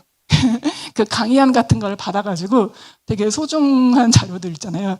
그런 것들 시계별로 이렇게 업데이트된 것들 그런 것들이라든지 아니면 요즘에 유튜브에도 좋은 영상 자료도 많고 이미지 같은 것도 되게 좋아가지고 그런 것들을 컨텍스트 기반으로 인베딩을 시켜가지고 저희가 각각에 맞춰서 적절한 키워드에 그게 나오게끔 그런 식으로 요구를 해서 자료를 분석을 했고요. 두 번째로 이제 아까 말씀드렸잖아요. 의학교육에서 이거는 알아야 된다. 의사가 예를 들어 내가 신경과에서 두통에 관련돼서 뭘 알아야 된다. 하나씩 테이크홈 메시지 있거든요. 그 메시지를 기반해가지고 학생들 요즘에 긴 거 못 봅니다. 쇼츠 보잖아요. 그래서 1분에서 2분 동안 오디오를 자동 생성하게 만들었습니다. 그리고 학습 성과에 기반해서 키워드, 요약 자료를 제공하고 그럼 이제 그걸 바로 학생들에 뿌리지 않고요. 네, 저희가 그거를 교수 자리에 검토해가지고 다시 반복하게끔 만들어줬고요. 그 다음에 그거 기반으로 이미지들, 교수가 업데이트를 할 수도 있고 아니면 아까 말씀드린 텍스트 기반으로 나오게끔 그런 것들을 통해서 비디오로 만들어서 실시간으로 시청각 교육이 되게끔 만들어서 이런 자료들을 학습 전에 애들이 보게끔 릴리즈 배포를 했습니다. 그리고 이제 이거는 저희가 학습 성과를 기반으로 애들이 잘 들었는지 예습했는지 그걸 체크할 수 있게끔 사전 퀴즈를 생성하는 것들을 만들었고 여기서 얘네들이 지금 문항을 만들고 이거에 대해서 정답, 해설들을 교수가 검토하고 다시 알려주는 식으로 진행을 했습니다. 그다음 이거 말씀드린 거 있잖아요. 증례, 66세의 남자가 어쩌고저쩌고 써진 거 그런 것들도 이제 학습 목표에 적절하게 환자 정보라든지 증상, 소견, 진단 검사, 해설들을 다 교수님들이 검수해서 적절하다 하면 배포를 했고요. 그리고 이거 이후에 이제 사후평가 여기 보시면 잘 안 보이지만요. 61세 남성이 갑자기 발생한 복식으로 어쩌고저쩌고 이렇게 써 있어요. 그리고 이걸 보고 실제 애들이 여태까지 아까 사전 퀴즈라든지 뭐 강의 자료, 팟캐스트 뭐 이런 것들 공부한 거에 맞춰서 애들이 정말로 학업 성취도를 달성했는지 그런 걸 확인하고자 얘네들한테 문항을 뿌리고 저희가 이걸 기반으로 이제 IRT를 만들려고 그런 데이터셋을 구축하고 있습니다. 그리고 이거는 이제 아까 팟캐스트라든지 강의록이라든지 연간 유튜브 영상들은 저희가 실시간으로 배포를 하고 애들이 무한정 자기네들이 학습하고 싶으면은 계속 볼 수 있게끔 열어두고 있습니다. 그래서 이렇게 해가지고 저희가 말씀드린 것처럼 9월 15일부터 29일 동안 22주 동안 강의를 진행을 했고요. 학생들은 뭐 50여 명이 참석했고 교수님들은 각각 임상 교수님 7분이 참석을 진행했습니다. 네, 그래서 이거 실증 수업 현장인데 이거 사실 이거 동영상으로서 화면이 교수자가 들어간 화면, 학생이 들어간 화면 보여드리려고 했는데 PDF라서 안 되는 것 같고요.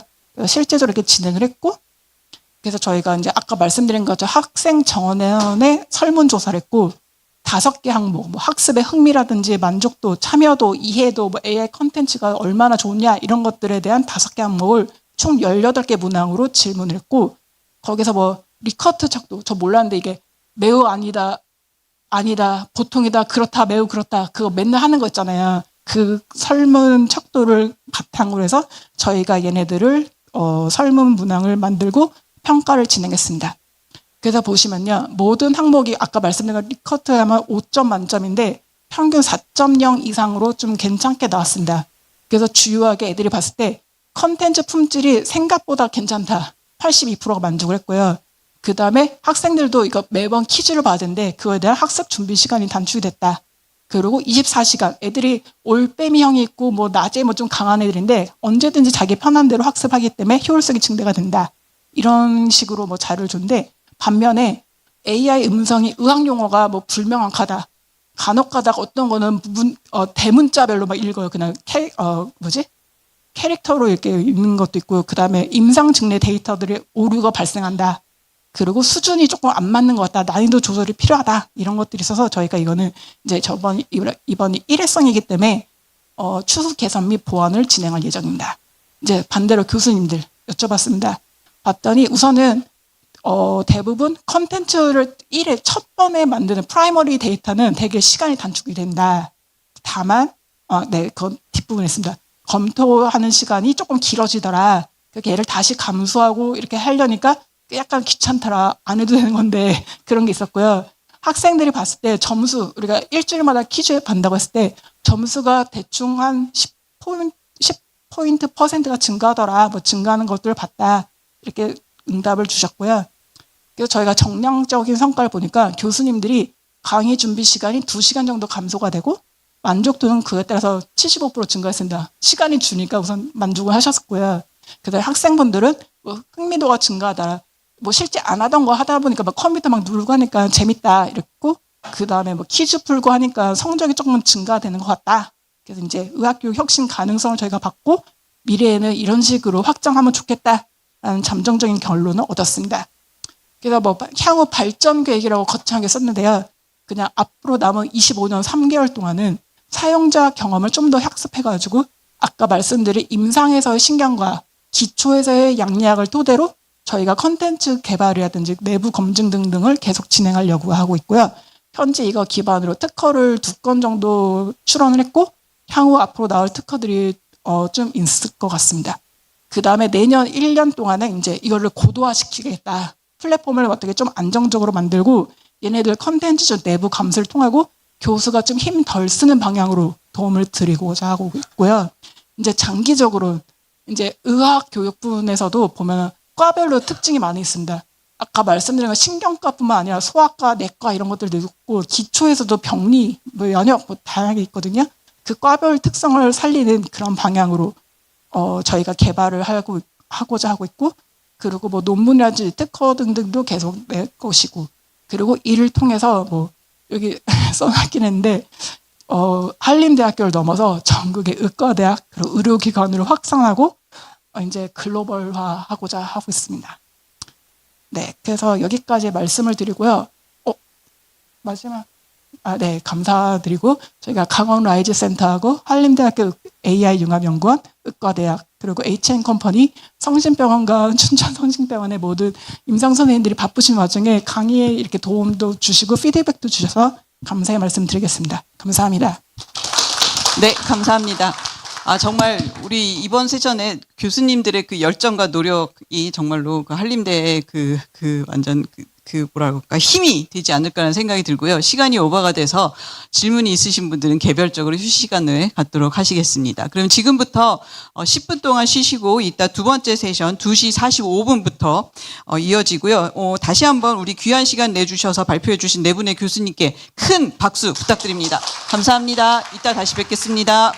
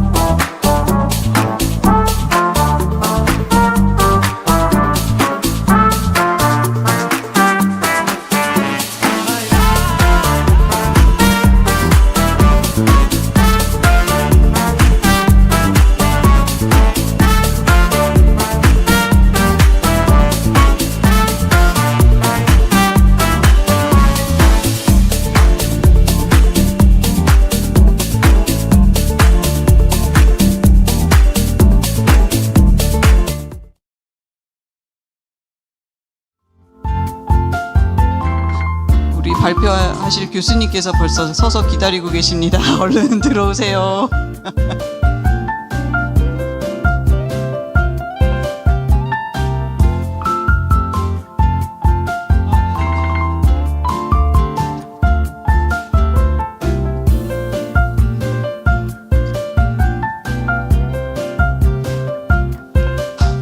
네, 1분 안에 시작하도록 하겠습니다.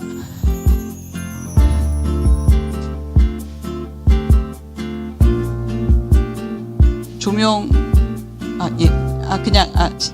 그냥 제가 시작할까? 해주시겠습니까? 네, 그러면은 시간이 좀 많이 지체가 되고 있는 상황이라서, 그리고 이따가 발표 한 분 좀 오래 하시겠다, 필요하시다 그러셔가지고, 그냥 조금 양해를 구하고, 두 번째 세션 시작하도록 하겠습니다. 계속해서 이제 그 AI를 통한 교육혁신 사례들을 살펴볼 텐데요. 지금은 이제 매우 특별한 순서입니다. 바로 이곳 한림에서 개발한 매스 AI 튜터가 이제 해외에서 독일에서 이제 어떻게 성공적으로 활용됐는지 그 사례를 듣는 시간인데요. 그래서 아주 켈리에서 추구하는 글로벌 협력의 아주 좋은 첫 사례가 아닐까라는 기대를 하게 됩니다. 이 자리를 위해서 독일에서 우리 오스트팔리아 대학교의 톨스텐 잔더 교수님께서 발표를 해주시겠습니다. 본인 소개도 아마 하실 것 같아서 그냥 그렇지만 수학자이시고요. 그리고 또 소프트웨어 아키텍트로도 활동하신 이력이 있으십니다. 또 우리 한림대와도 깊은 인연이 여기 오셔서 한 학기 정도 계셨죠. 예, 그래서 그런 인연이 있는데 그래서 발표는 한국어로 하시겠습니다. 네, 그러면 큰 박수로 발표 시작하시겠습니다. 감사합니다. Okay, good afternoon. I will start in English so I can turn to Korean.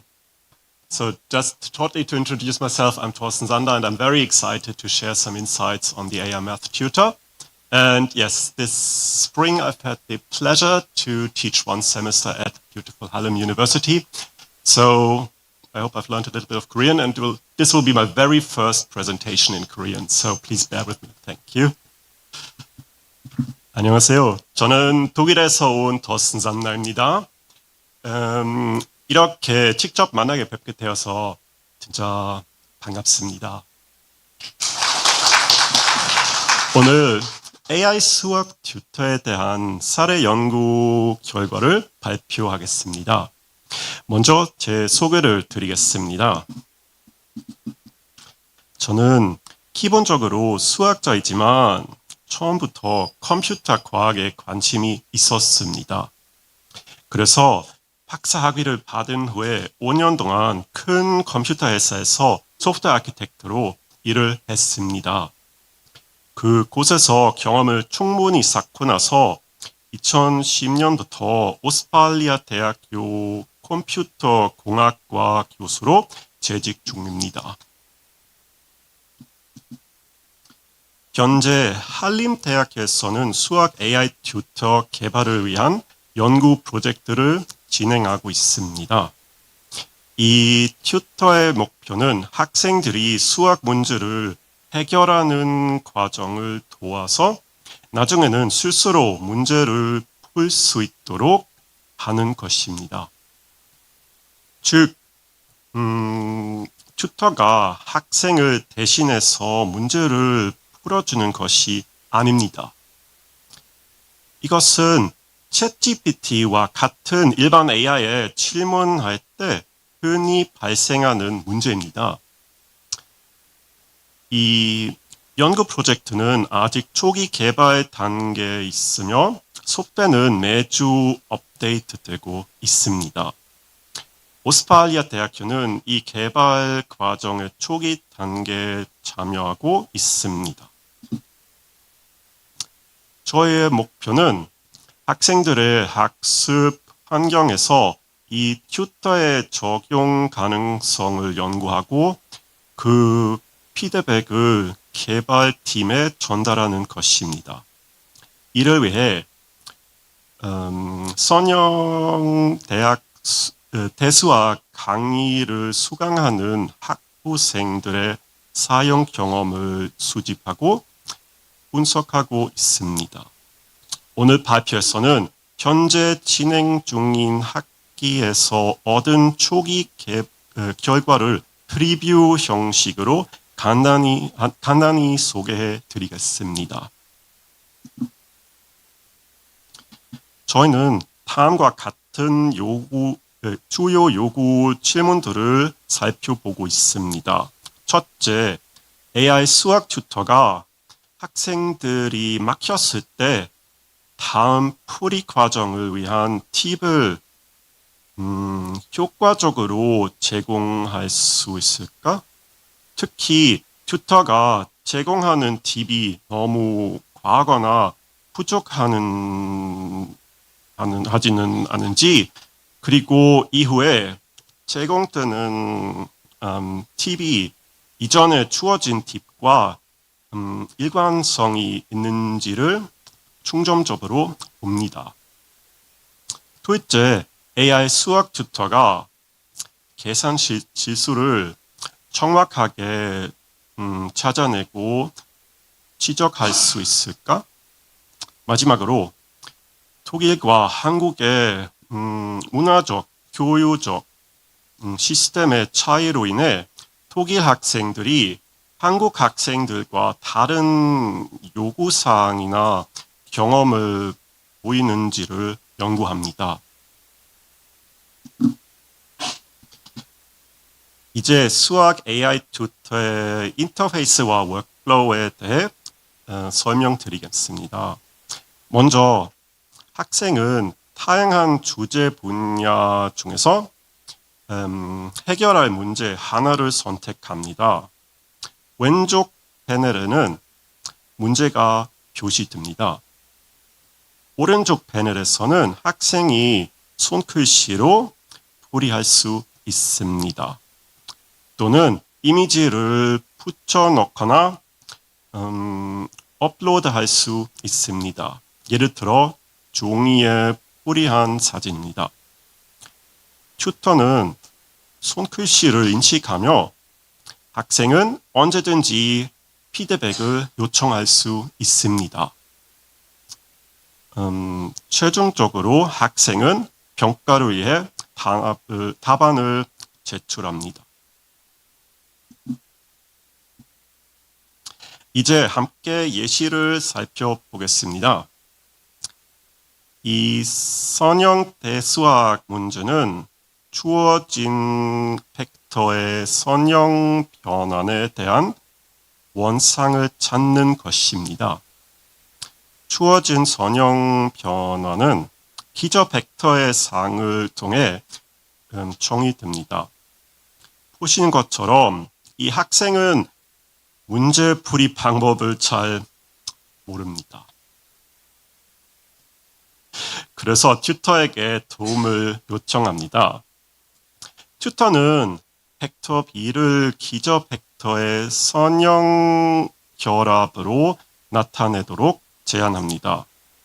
그 후 F의 선형성 때문에 주어진 F의 V 조건을 만족시키기 위한 선형 연립 방정식을 세울 수 있습니다. 이 제한튼 접근 방식은 정확하고 합리적입니다.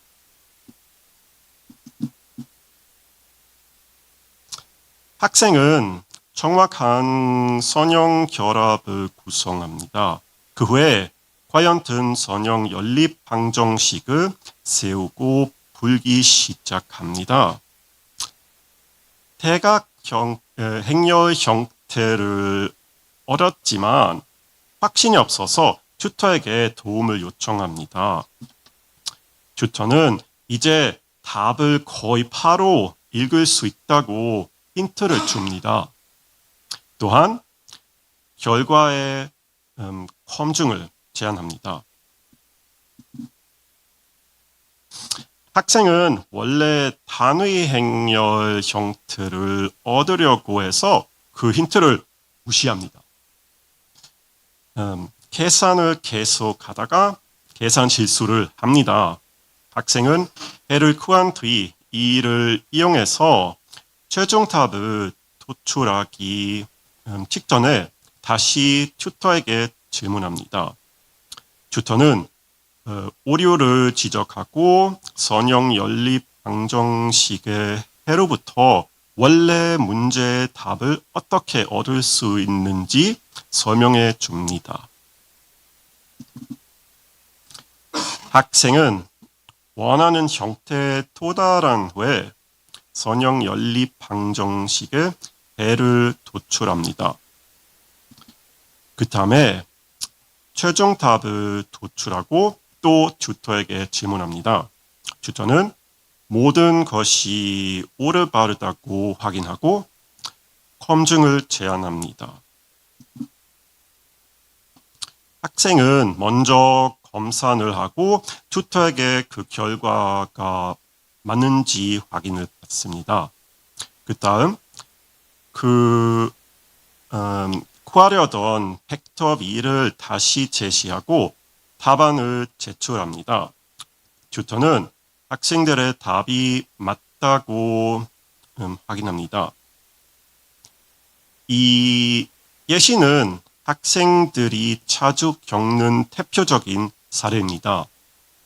튜터는 핵심을 짚는 유효한 팁을 제공하며 보통 전체 풀이 과정을 바로 공개하지 않습니다. 튜터가 아직 초기 개발 단계에 있기 때문에 이 정도 성과만으로도 충분히 만족할 만합니다. 물론 해결해야 할 과제들이 아직 남아 있습니다. 이제 대해서는 이어서 말씀드리겠습니다. 첫 번째 과제는 정답을 정확하게 인식하는 것입니다. 정확한 숫자 값만 있으면 수학적으로 틀린 답도 정답으로 인식될 수 있습니다. 왼쪽에 위를 보다시피 원조근은 벡터 B가 아니라 변수 X가 있습니다. 그리고 아래를 보다시피 벡터 B가 없습니다. 왜냐하면 선형 연립 방정식의 해가 최종 답안으로 제출되었기 때문입니다. 또 다른 과제는 사용되는 강의 자료를 앞으로 어떻게 고려할 것인가 하는 점입니다. 전문 용어와 튜터가 제안하거나 기대하는 표기법이 강의 내용과 다를 수 있습니다. 예를 들어 여기 선형 연립 방정식을 푸는 표기법의 차이를 보실 수 있습니다. 심지어 알고리즘도 다를 수 있습니다. 예를 들어 제 선형 대수학 강의에서는 선형 연립 방정식을 풀 때 목표 형태가 단위 행렬 형태입니다. 이를 통해 추가적인 계산 단계 없이 목표 형태에서 바로 해를 읽을 수 있습니다. 또한 강의에서는 다루지 않지만 튜터가 제안하는 내용이 있을 수 있습니다. 예를 들어 정방행렬의 가역성은 행렬식을 이용하여 확인할 수 있습니다. 하지만 강의에서 행렬식을 배우지 않았다면 튜터는 해결 아이디어로 선형 연립 방정식을 제안하면 좋습니다. 그리고 사실 독일에서는 객관식 문제가 거의 없습니다. 학생들은 일반적으로 전체 풀이 과정을 포함하여 답을 써야 합니다. 심지어 왜 풀이 과정이 적절한지 논리적으로 설명해야 하는 경우도 많습니다. 예를 들어 제 수학 시험에서 학생이 풀이 과정 없이 최종 답만 제출하면 0점을 받습니다. 하지만 풀이 과정이 정확하고 근거가 맞다면 결과가 틀리더라도 작은 계산 실수는 큰 감점으로 이어지지 않습니다. 따라서 튜터가 모든 핵심 근거를 포함한 전체 풀이 과정의 제시를 선택적으로 요구할 수 있는 기능이 있다면 좋을 것입니다. 이제 마무리하며 요약해서 말씀드리겠습니다. 수학 AI 튜터는 아직 초기 개발 단계이지만 학생들에게 큰 도움이 되었습니다. 학생들이 스스로 점검하고 문제가 풀리지 않을 때 좌절감을 줄이는 데 도움을 줍니다. 현재 발견된 튜터의 단점들은 학생들이 너무 심각하지 않다고 평가했습니다. 이번 연구를 통해 얻은 중요한 결과는 튜터를 더 좋게 만드는 데 사용할 것입니다. 감사합니다.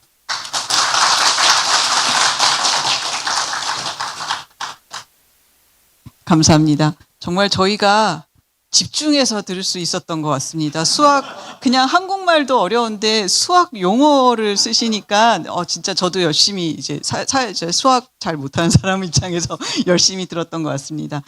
다시 한번 질문은 나중에 휴식 시간에 따로 물어보시는 걸로 하시고 다음 세션으로 다음 분 발표를 하시겠습니다. 다시 한번 우리 교수님께 큰 박수 부탁드립니다. 감사합니다. 네. 다음은 우리 소프트웨어학부의 김진환 교수님께서 네, 대학 교육 과정에서 AI 코스웨어 활용과 실증적 사례를 가지고 발표하시겠습니다.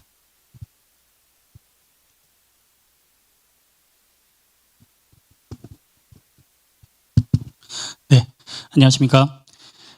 대학 교육 과정에서의 AI 코스웨어 활용과 실증 사례에 대해서 발표를 하게 된 한림대학교 소프트웨어학부의 김진환이라고 합니다. 먼저 이렇게 좀 여러 분들께서 참석해 주셔서 감사하다는 말씀을 드리면서 발표를 진행하도록 하겠습니다.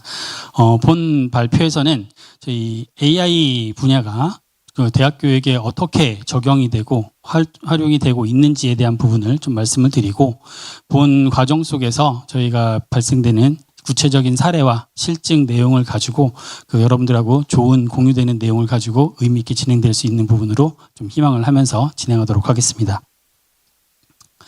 먼저 목차를 말씀드리도록 하겠습니다. 먼저 에듀테크 소프트랩이라고 하는 실증 과정에서 발생되는 저희 실증 교과목이었기 때문에 그 내용에 대해서 참 간략하게 말씀을 드리고, 그 다음에 에듀앤테크, 그리고 실증 사례, 그리고 실증 평가, 결론 및 향후 연구에 대한 부분으로 좀 진행을 해보도록 하겠습니다. 근데 죄송한데 발표 슬라이드가 좀 바뀐 것 같습니다.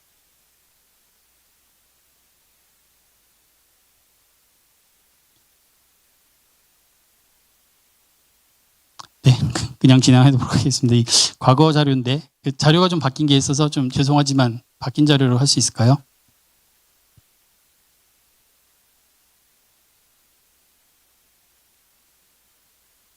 파워포인트 자료 말씀드렸었는데. 네.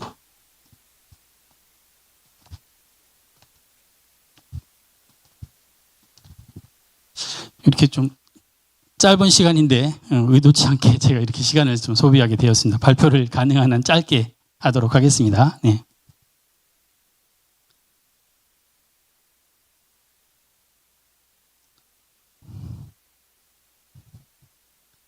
네. 목차부터 좀 틀려서 제가 좀 당황했던 내용이 되겠습니다. 네. 첫 시작은 저희 요즘에 가요 경연 프로그램에서 나는 어떤 가수다 이렇게 진행하는 부분인데 좀 정의를 한 가지 하면서 좀 진행하도록 하겠습니다. AI 기반 교육은 3D 교육이다라고 좀 말씀을 드리면서 시작을 해보도록 하겠습니다. 그 첫 번째는 그 AI 교육은 다 알고 계신 것과 같이 기존에 있는 교육하고 전부 다른 형태의 내용을 좀 가지고 있었습니다. 그 첫 번째로 이 실증 교과목 자체가 소프트랩 사업으로부터 이제 지원이 돼서 운영이 되는 교과였기 때문에 그 차이점이 처음부터 시작이 너무나도 달랐습니다. 한림대학교가 2024년도 그 전국에서 최초로 고등교육 소프트랩 1개, 그러니까 사업에 선정이 되었고, 최근에는 전체 초, 중등 소프트랩 8개 개소와 그다음에 고등교육은 한림대학교 하나가 운영이 되고 있습니다. 최초 소프트랩 그 사업에 선정이 되었을 때 AI 코스웨어에 대한 접근을 이야기를 하였을 때 초, 중등에서 활용이 되는 방법론이나 혹은 내용에 대한 부분들을 뭐 기업이나 혹은 개발자 혹은 교수님들이나 교사들이 많은 제안을 해주었습니다. 근데 실제 고등교육에서 이 내용을 적용을 하기에는 그 차이점이 너무나 차이가 많았습니다. 우선 뭐 교육의 목적이나 뭐 내용, 그다음에 뭐 운영되는 방식, 그리고 뭐 자율성이나 교육 운영 주체 이런 걸 기반으로 하고, 특히 대학 교육이나 혹은 고등교육이라고 이야기할 수 있는 부분에서는 어떤 대학별 혹은 전공별, 그다음에 뭐 교수별, 그다음에 학생별, 뭐 수업 방식 혹은 학습법, 교수법 등의 굉장히 많은 다양성에 대한 부분을 나타낼 수가 없었습니다. 초, 중등 교과 과정에서 사용이 되던 AI 코스웨어는 굉장히 어떤 고정된 방식이고, 조금 더 포장을 좀 과하게 하자면은 뭐 CD나 혹은 DVD로 교육을 했던 과거의 옛날처럼 하나의 그 정해진 코스로만 교육을 할 수 있는 그런 한계점이 있었습니다. 그래서 대학의 굉장히 다양한 형태의 전공에 대한 부분을 받아들일 수 없는 상태여서 저희는 이런 내용들을 좀 해결을 하고자 대학에서 사용되는 LMS에 이런 AI에 관련된 기능을 그 같이 부합을 시키고 다양한 전공 혹은 다양한 주체들이 사용할 수 있도록 하는 내용으로 설계를 하고 그다음에 그 부분에 대해서 반영된 교과로 운영을 하였습니다. 그래서 본 대학에서 이제 실증 교과목으로 운영되어 있는 AI 코스에 대한 부분들에 서 설명을 드리도록 하겠습니다. 자, 여기서 두 번째 키워드 D입니다. 운영을 하면서 학생들은 이 AI 활용을 하기 위해서 또 다른 또 AI를 배워야 하는 그런 어려움이 있었고, 교수님이라고 하는 교수님들 자체도 이렇게 AI 활용을 해서 수업을 운영하기 위해서 또 다른 또 운영법을 배워야 하는 그런 불편함이 있었습니다. 그래서 그 어려움이 존재를 했던 그런 내용이 되겠습니다. 그래서 본 기능들이 그 모든 교육 모델이나 혹은 교육 과정으로 또 새롭게 구축이 되었던 내용이고, 그 자체에서 소개되는 그 기능들에 대해서 좀 몇 가지 말씀을 드리도록 하겠습니다. 먼저 뭐 저희가 지칭을 하기로는 학생들 입장에서 AI 튜터라고 하는 부분에서 사용될 수 있는 기능들을 좀 먼저 나열을 해드리고, 그다음에 수업 운영에 대한 부분을 좀 말씀을 드리도록 하겠습니다. 먼저 학생들은 뭐 과제 도움이라 그래서 AI가 뭐 과제를 도와주는데 뭐 그 과제에 대한 발표라든지 혹은 과제에 대한 어떤 아이디어를 정리한다든지 이런 부분에 대한 것들을 요약별로 해서 나타낼 수 있게끔 지원해주는 사례가 있습니다. 그리고 요약 노트라고 하는 기능이 있습니다. 뭐 강의 노트도 좋고요. 그다음에 영상 자료도 마찬가지고 거기서 나타내지는 자료에 대한 부분을 요약해서 활용할 수 있는 기능이 있습니다. 그리고 이제 채팅의 기능인데 이 채팅은 저희가 뭐 그 최신 어떤 생성형 AI의 API를 이용을 해서 뭐 지금은 현재 GPT를 기준으로 하고 있는데 그 뭐 제미나이라든지 혹은 그때 이제 이 내용에 대한 부분들은 변경을 해서 반영할 수 있도록 그렇게 변동적으로 적용을 하고 있습니다. 그리고 학생들이 모의시험이라고 하는 과정을 통해서 내가 이 과목에 대한 부분을 얼만큼 알고 있는지에 대한 진도 점검을 할 수 있는 형태의 기능이 존재를 합니다. 그리고 실시간 번역, 그리고 강의 동영상인 경우에는 여러 가지 언어로 이제 동시 번역을 해주는 이런 기능들이 제공이 되고 있습니다. 그래서 학생들 입장에서 AI를 또 활용을 하기 위해서 이런 다양한 기능들을 또 학습을 하고 반영을 해야 되는 그런 경우가 발생을 하는 내용이 있었습니다. 그러면은 이러한 기능에 교수자가 또 쓸 수 있는 기능까지 해서 저희가 수업이 어떻게 진행이 되는지 수업이 이제 진행 방식을 기준으로 해서 말씀을 드리도록 하겠습니다. 실증 교과목은 그 25년도 2학기에 두 과목이 진행이 되었습니다. 이제 하나는 저희 전공생들 기준으로 하는 C 프로그램이라고 하는 교과목이고, 또 하나는 이제 기초 필수로서 그 저희 학교 그 교양 과목으로 운영이 되고 있는 파이썬이라고 하는 교과목 두 개를 지금 현재 운영을 하고 있습니다.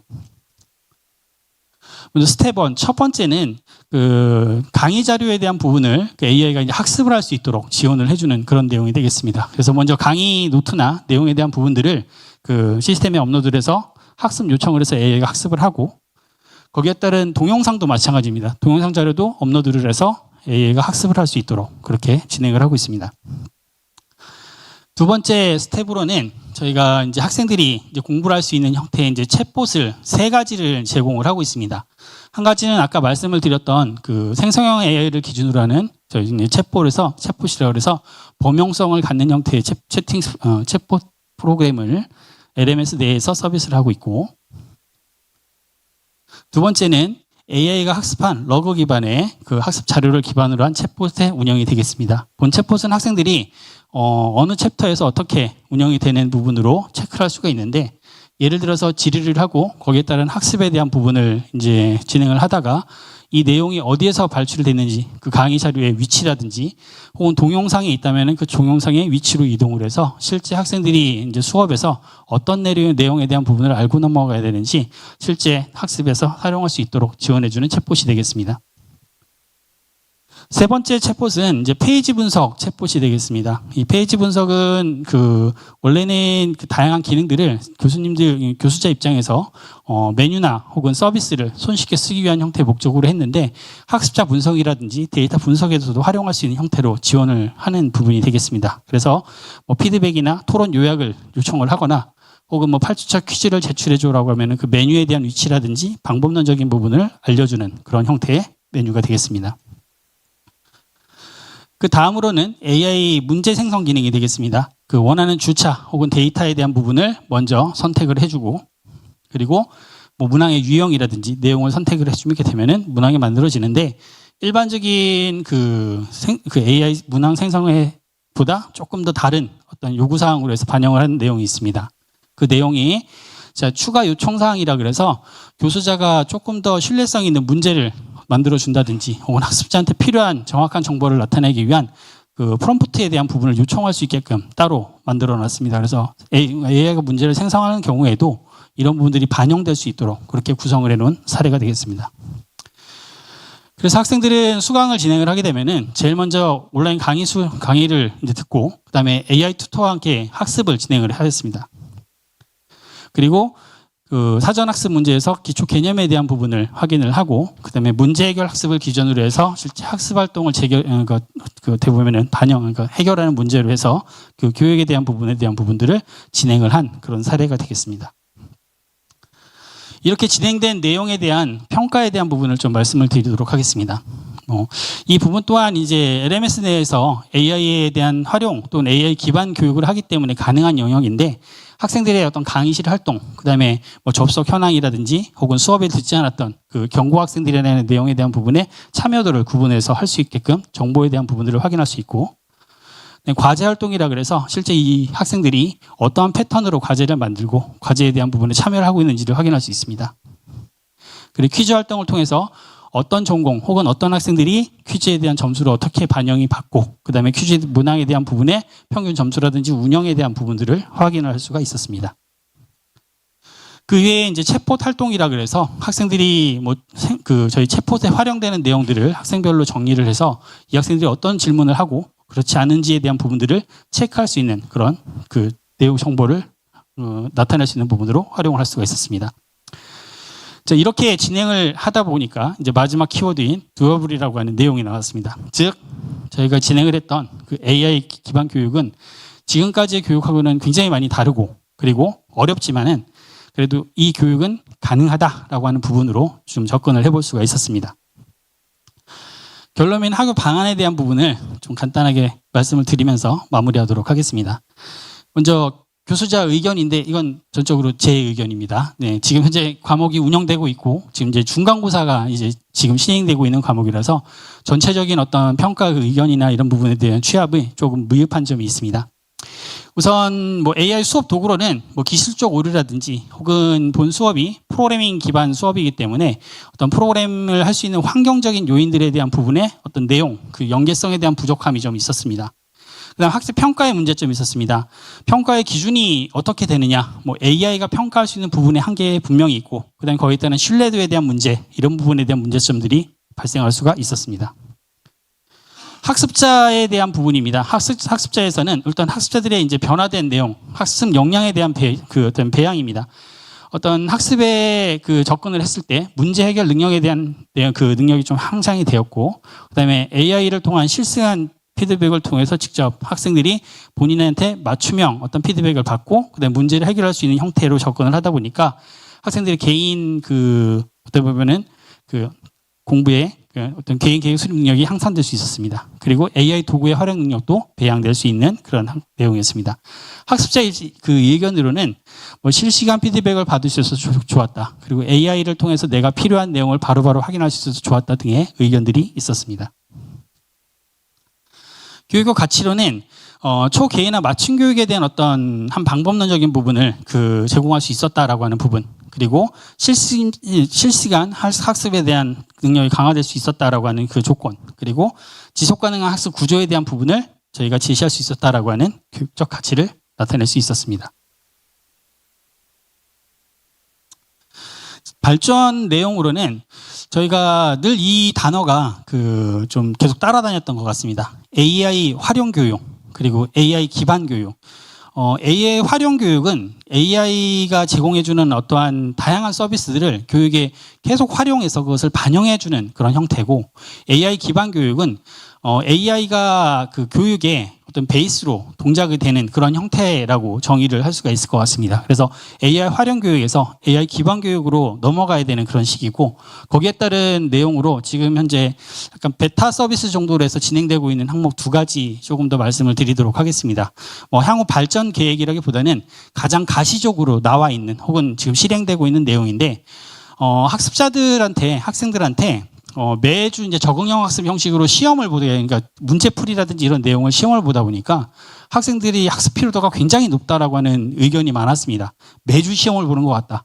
수업 들어가는 게 매주 뭐 어떤 평가를 받아야 되는 부담감이 있다라고 하는 부분이 있었고, 그리고 이러한 학생들의 활동이나 내용에 대해서는 학생들은 사실 AI가 어디서 동작이 돼야 되는지, 어디서 동작을 하고 있는지 알 필요가 없다고 생각을 합니다. 그래서 학생들한테는 자기 주도적 학습이나 혹은 뭐 자기가 계속적으로 학습을 탐구할 수 있거나, 혹은 AI가 메타인지를 통해서 이 학생의 지금 현 상황을 바로바로 직시할 수 있는 내용에 대한 부분을 반영을 하는 것이 AI가 기반으로 동작되는 교육이 있지 않을까라고 하는 부분으로 나타내고, 이 AI 학습하기는 학생들은 주차만 선택을 하면 됩니다. 주차만 선택을 하고 문항 제출제를 누르게 되면은 그냥 지속적으로 문항이 계속 만들어집니다. 그리고 나서 내가 어떠한 문항에서 어떠한 내용을 점검을 해야 되는지에 대한 부분들을 학습을 해서 그냥 학생 스스로가 학습을 해 나아가는 형태의 그런 모듈에 대한 부분을 제시하는 그런 내용이 되겠습니다.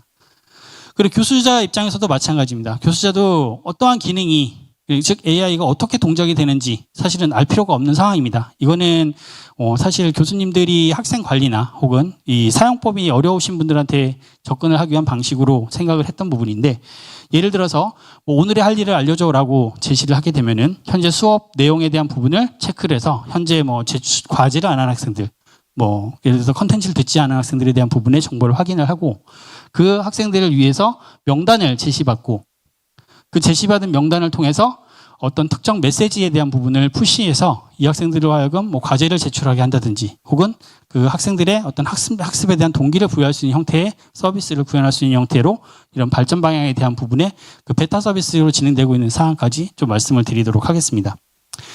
지금 보여드리는 이 내용은 뭐 AI 기반 교육이다라고 이제 이렇게 말씀을 드렸는데, 뭐 사실 AI를 활용을 한 그런 교육들은 뭐 최종 모습은 뭐 유비쿼터스 환경, 혹은 뭐 유비쿼터스를 기준으로 한 뭐 유러닝, 혹은 유비쿼터스 AI 이런 식으로 해서 더욱더 향상되고 세련된 서비스로 당연히 발전을 할 것이고, 그 시기가 뭐 당장 다음 달이 될지 내년이 될지 혹은 조금 더 걸릴지는 모르지만, 지금 제시를 해드리는 이 버전이 한 1.5 혹은 거쳐가는 작은 단계라고 이야기를 할 수가 있을 것 같습니다. 그래서 이런 형태의 발전 방향까지 좀 말씀을 드리면서 좀 제한된 발표 시간으로 좀 이렇게 빨리 마무리를 하도록 하겠습니다. 네, 여기까지 말씀을 드리도록 하겠습니다. 감사합니다. 네, 감사합니다. 역시 시간이 좀 많이 없어서 죄송하지만 질문이 많으실 것 같긴 한데 질문은 역시 휴식 시간에 하셔야 될 것 같습니다. 다음은 우리 미디어 스쿨의 그 안창현 교수님께서 네 거기서 가시면 될 것 같고요. 아 개인 노트북을 연결하셔야 되나요? 그럼 그냥 하겠습니다. 이거 넘기는 건 이걸로 하면 되나요? 아 네. 네. 그래서 굉장히 준비를 많이 하셨어요. 그래서 AI 교수법이 초개인화를 넘어 지속 가능한 학습 공동체로 나아가기 위한 방법론 워크플로우 엔지니어링에 대해서 발표해 주시겠습니다.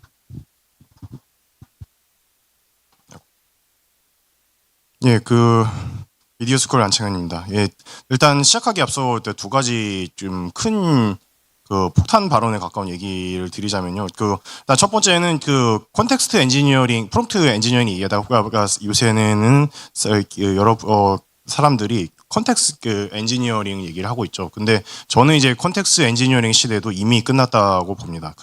왜 그런지는 제 발표를 다 들으면은 이해가 되실 거고요. 그리고 저는 기본적으로 사회과학 입장에서 기술이 어떤 도입됨으로 인해서 조직 단위로 어떤 파급력이 구조적으로 발생하는가에 관심 있는 사람이기 때문에 두 번째 폭탄 발언은 뭐냐면 방금 전에 김진환 교수님께서 AI 활용 교육에서 AI 기반 교육으로 넘어가야 된다라고 말씀하셨는데 저는 죄송하지만 정반대의 얘기를 하겠습니다. AI 활용 교육조차도 아직 표준화가 안 돼 있다라는 게 제 기본적인 문제의식입니다.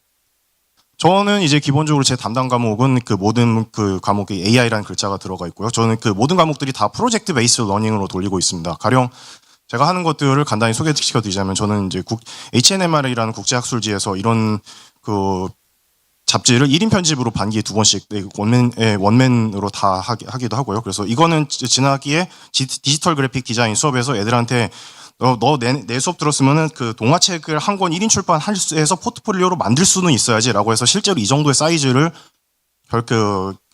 과제를 결과물로 기말 과제로 내줬습니다. 이거는 제가 만든 예시인데 그리고 그 외에는 취미 삼아서 AI 에이전트라든가 이런 것들을 공부를 하면서 심심하니까 파워포인트를 만들어주는 에이전트를 5단계로 적용해서 만들어 보기도 하고요. 그래서 이런 뉴스레터도 만들어 보기도 하고 이런 것 등등을 하고 있고 그다음에 업무적으로는 저는 노션이랑 노시디언을 같이 씁니다. 노션 보이시는 대시보드는 제가 직접 디자인해서 업무적으로 에자일 보드 시스템으로 만들어서 굴리고 있고요.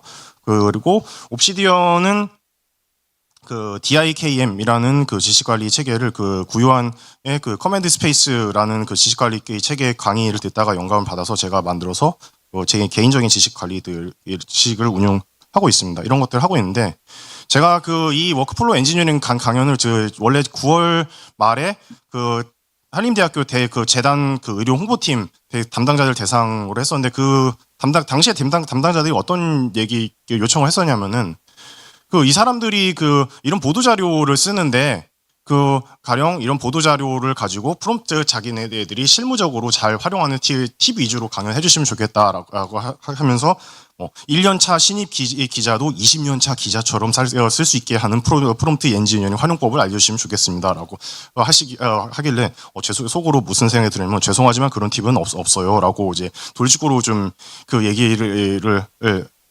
드렸는데 왜 그런지 예시를 보자면 제가 실제로 테스트를 해봤습니다. 가령 보도자료는 오른쪽에 보이시는 보도자료는 실제로 나온 보도자료고 그걸 쓰기 위해서 왼쪽에 있는 논문을 베이스로 했단 말이죠. 제가 총 3번의 시도를 해봤는데 처음에는 보도자료를 써줘라고 시도를 해봤고 그다음에 두 번째는 생각해보니까 제가 의료 쪽이 아니기 때문에 보도자료를 어떤 식으로 쓰는지 어떤 워크플로우에 따라서 보도자료를 쓰는지 그걸 모르는 사람인 거예요. 그래서 일단은 퍼플렉시티로 보도자료를 잘 쓰는 전 세계 최고 의료기관이 어디지라고 했더니 마요 클리닉, 클리닉 이런 기관들이 있대요. 그래서 아하 이것된 기관들이 있구나라고 제가 일단 읽고 이니셜 서치를 해서 이해를 한 다음에 그 다음에 보도자료를 써줘라고 했더니 이번에는 부제목이 달렸습니다. 근데 이제 세 번째 시도에서는 그렇게 하지 말고 보도자료를 쓰기 위한 프롬프트를 제가 만들어 놓은 딥리서치 메타 프롬프팅 가이드라인인 한 10페이지짜리 가이드북을 만든 다음에 그거에 따라서 굉장히 한 페이지 반짜리 보도자료를 쓰기 위한 프롬프트를 영어로 한 페이지 반짜리를 만드는 다음에 그거에 따라서 보도자료를 써줘라고 포스트탭을 했더니 어떻게 나오냐. 이번에는 세 번째 시도에서는 IRB 넘버링까지 달리더라고요. 각각 세 개가 시도가 다 다르죠. 근데 이게 조직 단위에서는 어떤 문제가 생기냐면은 똑같이 강연을 들어도 예를 들어서 보도자료를 쓰기 위한 템플릿 그대로 컨트롤 C에서 그대로 컨트롤 V 하세요 라고 했는데 2주 딱 지나면 어떻게 되냐. 교수님이랑 제 거랑 분명히 똑같은 프롬프트 썼는데 왜 교수님 거랑 제 거랑 달라요? 라는 문제가 생기고 조직 단위에서 이걸 전혀 캐치를 못하는 그런 문제가 생깁니다. 이 시도 1, 시도 2, 시도 3를 제가 사람 이름은 바꿔볼게요. 참고로 말씀드리면 여기에서 편의상 김 교수, 박 교수, 이 교수 이렇게 썼는데 이건 특정 누군가를 지칭하는 이거는 전혀 아니고요. 이건 오해하지 않으셨으면 좋겠습니다. 일단 세 가지 스텝이 다른데 세 교수님이 똑같은 보도자료 글쓰기 이거를 세 개의 분반으로 운용을 한다고 생각을 해보세요. 분명히 커리큘럼은 똑같은데 아웃풋은 어떤 김 교수님은 예를 들어서 지금 보이시는 원 스텝으로 이제 애들한테 알려주실 거고 이 교수님은 포 스텝으로 애들한테 알려주실 거고 똑같은 커리큘럼이 있어도 활용법 때문에 이런 문제가 반드시 발생하고 심지어 잘 쓰시는 교수님들이 있을 경우 프롬프트를 이렇게 바꿔서 쓰면은 더 결과 잘 나오잖아. 이걸 바꿔야지라고 순간적으로 판단한 거는 사실은 엑스트라 스텝이 들어간 거거든요. 그거를 이제 조직 단위에서는 전혀 관리를 못하는 문제가 생깁니다. 왜냐? 학교 차원의 대승적 차원에서 교육적 프레임워크가 공유되는 커뮤니티가 없으니까. 제 워크플로우 엔지니어링 얘기를 드리기 전에 잠깐만 짚고 나면 어디까지가 프롬프트 엔지니어링이고 어디까지가 컨텍스트 엔지니어링이냐. 제가 보기에는 2번 이상 체계적으로 멀티턴에 걸쳐서 질문했냐, 그 다음에 2가지 이상의 모달리티를 섞어 썼냐가 프롬프트 엔지니어링이나 컨텍스트 엔지니어링을 나누는 분기점일 것 같습니다. 왜냐하면 2가지 이상의 모달리티를 섞어 쓰고 2번 이상으로 질문했다는 거는 적어도 어떤 모달리티는 한계가 있고 사람의 모달리티는 뭐가 있고 구분하기 시작했다는 걸로 보이거든요. 그런 면에서 봤을 때 김 교수님은 프롬프트 엔지니어링을 한 것이고 박 교수님은 컨텍스트 엔지니어링을 한 거죠. 자, 여기서부터 좀 더 어렵게 들어가 보겠습니다. 자, 박 교수님과 이 교수님은 똑같이 컨텍스트 엔지니어링을 한 거죠. 근데 도표상으로 봐도 이게 스텝이 하나 더 있잖아요. 근데 저희는 지금 상황에서 문제가 뭐냐면은 분명히 이 위에 도표의 컨텍스트 엔지니어링과 아래 도표의 컨텍스트 엔지니어링이 분명히 이 스텝 개수도 다르고 아웃풋도 다른데 저희는 조직 단위에서는 이게 둘 다 똑같은 컨텍스트 엔지니어링이 아니야. 속된 말로 퉁치고 넘어가는 그런 문제점이 생기고 있습니다. 이게 조직 단위에서는 정말 똑같은 아웃풋이 나오고 그게 심지어 계속 업데이트가 돼야 되는 건데 이거 굉장히 심각한 문제거든요. 예를 들어서 이런 문제를 생각을 해볼 수가 있습니다. 박 교수님은 AI를 굉장히 잘 알아서 나중에 지금 GPT-5가 나왔는데 GPT-6가 에이전트가 나왔다고 생각을 해보겠습니다. 그럼 이제 박 교수님은 GPT-6 에이전트를 잘 금방 배워서 아시기 때문에 스텝을 줄여버렸는데 아웃풋이 더 잘 나와요. 근데 이 교수님은 GPT-5도 겨우 떠듬떠듬 배웠는데 이 GPT-6 못 따라가겠어요. 그럼 어떻게 됩니까? 아이고 저 이제 못 따라가겠어요. 그냥 제 식대로 수업할래요. 이거 GPT-6 뭐라고요? 그냥 이렇게 해도 제 교육 방법상 커버가 돼요. 이렇게 되면 어떻게 되냐? 박 교수님 혼자만 GPT-6를 활용해서 수업을 하게 되는데 이게 학교 차원에서는 이렇게 이게 새로운 툴을 도입해서 그냥 한 분만 교수님이 최신 툴로 이렇게 수업을 하게 되면은 이게 특히 분반이 나눈 수업의 경우에 이게 검증된 교육 모델인지 리스키한 교육 모델인지 학교 차원에서는 전혀 이걸 관리할 방법이 없습니다. 왜냐? 특정 몇 명 교수님들만 따라가기 때문에. 그래서 이런 업무 매뉴얼별 대승적인 차원에서 학교가 이게 매뉴얼이라는 걸 굳이 만들지는 않더라도 그런 시스템이 있고 심지어 실시간으로 업데이트되는 그런 대승적 차원의 교육 매뉴얼 철학이 있고 이게 다이나믹 어댑티브 시스템으로 업데이트까지 되고 있냐? 안 돼 있죠. 그래서 제가 제안하는 문제의식이 바로 이제 워크플로우 엔지니어링입니다. 쉽게 말하자면 이게 뭐냐? AI 안 써보신 교수님들도 무조건 똑같은 교육 효과를 가질 수 있는 그런 교육 매뉴얼, 학교 차원에서 그런 철학, AI 활용 프로세스가 있고 이거를 학교 차원에서 계속 지속적으로 업데이트까지 하고 있는 상태냐?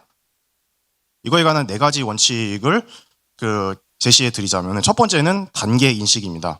쉽게 말해서 뭐냐면은 위에 예시를 보시는 것처럼 김 교수님처럼 한나의 네모칸에다가 템플릿을 다운받아서 다른 교수님께 물어봐서 회의를 한 다음에 GPT를 열어서 정리한 다음에 메일로 보내기. 이렇게 원 스텝에 굉장히 꾸겨 놓으시면 나중에 어떤 스텝에서 이게 문제가 생겼는지 전혀 추적이 안 되니까 이거를 다 미니 스텝으로 쪼개야 된다는 거고, 두 번째는 이제 얼핏 보기에는 똑같은 프로세스 같은데 밑에 박 교수님처럼 이렇게 이 교수법 내가 강의 자료 받았어도 이거는 이렇게 바꾸면 어떨까라고 판단하는 그 히든 스텝까지도 조직 차원에서 캐치할 수 있느냐, 그게 이제 단계 인식입니다. 그다음에 두 번째는 변화 인식 설계 도구 불가지론인데, 이게 생각보다 안 되시는 교수님들이 많습니다. 뭐냐면은 이게 교수법이나 어떤 문서 작성, 행정 문서 이런 작성법, 이런 사람이 하는 워크플로우를 맞춰놓고 그 중에 하나가 한글 또는 워드기 때문에 내 워크플로우 중에 하나로서 행정 문서를 워드나 한글 또는 한글로 작성한다가 돼야지, 아이고 워드 무서워요, 한글로 주세요, 이런 분들이 생각보다 많습니다. 특정 도구를 대체할 수 있는 다른 툴이나 프로세스가 없냐를 굉장히 항상 그 부서 단위로 모든 개인이 애자일하게 고민을 해야 되고, 모르면 이제 모르면 속성으로라도 끊어서 배워야겠죠. 그래서 가령 이런 프로세스가 있는데, 그 똑같이 뭐 AI 활용, 보도자료 글쓰기 이런 수업에서 빨간색 단계에서 할루시네이션이 나오는 것 같다라고 하면은, 적어도 이제 같은 학과에 있는 그 교수님들끼리 이제 논의를 하는 차원에서는 이게 다 무슨 얘기고 그 무슨 문제가 있는지를 정확하게 다 논의를 해서 이렇게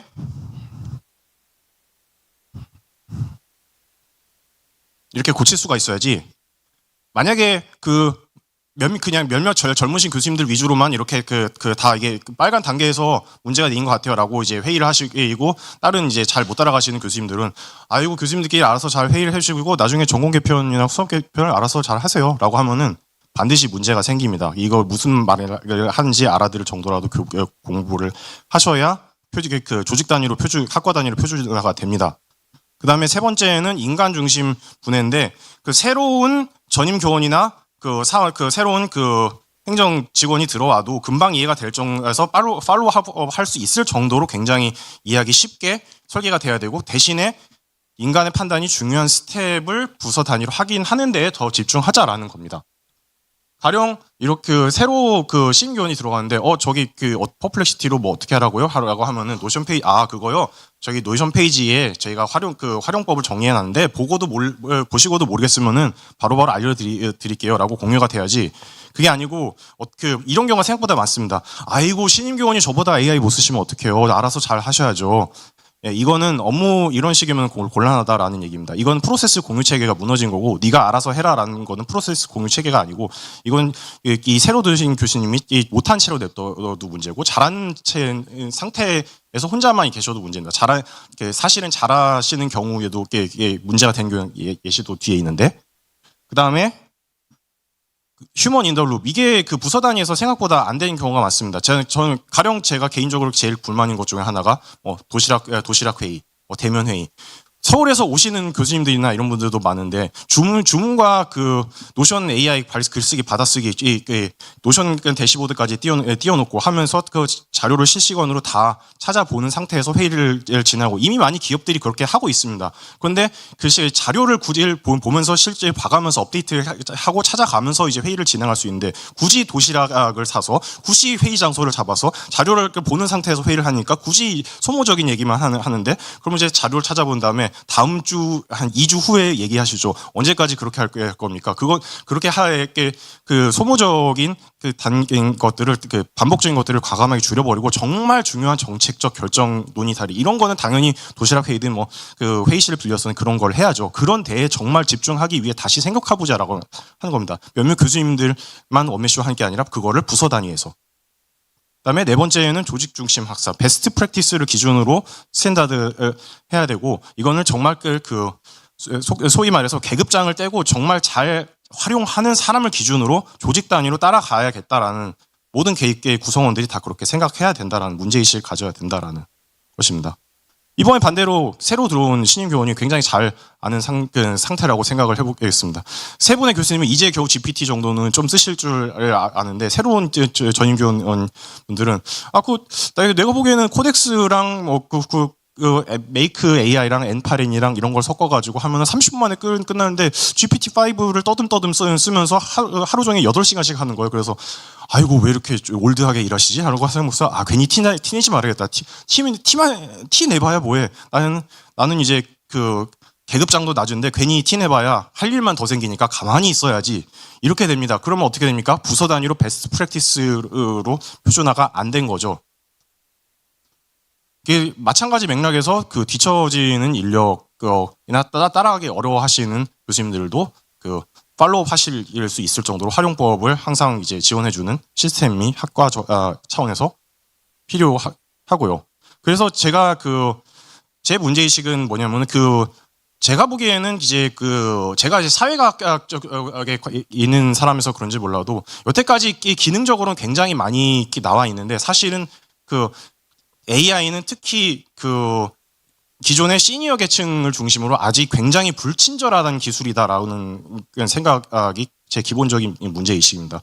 그리고 학교 차원에서 이런 교육체계, 교수법, 전공 및 교육철학 이런 가이드라는 학교 대승적 차원에서 공유하고 AI 기반 워크플로우를 표준화해서 수시로 업데이트하고 공유하는 체계가 돼 있냐라는 건데 이거는 몇몇 학과나 개인 차원에서 될 일이 아니고 반드시 학교 차원에서 관리를 해야 되는 시스템이라고 생각합니다. 대승적 차원의 AI 활용 교육 매뉴얼 없이 AI 튜터나 툴에 의존하거나 교수님 몇몇의 원맨쇼에 의존하거나 그런 시스템은 반드시 문제가 있다라는 게 제 의견입니다. 특히나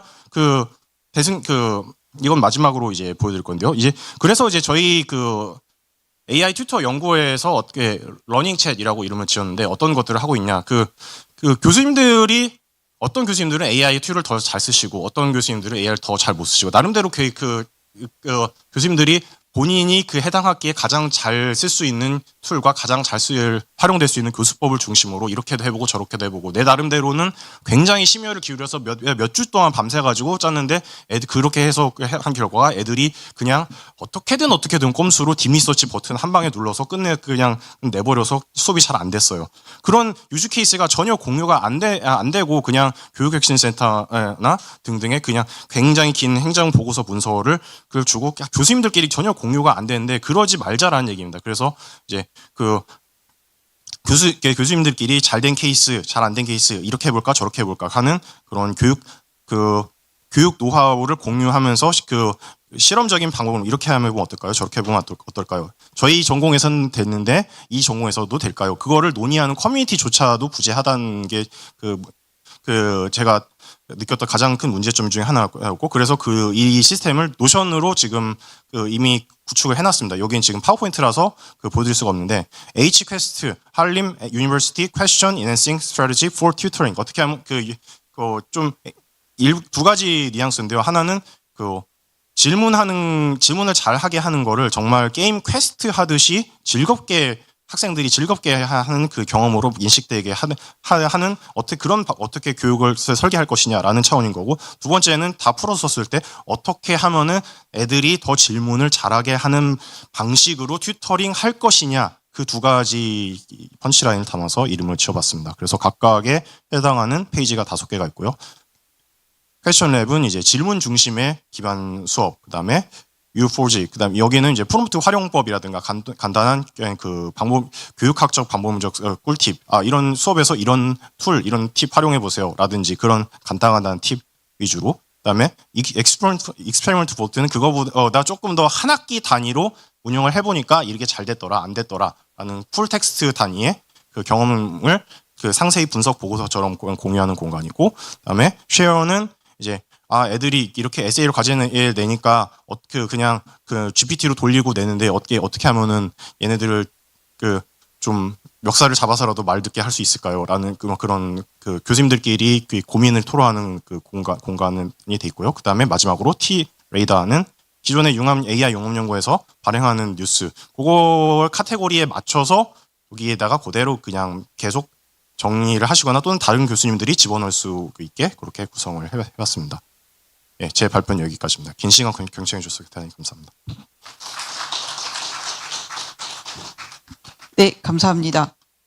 요즘 사람들 말로 굉장히 뼈 때리는 내용의 발표를 해주셨는데 혹시 그냥 H-Quest라는 게 그러면 이제 개발하셨다는 건가요?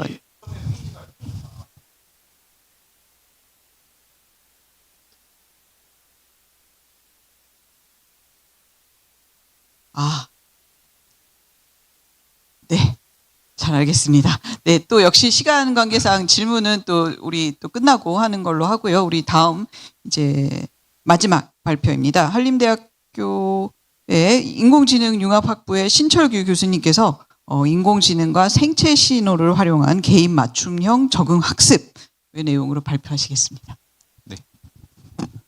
안녕하세요. 반갑습니다. 인공지능융합부 신철규입니다.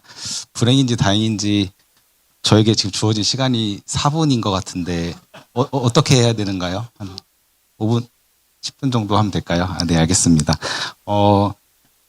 제가 공유드리려고 하는 내용은 AI 에듀텍 관련해서 지금 과제 진행 중인 내용에 대해서 공유드리려고 하는데 제목은 Toward Personalized Learning Using AI and Physical Signal이라는 제목으로 연구를 하고 있습니다. 오늘 말씀드릴 내용은 세 꼭지인데요. 첫 번째는 PAL이라는 거고요. 제가 생각했을 때 저희 AI 에듀텍이 궁극적으로 추구하는 제일 목적은 맞춤형 개인 학습이지 않습니까? 그래서 PAL이 뭔지 그리고 PAL을 위해서는 뭐가 필요한지에 대해서 저희 생각을 간단히 공유드리고 이거에 관련된 저희 연구 최근 내용을 공유드리고 PAL이 실현되려면 어떤 것이 필요한지에 대해서 말씀드리면서 마무리를 짓도록 하겠습니다. 우선 PAL이라는 거는 제가 어떤 논문에서 캡처한 그림인데요. 여기 그림에 보시면 중요한 두 꼭지가 있고요. 퍼서널리티 그리고 어댑테이션. 이 두 가지 꼭지를 잘 합치는 게 이제 PAL이라고 보시면 되는데 가운데 중요한 것은 이제 데이터 드리븐 디시전 메이킹이라는 겁니다. 결국 이 두 가지 특성을 저희가 이제 기계학습이나 인공지능 같은 기술을 통해서 어댑테이션을 잘 해주는 게 중요한 요소겠죠. 그리고 여기 보시면은 맨 밑에 이제 인디비주얼 차레스트리스틱 개인의 어떤 특성이라는 게 있는데 이것도 이제 PAL의 가장 중요한 특성 중에 하나인데 각 학습자들이 다 유니크하고 그죠? 그리고 계속 그 상태가 변하지 않습니까? 그래서 이런 학습자 상태를 리얼타임으로 모니터링을 잘하는 게 이제 중요하다라는 것이 이제 PAL에서 저희가 관찰할 수 있는 거라고 볼 수 있고요.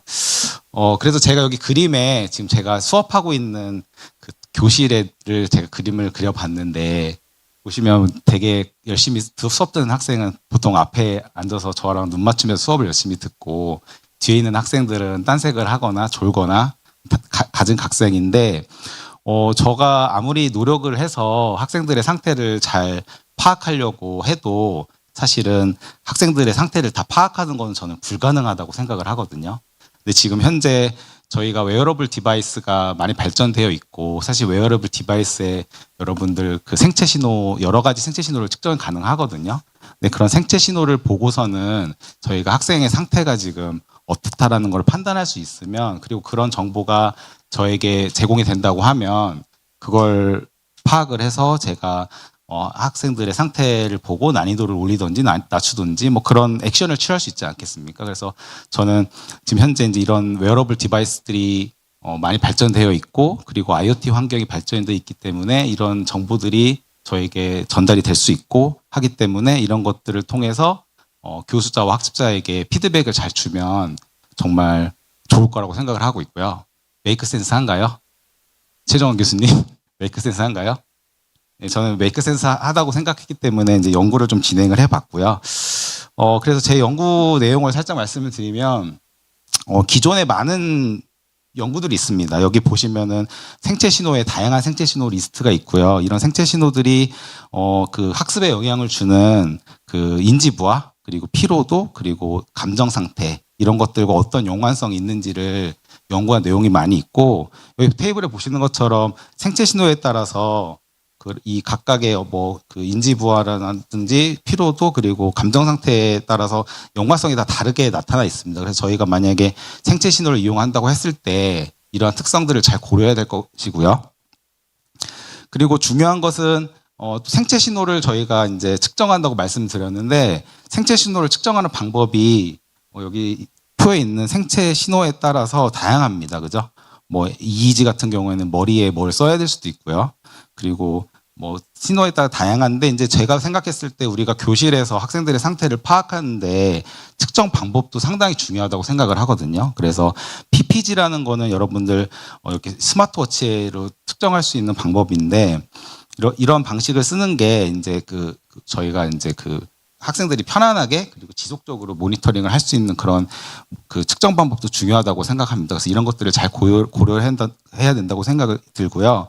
그리고 또 다음은 이제 데이터가 중요합니다. 그죠? 우리가 이런 생체 신호 갖고 AI 기반 그 학습 적응형 학습을 한다고 했을 때 데이터가 중요한데 지금 이제 케글에 보니까 이제 PSI 데이터라고 여러 가지 생체 신호와 그거에 해당되는 뭐 인지 부하 상태, 감정 상태, 그리고 뭐 스트레스를 받는지 안 받는지 이런 것에 대한 1000명의 학생들에 대한 데이터가 있더라고요. 그래서 저희 연구에서는 이 데이터를 활용해 보기로 했습니다. 시간이 많지 않기 때문에 이제 제가 하려고 하는 것은 이런 데이터와 생체 신호에 대한 데이터를 가지고 적응형 학습을 하려고 하는데 기본적으로 이제 비교해 보려고 하는 것은 이제 기본적으로 AI 방식이 아닌 룰 베이스드 폴리시를 이제 비교해 보려고 하고요. 시간이 없기 때문에 자세한 내용은 스킵하도록 하겠습니다. 그리고 이제 제가 하려고 하는 AI 베이스드 폴리시가 AIBP라고 이름을 줬는데 지금 3가지 스텝에 의해서 이제 결국 난이도 조절을 해주는 건데 지금 사실 첫 번째 스텝이 되게 중요합니다. 지금 제가 여기 이제 시간상 내용이 많아가지고 다양한 자세한 내용은 말씀드리지 못하겠지만 저희가 아까 생체 그 신호에 대한 데이터가 주어져 있는데 거기 보면은 학습 성과에 대한 라벨링이 없거든요. 그래서 난이도 조절을 하려면 학습 성과에 대한 정보가 있어야 되는데 생체 신호 갖고 우리가 학습 성과에 대한 어떤 매트릭을 어떻게 만들고 그거를 어떻게 라벨링을 할 것인지에 대한 이제 모델링과 라벨링이 되게 중요한데 이제 그런 것들 제가 이론적인 것과 여러 가지를 이용해서 제가 연구를 수행을 했고요. 그런 라벨링을 통해서 그리고 데이터를 조금 이제 거기 1000명에 대한 학생에 대한 데이터밖에 없기 때문에 이제 그런 것들을 조금 확장해서 데이터를 확장하는 그런 연구를 수행을 했고요. 그래서 그런 데이터를 이제 기계학습을 이용을 해서 난이도 조절하는 그런 연구를 수행을 했습니다. 그래서 연구 결과를 보시면은 이제 여기 보시는 것처럼 위에 빨간색, 녹색이 이제 AI 기반 폴리시를 적용한 결과인데 이제 그 성능이 이제 100%가 된다는 거는 이제 성능이 되게 높은 거지 않습니까? 100% 성능에 다다르는 속도가 AI 기반 폴리시를 썼을 때 훨씬 빠르게 다다른다. 그리고 다른 어떤 통계적인 매트릭을 봤을 때도 AI 기반 폴리시가 좋은 성능을 제공해 준다는 걸 보실 수 있고요. 그리고 이런 것들은 사실은 이 그 결과 그래프로부터 볼 수 있는데 요게 HRV, RR, HR 그리고 피로도에 대한 그 시간에 따라서 이 상태가 어떻게 변하는지를 제가 플롯을 해본 거거든요. 여기 빨간색으로 표시되어 있는 게 노멀 스테이트인데 보시면은 이제 룰 베이스드보다 AI 베이스드 폴리시를 썼을 때 훨씬 정상 상태도 빨리 상태가 전환되는 것을 보실 수 있습니다. 이런 것들이 결국은 학습 성과를 올리는 데 도움을 주는 그 이유라고 생각을 하고요. 그래서 이제 이 페이지는 시간이 짧기 때문에 제가 다음 페이지에서 결론을 말씀드리면서 정리를 하도록 하겠습니다. 그래서 제가 결국은 저희가 이제 PAL이 이제 연구한 거에 따라서 실제 실현이 돼야 될 텐데요. 그러기 위해서 무엇이 필요한지를 세 꼭지로 정리를 해봤는데 첫 번째는 이제 릴라이블리티랑 액세시빌리티 측면입니다. 저희가 웨어러블 디바이스로 생체 신호를 측정한다고 말씀드렸는데 여전히 이제 그 정확한 생체 신호를 측정하기 위해서 기술 발전이 더 이루어져야 되겠죠. 뭐 피부톤이라든지 움직임에 따라서 이런 그 특정이 좀 정확할 수도 있고 부정확할 수도 있는데 이제 그런 것들에 대한 개선이 더 필요할 것으로 보이고요. 그리고 이제 테크니컬한 액세시빌리티 저희가 이제 생체 신호를 수집하려면 이제 그런 인프라스트럭처 그리고 웨어러블 디바이스 이런 장비들이 필요할 건데 이제 테크니컬하게는 뭐 잘 사는 나라 못 사는 나라 이런 것들에 대한 어세시빌리티가 다르지 않습니까? 그래서 그런 것들에 대한 이슈가 잘 해결이 돼야 되고 그리고 소시오 에스컬한 문제도 있습니다. 그죠? 생체 신호가 개인 정보지 않습니까? 그래서 이런 개인 정보를 우리가 쓰는 데 있어서 모든 학생의 동의가 있어야지만 가능하기 때문에 이런 이슈도 해결이 돼야 된다고 봅니다. 두 번째는 이제 익스플레너빌리티랑 트랜스페런시 요즘 AI에서 핫하게 이슈화되고 있는 것들인데 이제 저희가 AI 기반으로 적용 학습을 한다고 했을 때 AI가 주는 그런 디시전을 저희가 납득할 만한 그 이유와 그 설명이 제공돼야 되지 않겠습니까? 그래서 그런 이제 그 이슈가 해결이 돼야 되는 거고요. 뭐 요즘에 샤프나 라인 같은 이제 퓨처를 잘 뽑아내서 그거 어떤 퓨처가 더 중요하게 활용이 됐는지 그런 걸 보는 것도 중요할 것 같고요. 그리고 휴머니드 루프 방식으로 AI가 준 응답에 대해서 이제 사람이 그것에 대해서 이제 이게 잘 되고 있는 건지 잘 판단을 해야 되는 것도 중요한 이슈인 것 같습니다. 마지막으로는 이제 표준화인데요. 이제 이런 적응형 학습이 이제 실제로 잘 디플로이먼트 되려면 저는 표준화가 상당히 중요하다고 생각을 하고요. 우선 표준화된 데이터 스킴이 중요한 것 같고요. 저희가 라벨링을 만든다고 했을 때 모든 사람들이 다 납득할 만한 라벨링을 해야 되지 않겠습니까? 더군다나 중요한 교육인데 그렇기 때문에 이런 것들이 이제 표준화된 그런 표준화 단체에서 합의된 그런 형태로 라벨링이 이루어지는 것도 중요한 것 같고요. 그리고 데이터셋도 풍부한 데이터셋을 잘 구축하는 것도 중요하고 이제 이런 적응형 학습 방법이 지금도 이제 이런 학습 분석 표준들이 있고 저희가 실제 이런 것들이 실제 현재 교육 시스템에 쓰이고 있거든요. API라든지 캘리퍼 같은. 그래서 이런 적응형 학습 방법들도 기존 이런 학습 분석 표준 툴에 이제 융합이 돼서 이제 적응형 학습을 잘 지원해 줄 수 있도록 표준화가 이루어지는 게 중요하다고 생각합니다. 저희 발표는 여기서 마치겠습니다. 감사합니다. 네. 네, 짧은 시간에 그래도 정말 감사드리고요. 시간이 많이 오버가 됐습니다만은 이제 두 번째 세션에서는 우리 글로벌 협력 사례부터 그다음에 우리 현장에서의 실증 연구 그리고 여러 가지 고민들 고심하는 것들을 다 들어서 굉장히 또 인상적인 세션이었다는 생각이 듭니다. 정말 우리가 제대로 알고 사용할 줄만 안다면은 정말 AI가 고등교육 전환에 크게 기여할 수 있겠다라는 기대감도 가지게 됩니다. 긴 시간 다시 한번 우리 정말 열정적으로 발표해 주신 우리 네 분의 교수님들께 다시 한번 큰 박수 부탁드리고요. 저는 이상으로 이 세션을 마치고 4시부터 할까요? 네, 4시부터 이제 마지막 세션이 있도록 하겠습니다. 네, 감사합니다.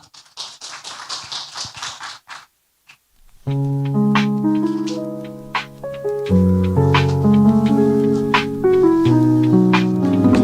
viento en mi boca se alisa. Extraño beberte otra vez. Extraño.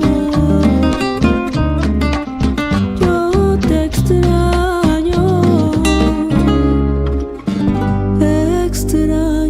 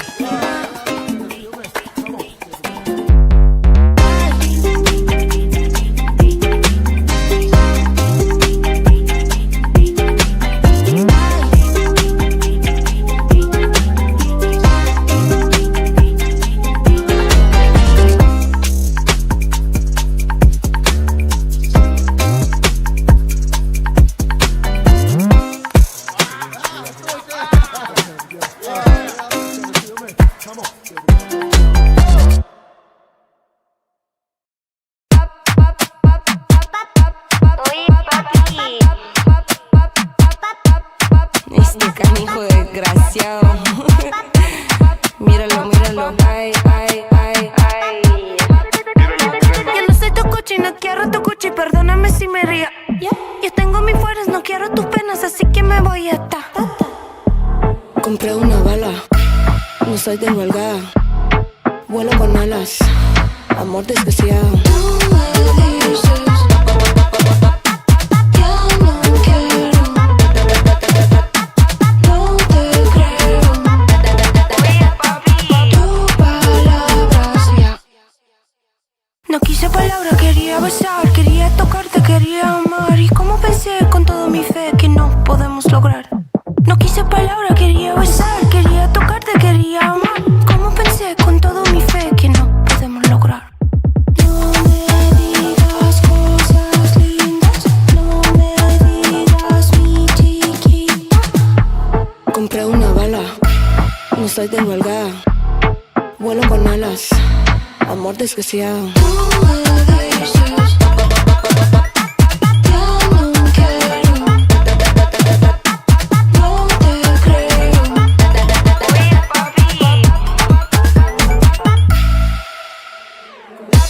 Compré una, compré una, compré una, compré una, compré una, compré una, compré una, compré una, compré una, compré una, compré una, compré una, compré una, compré una, compré una, compré una, soy deshuelgada.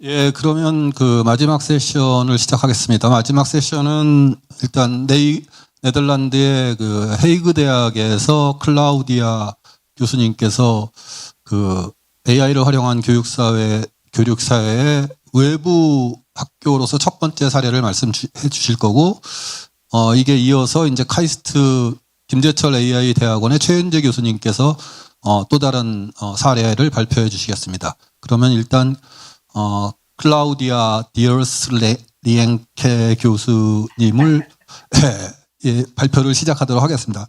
클라우디아, it's your turn. Yeah, thank you very much. Thanks for having me. And I understand that it's very difficult to pronounce my name. Sorry, I don't speak any Korean, so I hope English will be okay. Again, thanks for having me. I'm a lecturer at the Hague University of Applied Sciences, and I'm very happy to get the chance to talk to you a little bit about how we approach this whole disruptive technology led by AI. But first of all, let me give you a brief introduction into my university and the team I'm working with. So first of all, we are in the Netherlands. We have about 26,000 students, 7 faculties on several campuses, and we are a University of Applied Sciences, which means that we are very much interested in employability, practical applicability of what our students learn. That being said, we also have research centers, obviously. And the team I work with are these 3 people. All 3 of us are professors from different disciplines, so we are not educational developers, we are not administrative people, we are not a different department, we are just quote-unquote professors who became interested in generative AI for several reasons. So for me, the main reason was I come from data journalism. Therefore, generative AI was not new for me when it became really big also here in Europe, because I've been working on similar things for 20 years already. We are very grateful that our dean has had the wisdom to give each of us 3 professors 1 day in a week to form a community of learners of professors. So the approach I will be talking about for the next 20 minutes or so might be very different from what you heard so far today. I had the pleasure to listen to some of your presentations early on, and I have to say I'm really impressed by what you have achieved. So congratulations to that. Our approach is like this.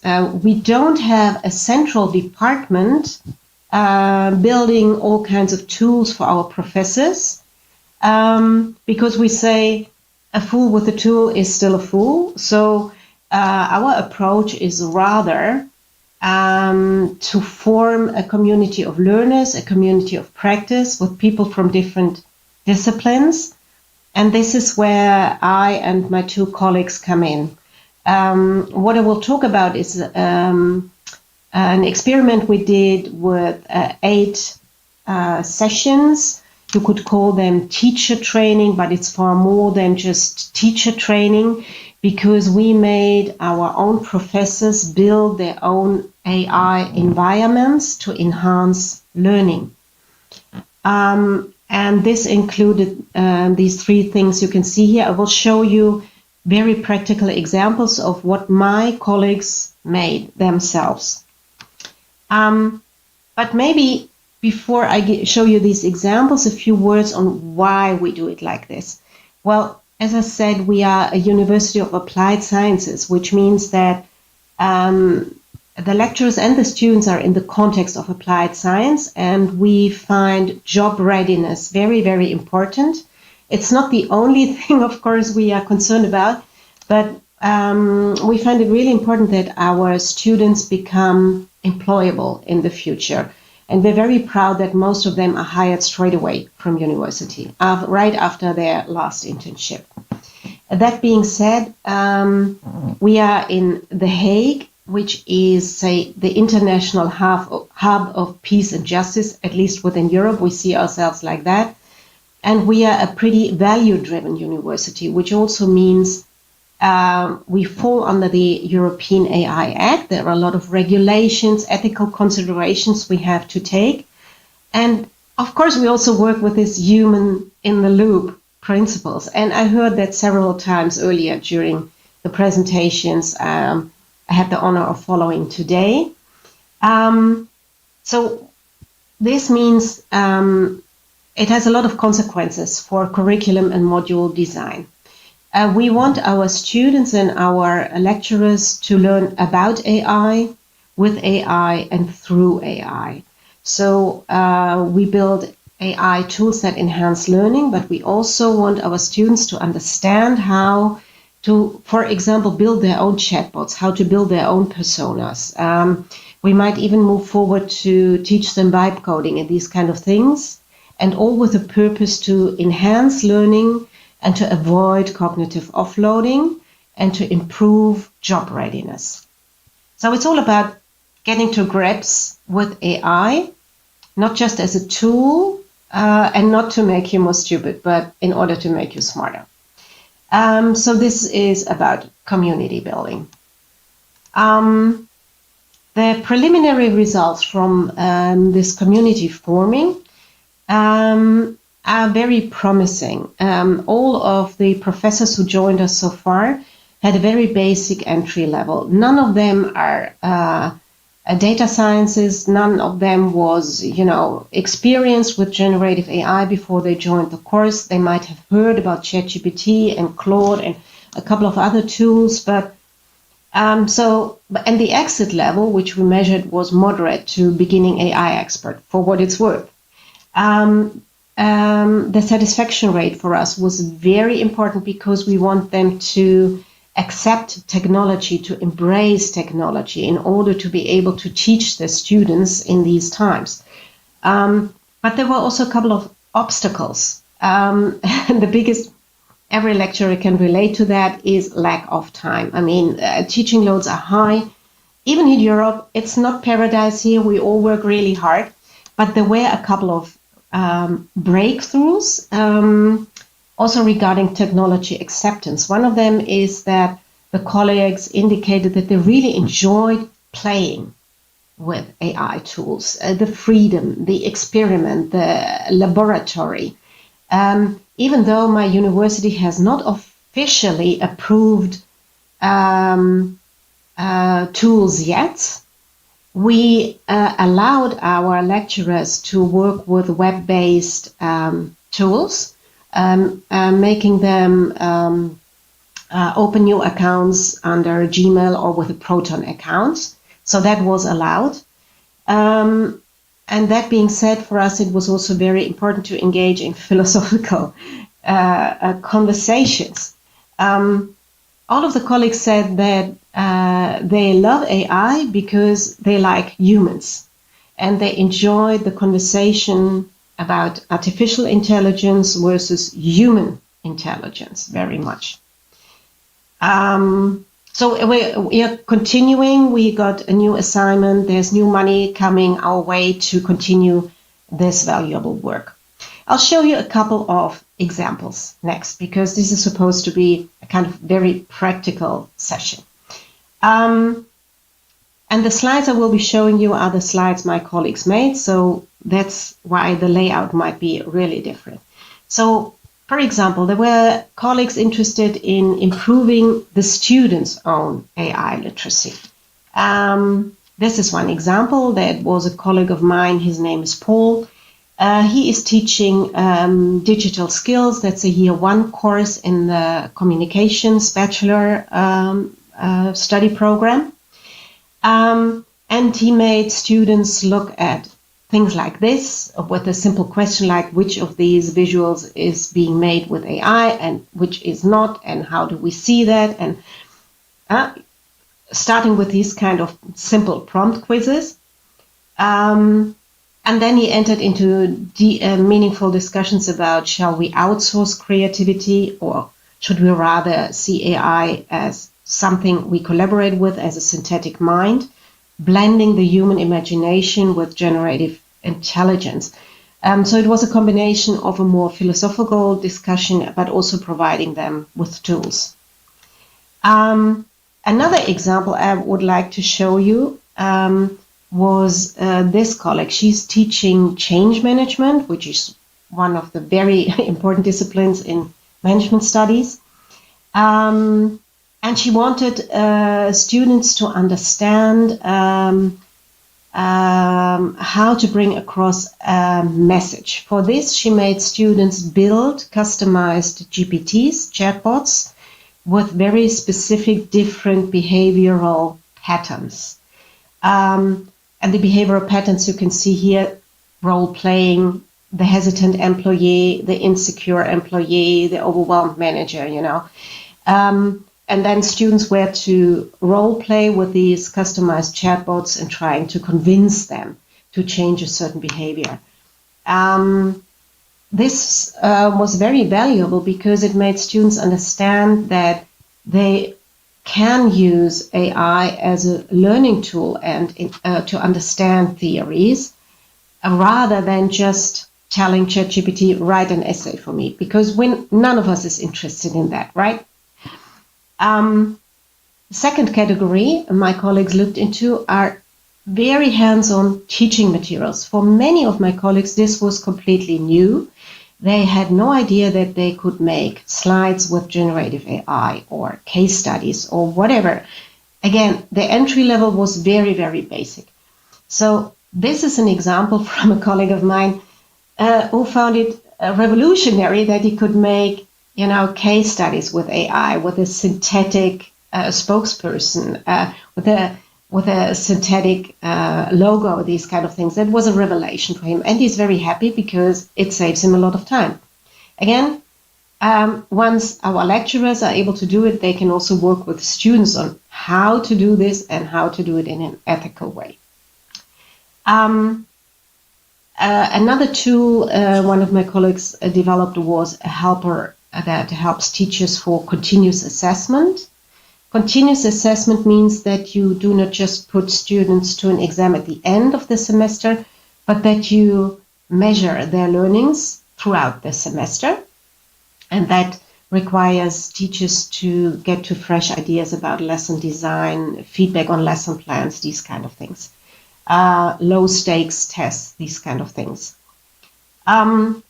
So this was about teaching materials that help teachers in their work hands-on, which they really appreciated. It might sound simple, but for these colleagues, it was completely new.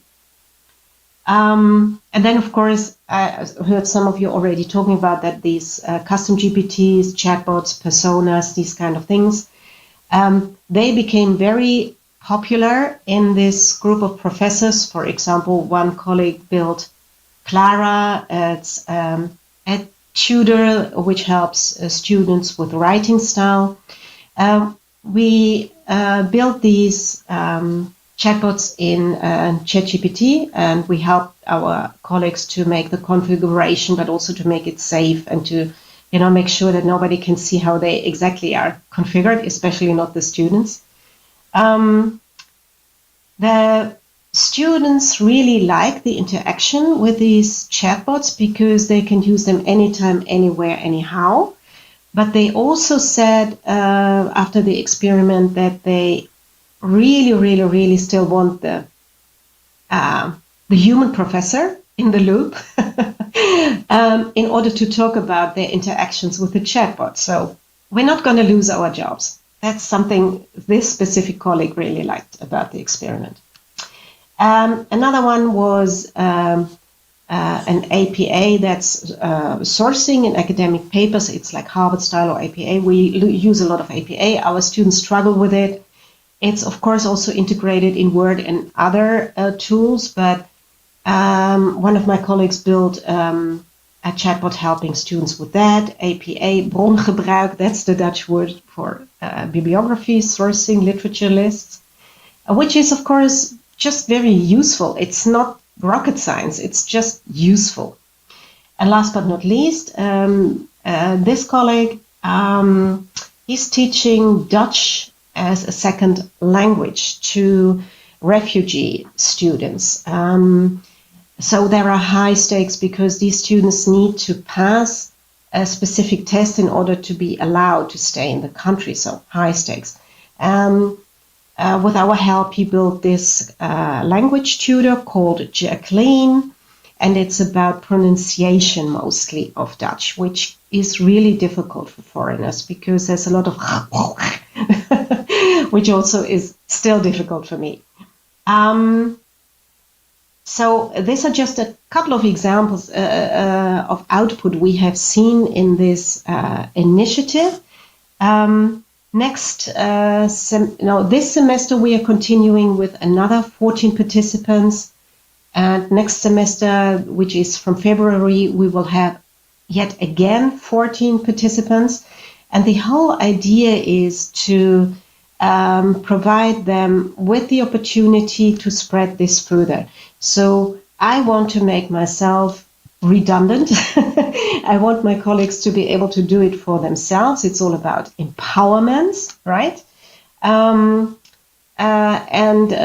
What we now already see is that they are really spreading the word amongst their colleagues, amongst their students.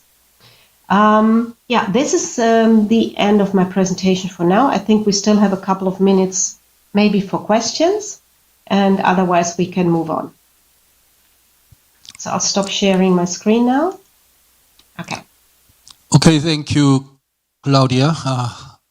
혹시 그 질문 있으신가요? Yeah. 예.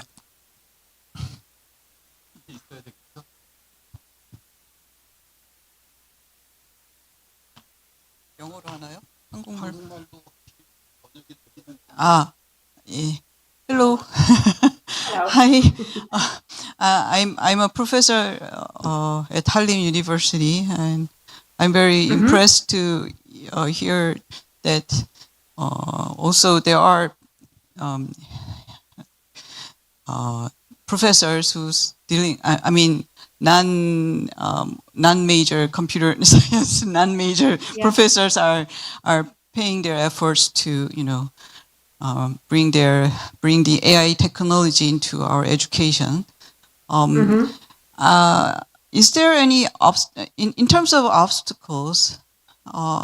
Some professor may think, do we really need to know AI, or do we really need to teach students, or there's some the kind of So I see you understand. So how do you think that all the professors at your university need to know AI and embrace them, or how are you approaching in terms of that?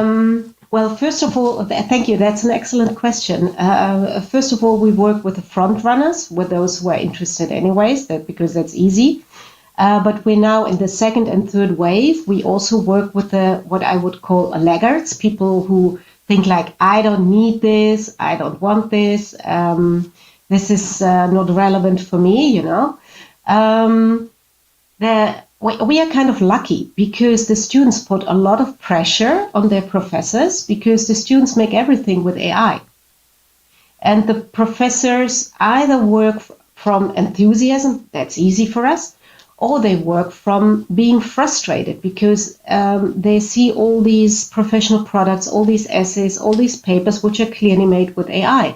So the professors they come to me and say, Claudia, I have this problem and I don't want this. I want to understand what's going on so I can fight it. The first impulse is always that they want to control it and they want to fight it. And then I say, okay, tell me more, I'm listening. And then in a second step, I try to convince them that it doesn't make sense to fight it. It makes more sense to understand it also for yourself. Because once the professors understand that they can make better teaching materials, they can make these personalized chatbots, all these useful things for the professors themselves, we can, get them more interested. All right? So most of them start with fear, anger, control, as an emotion. And they also say, I understand what you're saying, they say, I'm not a data scientist. Why do I need to know this? Shouldn't there be a central department making it for us? But we say, no, it's important for you to understand it yourselves. That being said, it might be a very, very European or even more Dutch approach. Because in the Netherlands, also culturally, we have very low hierarchies and we're very much into empowerment and sharing knowledge. So in that sense, it might be easier for us here in that environment because people are more used to this approach. Yeah, Claudia, thank you for your answers. 또 혹시 질문 있으신가요? 예, 감사합니다. 예, okay, Claudia, thank you for your presentation. Yeah, so let's disconnect it. Yeah, okay, thank you. Bye. 예, 최윤재 교수님 들어와 계시죠? 그쪽에서 들리시나요? 예, 지금 연결 중입니다. 네, 안녕하세요. 화면이 안녕하세요. 혹시 제 목소리 들리시나요? 네, 말씀은 들리는데 여기 화면은 화면은 연결 중이래요. 예. 예, 최현재 교수님께서는 뭐 직접 소개하실 거죠? 네네, 제가 직접 소개하겠습니다. 예, 그러면 제가 준비가 되면 알려드리겠습니다. 예, 됐나요? 예, 이제 화면 공유해 주시면 됩니다. 네. 혹시 화면 잘 보이시나요? 전체 화면으로 해 달라는데. 예, 이제 보입니다. 네, 약간 그 레그가 있는 것 같은데요. 네, 그럼 시작해도 괜찮을까요? 예, 시작해 주십시오. 감사합니다.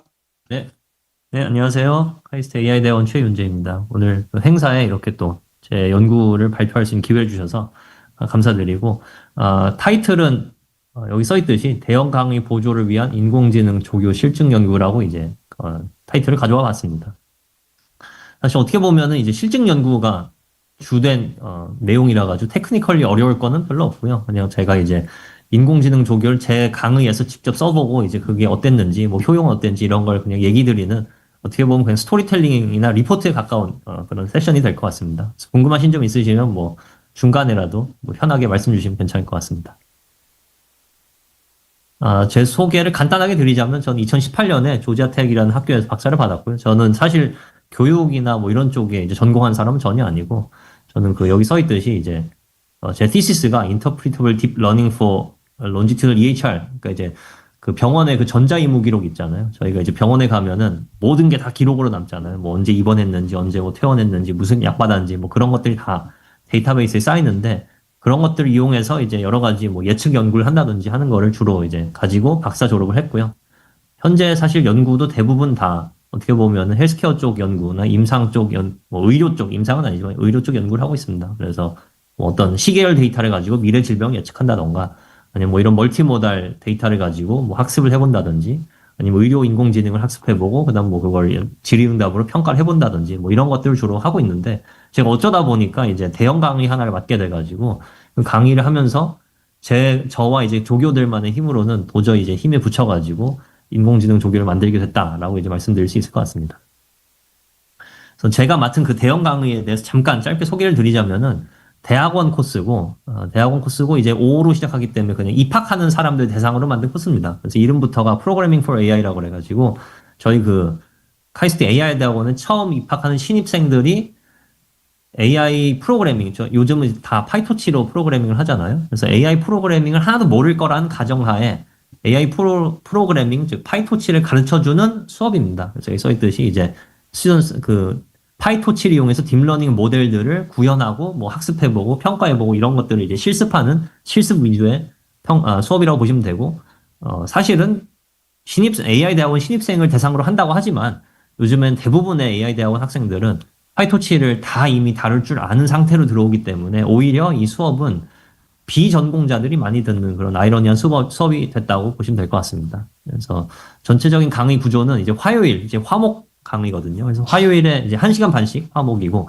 화요일에는 이제 딥러닝 모델의 이론을 가르쳐 주고, 목요일에는 이제 그 구글 콜랩이라는 그 무료로 이제 저가 GPU를 쓰게 해주는 그 콜랩에 들어가서 화요일에 배운 모델을 직접 구현해보고 학습해보는 이제 이론 실습을 이제 계속 15주, 16주 반복하는 그런 수업이라고 보시면 될 것 같습니다. 그리고 그레이딩은 패스 올 페일이고요. 그래서 어차피 뭐 파이토치를 쓸 수 있냐 없냐 그게 중요한 거니까 이제 패스 올 페일이고, 뭐 프로젝트가 3개가 있습니다. 내부적으로. 그래서 프로젝트 3개를 전부 다 통과하면은 이제 패스고, 뭐 하나라도 페일하면 페일이고, 뭐 그런 구조를 가지는 강의라고 보시면 되고요.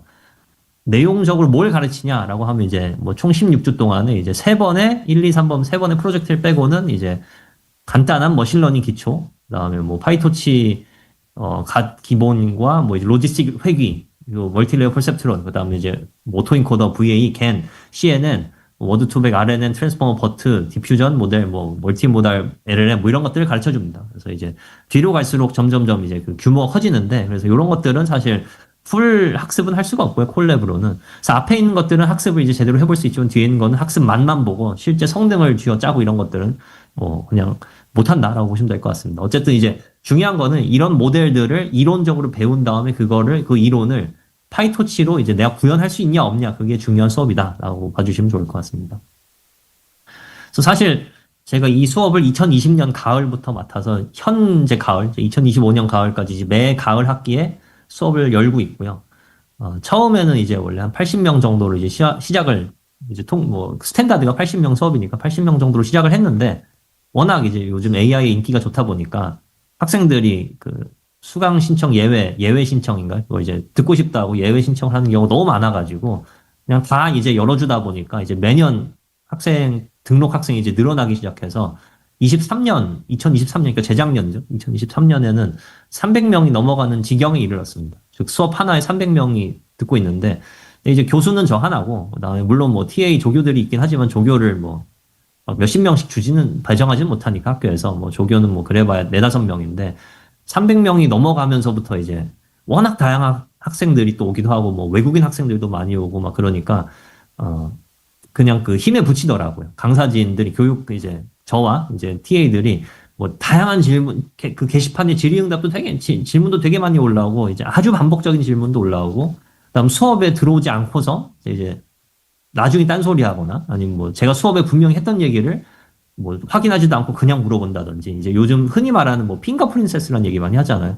조금만 검색해 보거나 조금만 이제 저는 모든 수업을 영상을 다 유튜브에 올려놓거든요. 그래서 사실 자기가 보려면 볼 수 있는데 그거 보기 귀찮아가지고 그냥 게시판에 뭐 다 남기고 그런 경우가 많아졌는데, 이제 뭐 원칙적으로는 학생의 질문을 어쨌든 강사진이 어떻게든 해결해줘야 되니까 그걸 다 일일이 답을 하는 그 수고로움이 너무 이제 늘어나더라고요. 그래가지고 너무 힘들어서 도저히 안 되겠다 이래가지고는 이 한 학기 내내 그냥 학생들 불만만 받아주고, 쓸데없는, 뭐 제 입장에서 쓸데없죠. 학생 입장에서는 중요하겠지만 제 입장에서는 똑같은 질문 계속 하는데 그거 계속 받아주면서 이제 답을 하거나 이메일로 계속해서 뭐 비슷한 질문을 한다든지, 뭐 예를 들어서 뭐 내일 수업 하나요? 아니면 뭐 어떻게 했는데 이건 혹시 뭐 A 주시면 안 되나요? 아니면 뭐 그런 뻔한 소리들 있잖아요. 그런 걸 하도 많이 해가지고 이제 그거를 자동으로 어떻게 좀 해결해야겠다. 도저히 이제 사람이 수작업으로 해가지고는 끝도 없겠다는 생각이 들어서 이제 AI 조교를 만들게 됐습니다. 그래서 이름은 저희가 이제 Virtual Teaching Assistant라고 이제 이름을 지었고, 이거를 이제 처음에 24년도, 그러니까 23년도에 300명을 다루다 보니까 너무 힘들어져가지고 이제 24년도부터 여기 있는 그 헤드 TA에 해당하는 학생, 권순준 박사 학생이, 제가 이제 권순준 박사 학생한테 제 아이디어를 얘기하면서 이제 올해 그 24년도에는 400명이 넘게 들었거든요. 23년도에 300명 있고 24년도에는 470명인가 들었는데, 그래서 이제 이건 우리가 도저히 할 수가 없다. 이거는 우리가 LLM을 써가지고 간단한 어떤 뭐 수업 운영에 대한 이야기라던가 뭐 그레이딩 폴리시에 대한 이야기라던가 뭐 이런 것들은 다 그냥 LLM한테 물어보라고 시키자, 학생들한테 얘기를 해서 이제 그 아이디어를 가지고 권순준 박사 학생이 이제 만들었습니다. 그래서 만든 거는 간단하게 말씀드리면 이제 레그 베이스드 아키텍처를 만들었고요. 그래서 핵심 LLM 엔진은 GPT-4 미니가 핵심 엔진을 담당을 합니다. 그래서 GPT-4 미니가 학생들이랑 대화를 하면서 이제 필요에 따라서 레그 아키텍처답게 이제 필요한 어떤 그 자료를 검색해가지고 그거를 이제 학생의 질문 대답하는 데 사용을 하고 뭐 이제 어떤 자료를 쓰는지 이제 다음 장에서 말씀드리겠습니다. 그래서 차차 말씀드리고 크게 아키텍처를 보면 이제 랭체인으로 만들었습니다. 그래서 랭체인으로 만들었고 저희가 이거를 시작은 그냥 순전히 이제 강사진 편하자고 이제 만들었는데 하다 보니까 이게 학생들한테도 도움이 될 것 같아가지고 이걸 아예 자료를 좀 수집을 해서 논문까지 한번 만들어 보자 해가지고 자료라는 거니까 학생들 채팅 기록을 아예 다 수집을 하기로 했습니다. 이제 학생들한테 공지를 하고 그 동의서 같은 거 다 IRB 동의서 받아가지고 이제 너네들의 그 채팅 기록은 전부 다 우리가 수집을 해서 연구 목적으로 사용을 할 거니까 이제 뭐 너무 이제 뭐 개인적인 얘기를 뭐 쓰거나 그러지 말아라 이렇게 다 경고를 하고 동의서를 받았습니다. 그래서 랭스미스라는 프레임워크를 이용해서 채팅 기록을 전부 다 저장을 했고요. 그다음에 학생들이 사용하는 인터페이스는 스트림릿이라는 이제 웹 인터페이스를 이용해가지고 학생들이 뭐 이렇게 접속을 해서 이 virtual TA랑 대화를 하는 방식으로 이제 구현이 됐습니다. 그래서 저희가 이걸 사실 뭐 그럴 마음이 있었던 건 아닌데 어쩌다 보니 이걸 이제 논문화하게 돼가지고 올해 ACL이라는 그 자연어 처리 학회가 있는데 거기서 이제 발표도 하게 됐습니다. 그래서 여기 써 있듯이 이 레그를 하려면 당연히 이제 수업 자료를 저희가 레그로 붙여야 되는 거잖아요. LLM한테. 그래서 수업 자료는 크게 4가지가 있는데 이제 실라버스와 저희가 이제 수업 때 사용하는 슬라이드, 그다음에 실습 때 사용하는 그 파이썬 노트북 코드가 있고요. 그다음 제가 아까 방금 전에 말씀드렸듯이 저는 모든 강의 영상을 전부 다 이제 유튜브에 올리기 때문에 강의 영상에서 오디오만 추출해가지고 텍스트로 이제 트랜스크립트를 전사를 할 수 있잖아요. 그래서 그 오디오 트랜스크립트까지 그래서 4개가 검색 자료로서 활용이 된다라고 보시면 될 것 같습니다. 그래서 크게 이제 1, 2, 3단계, 1단계, 2단계, 3단계가 있는데요. 1단계가 바로 여기 있는 수업 자료들을 벡터DB에 넣는 단계고요.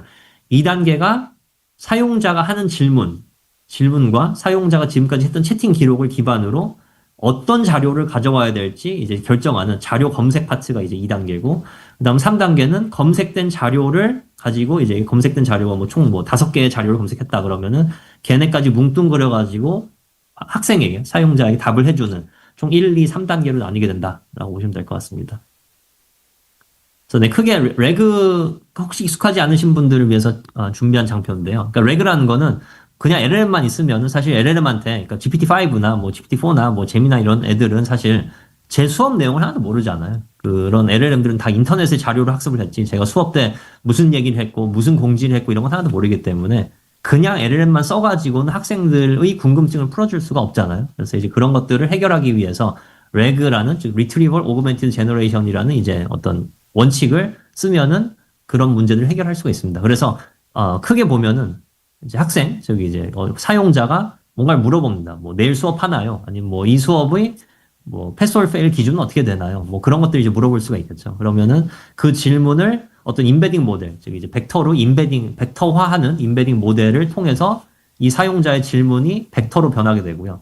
그럼 이제 벡터로 변한 이 사용자의 질문과 이미 벡터로 만들어 놓은 여기 있는 자료들 있죠. 실라버스, 슬라이드 이런 것들을 다 벡터로 만들어 놓습니다. 그래서 이미 벡터로 만들어진 그 자료들과 사용자의 질문 벡터를 계산을 합니다. 이 호환성을 계산합니다. 뭐 코사인 시뮬레이터를 쓰든가, 뭐 유클리디안 디스턴스를 쓰든가, 뭐 어떤 이제 뭐 매트릭을 사용을 해가지고 이제 호환성을 계산해서 가장 유사한 자료를 상위 K개를 가져오게 됩니다. 상위 K개를 가져와서 그 K개의 자료를 LLM의 프롬프트에다 복붙을 해주고 그거 기반으로 대답을 해라. 너가 이제 너 마음대로 너가 아는 지식을 대답하지 말고 내가 여기서 복붙해준 그 자료를 기반으로 대답을 해라. 라는 식으로 이제 프롬프트 엔지니어링 해서 답이 나오게 됩니다.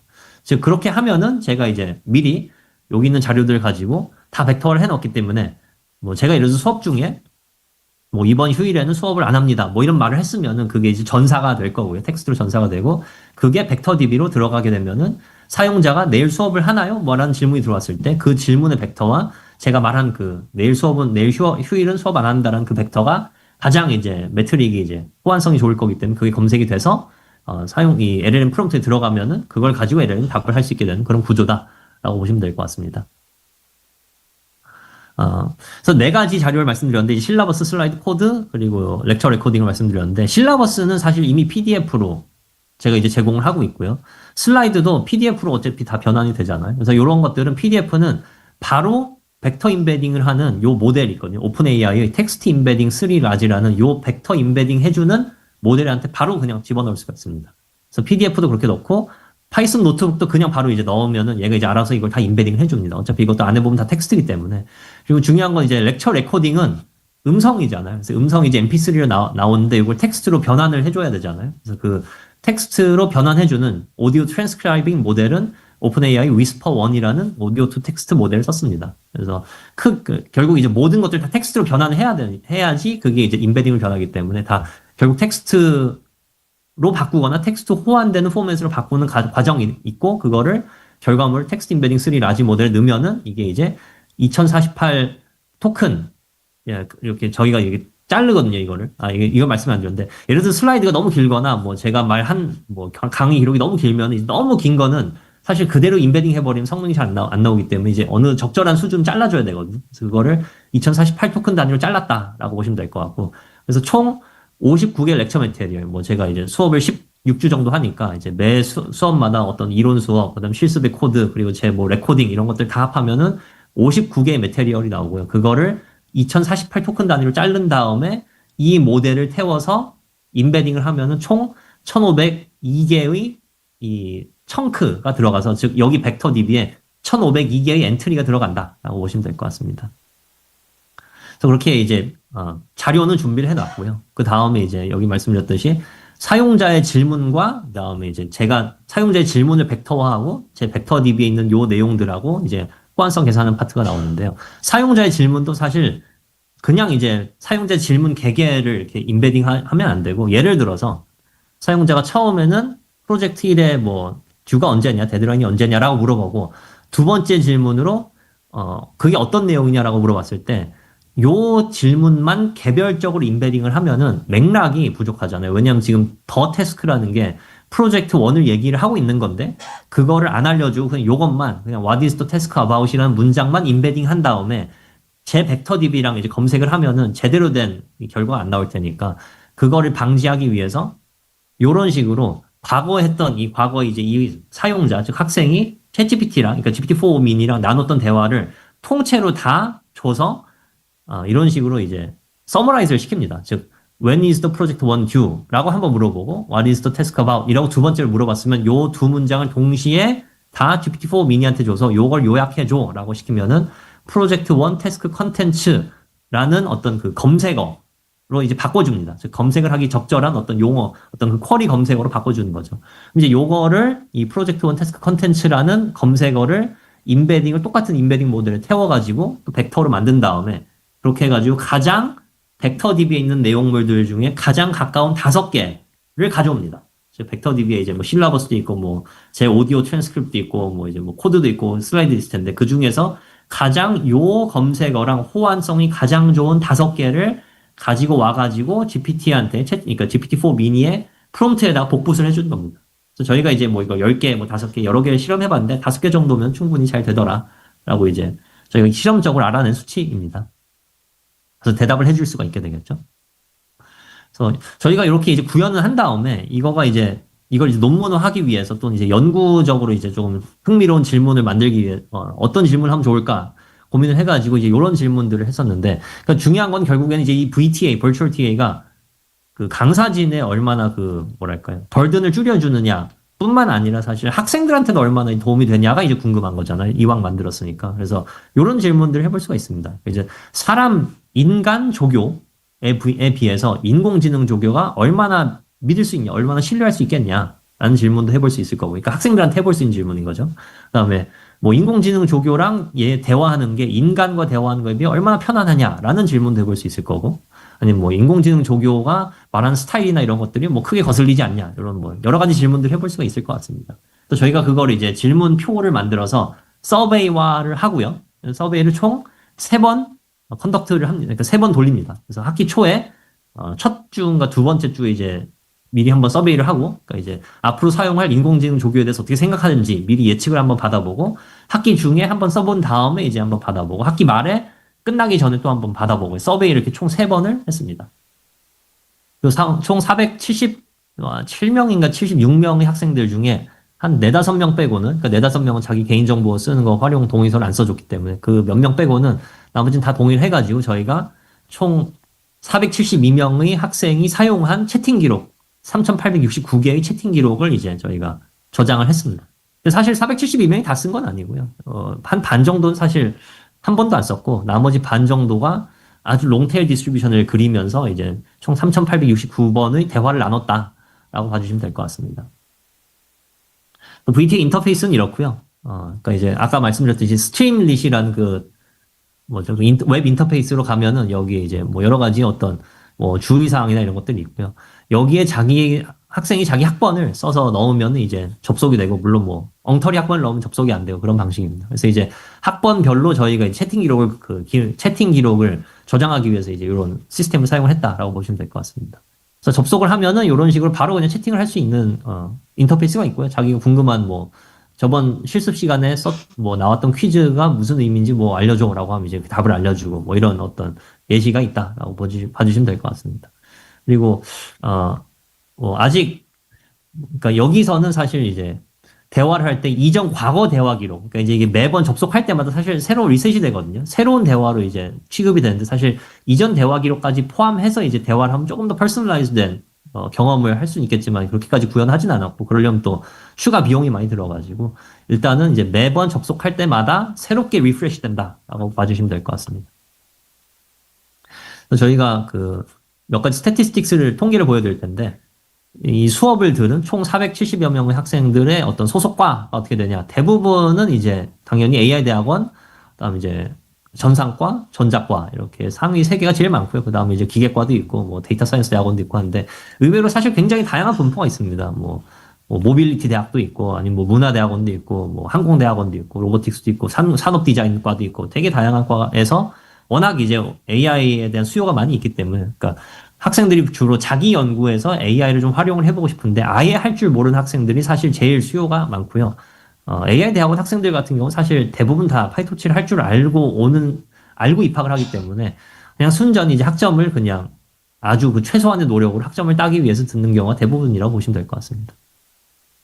국적은 뭐 당연히 한국이 제일 많지만 이제 생각보다 뭐 다양한 국적이 있다. 이제 중국인, 프랑스인, 미국인, 독일인, 다양한 나라의 학생들이 있고, 주로 뭐 예상을 하실 수 있겠지만 이제 이런 외국인 학생들이 훨씬 더 수업에 인게이징을 많이 합니다. 질문도 많이 하고 불만도 많고요. 그러니까 클레임도 많이 걸고 게시판에 질문도 많이 남기고 하는데 그렇습니다.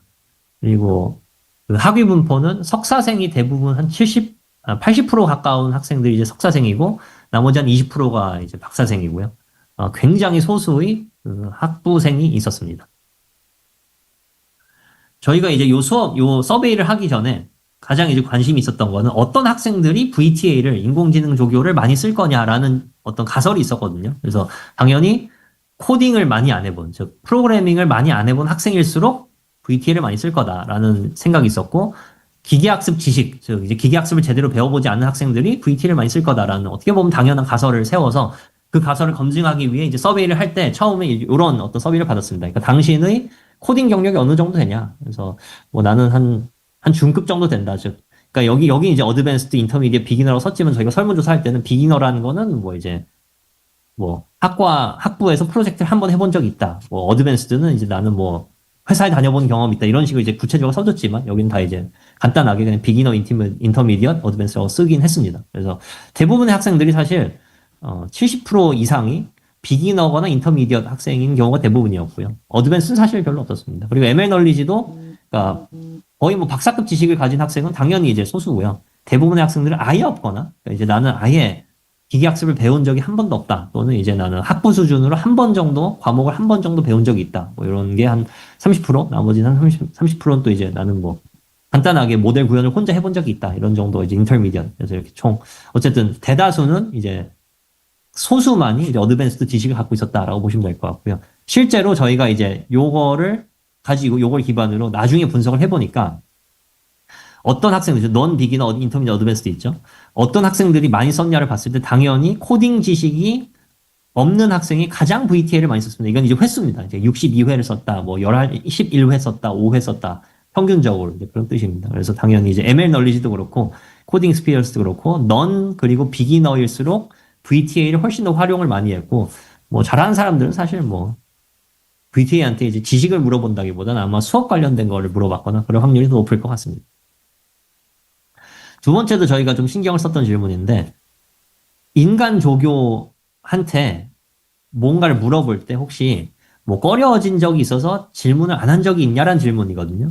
그러니까 이제 저희 가설은 인간 조교한테 물어보기는 조금 이제 여러 가지 부담 있는 학생들일수록 인공지능 조교를 많이 쓸 거다라는 이제 가설이 있었고요. 그거를 확인하기 위해서 설문조사할 때 이제 이런 질문을 던진 거죠. 그래서 예를 들어서 뭐 나는 사람이랑 대화하는 것 자체가 그냥 불편하다. 아니면은 그냥 교수나 조교가 다 바빠 보여서 괜히 뭐 이제 내 쓸데없는 질문으로 귀찮게 하고 싶지 않다. 아니면은 뭐 내 질문이 너무 멍청해 보여서 내가 그냥 이렇게 바보처럼 보일까봐 무서워서 질문을 못하겠다. 여러 가지 이유 때문에 어쨌든 어떤 이유로든 간에 질문을 한 거를 꺼려서 안 한 적이 있다. yes or no 물어봤을 때 이제 반 이상이 60% 정도가 이제 그런 적이 있다라고 대답을 했고요. 나머지 40%는 이제 용감한 학생들, 이제 뭐 전혀 거리낌 없이 질문했던 학생들이라고 보실 수 있을 것 같습니다. 그래서 당연히 이제 예측하실 수 있듯이 질문을 하는 걸 꺼려서 안 한 적이 있다고 대답한 학생들이 훨씬 더 많이 썼습니다. 에버리지 유시지를 보면은 그러니까 꺼린 적 있다고 대답을 한 학생이 13회를 평균 13회를 썼고요. 이제 아니다라고 한 학생이 이제 뭐 8회를 썼으니까 2배 약간 안 되는 정도로 이제 차이가 난다라고 보시면 될 것 같습니다. 그래서 확실히 이제 인간하고 대화하는 게 뭐 어떤 이유로든 간에 꺼려진 학생들은 당연히 이제 인공지능 조교한테 대화를 하는 게 편하겠죠. 일단 인공지능 조교는 이렇게 판단을 하지 않잖아요. 지금 나한테 물어본 인간이 바보 같다거나 뭐 멍청하다거나 쓸데없는 걸 물어본다 이런 판단을 전혀 안 하기 때문에 얼마든지 괴롭혀도 되죠, 사실. 그런 면에서 당연히 뭐 아주 우월한 장점이 있다라고 보시면 될 것 같습니다. 이게 이제 최종 서베이 리절트인데 저희가 그 총 3회의 서베이를 했다고 말씀드렸고 그거를 이제 어떻게 보면 정리를 한 건데 저희가 이제 이걸 분석을 할 때 그 그룹을 나눴습니다. 학생이 이제 총 학생은 이제 470명인데 여기 써 있듯이 아예 안 쓴 학생이 한 반쯤 되고요. 237명이고 나머지 반이 이제 쓴 사용자들인데 저희가 그 사용 횟수에 따라서 이제 퀀타일로 25%, 50%, 75, 100% 하고 그 중에서도 정말 많이 쓴 사람은 따로 빼가지고 그렇게 해서 총 이제 4그룹으로 나눴습니다. 그래서 이제 하위 50%, 하위 25, 하위 50%, 상위 25%, 상위 100%, 그 다음에 이제 아예 아웃라이어 이렇게 해서 A, B, C, D 그룹이라고 보시면 될 것 같고 전형적인 롱테일입니다. 많이 쓴 학생들은 겨우 6명에서 1154회를 총 물어봤으니까 그냥 압도적으로 많이 쓴 거죠. 그래서 이런 학생들은 당연히 VTA를 써봤더니 자기 입맛에 딱 맞아가지고 많이 썼을 거고 대부분의 많은 학생들 100명 정도는 한 4-5번 써보고 안 썼습니다. 아예. 그래서 이제 한번 몇 번 써보고 자기 마음에 안 들었거나 뭐 아니면 쓸모가 없다고 판단을 했거나 아니면 뭐 난 차라리 그냥 상용 LLM 뭐 클로드나 제미나이나 뭐 GPT-5한테 가야겠다라고 생각한 학생들이 있어서일 수도 있는데 그런 학생들이 이제 뭐 한 4-5번 써보고 만 학생들이다라고 봐주시면 될 것 같고요. 그래서 저희가 이제 총 3회 이제 프리, 미드, 포스트 그러니까 3번 이제 설문조사를 했잖아요. 세 번 설문조사할 때 크게 이제 물어본 꼭지가 도움이 됐냐, VTA가 도움이 됐냐라는 거랑 믿을 수 있었냐, 그다음 톤 앤 매너 스타일이 적절했냐, 그리고 물어보는 게 편안했냐를 이제 총 4가지를 물어봤고요. 요 앞에 3개는 1.4.14 스케일입니다. 그리고 요거는 이제 마이너스 1 스케일이어서 좀 스케일이 안 맞는데 감안하고 봐주시면 감사하겠고요. 이제 1회, 2회, 3회 했고 요거는 사람과 비교하면 어떠냐거든요. 그래서 예를 들어서 이 헬프풀 리스트를 보시면은 모든 그룹 평균을 봤을 때 1회, 그러니까 저희가 처음에 사람 조교는 너에게 얼마나 도움이 될 것 같냐라고 물어봤을 때 이제 거의 만점인데 4점 만점이니까 거의 만점에 가까운 이제 어떤 예측 점수. 그러니까 실제로 인간 조교하고 대화해본 게 아니라 그냥 예측을 한 거예요. 인간 조교는 너가 생각하기에 얼마나 도움이 될 것 같냐라고 물어봤을 때 이제 대부분 만점이 나왔는데 이제 처음 이제 그러니까 학기 초에 인공지능 조교는 얼마나 도움이 될 것 같냐라고 물어봤을 때 이제 3.64가 나왔고요. 얘는 오히려 이제 평균적으로 보면 갈수록 떨어집니다. 처음엔 3.64 정도 이제 도움이 될 것 같다고 했는데 중간 때는 3.6, 마지막에 3.5에서 점점 떨어지는데 사실 고사용자군으로 보면 올라가긴 합니다. 이제 어떻게 보면 당연한 결과죠. 그러니까 ABC, 그러니까 많이 적어도 5회 이상 사용한 학생들을 봤을 때는 이제 3.5, 6, 66, 58, 72, 76, 51, 56, 71, 70가 점점점 올라가고 있긴 하죠. 근데 안 쓴 학생들은 당연히 떨어지고 있습니다. 그러니까 자기가 써보고 그냥 쓸모없으니까 안 썼다고 판단했기 때문에 점점점 떨어지고 있어서 그러니까 전체적으로 보면 떨어지지만 이제 고사용 군 학생들이 이제 올라가고 있다라고 봐주시면 될 것 같고. 그래서 생각보다 인간과 비교하면은 큰 차이는 안 납니다. 특히나 C그룹은 인간에 대한 기대와 인공지능에 대한 기대가 나중 가면은 거의 비슷해지고, 여기도 그렇죠. 여기는 이제 조금 차이가 나지만, 그렇습니다. 셀프-폴리스는 그런데, 신뢰는 사실, 큰 차이가 납니다. 여기 4.3을 보니까 아마 인간은, 요건 1.5 스케일이었던 것 같네요. 죄송합니다. 제가 여기 오타를 냈는데, 1.5 스케일이었습니다. 그래서 처음 이제 학기 초에 이제 설문조사를 할 때 인간 조교의 답변을 얼마나 신뢰할 수 있냐라는 질문을 했을 때 4.38을 받았는데, 써보기 전에는 LLM 인공지능 조교의 인공지능 조교의 답변은 얼마나 신뢰할 수 있을 것 같냐 물어봤을 때 예측을 3.27이니까 굉장히 안 좋죠. 3.27이니까 아주 낮게 나왔는데 이건 다행히 점점점 올라갑니다. 그러니까 평균적으로도 올라가고, 고사용군도 이제 올라가고 그러고 있습니다. 심지어 이제 뭐 저사용군도 마지막에는 올라갔죠. 그래서 점점 올라가고 있다. 그래서 생각보다, 특히나 GPT-4 미니를 썼음에도 불구하고 GPT-4 미니는 그렇게 막 아주 강력한 모델은 아니잖아요. 근데 생각보다 사용자, 즉 학생의 질문에 꽤 정확하게 답을 해주고, 사실 저희가 답을 할 때 사용한 렉으로 검색한 도큐먼트 링크를 이제 사이트에 인용 소스를 꼭 달아달라고 했거든요. 그래서 그거가 있어서 그럴 수도 있는데, 어쨌든 그것 덕분인지 갈수록 어쨌든 신뢰 점수는 올라갔는데, 그럼에도 불구하고 사람하고는 비교는 안 됩니다. 어쨌든 사람은 4.38이었는데, 인공지능 저기는 4점을 넘지를 못했기 때문에 요건 아직까지 큰 갭이 있고, 결국에는 할루시네이션에 대한 어떤 위험을 떨쳐버릴 수가 없었다라고 볼 수 있을 것 같고요. 톤앤 매너가 가장 사람하고 차이가 적었습니다. 근데 원래도 이제 GPT 써보시면 아시겠지만 굉장히 친절하잖아요. 아주 막 되게 칭찬해주고 아주 친절하고 막 껍벅 죽는 그런 모습을 보이기 때문에 애초에 이건 잘 나올 거라고 예상을 했고, 실제로도 잘 나왔습니다. 그래서 인간 조교의 어떤 답변 태도나 이런 것들이 얼마나 적절하냐 물어봤을 때 4점 정도가 나왔는데, 처음부터 이미 3.71을 받았고요. 인공지능 조교는 마지막에 3.92니까 거의 큰 차이 없다고 볼 수 있겠죠.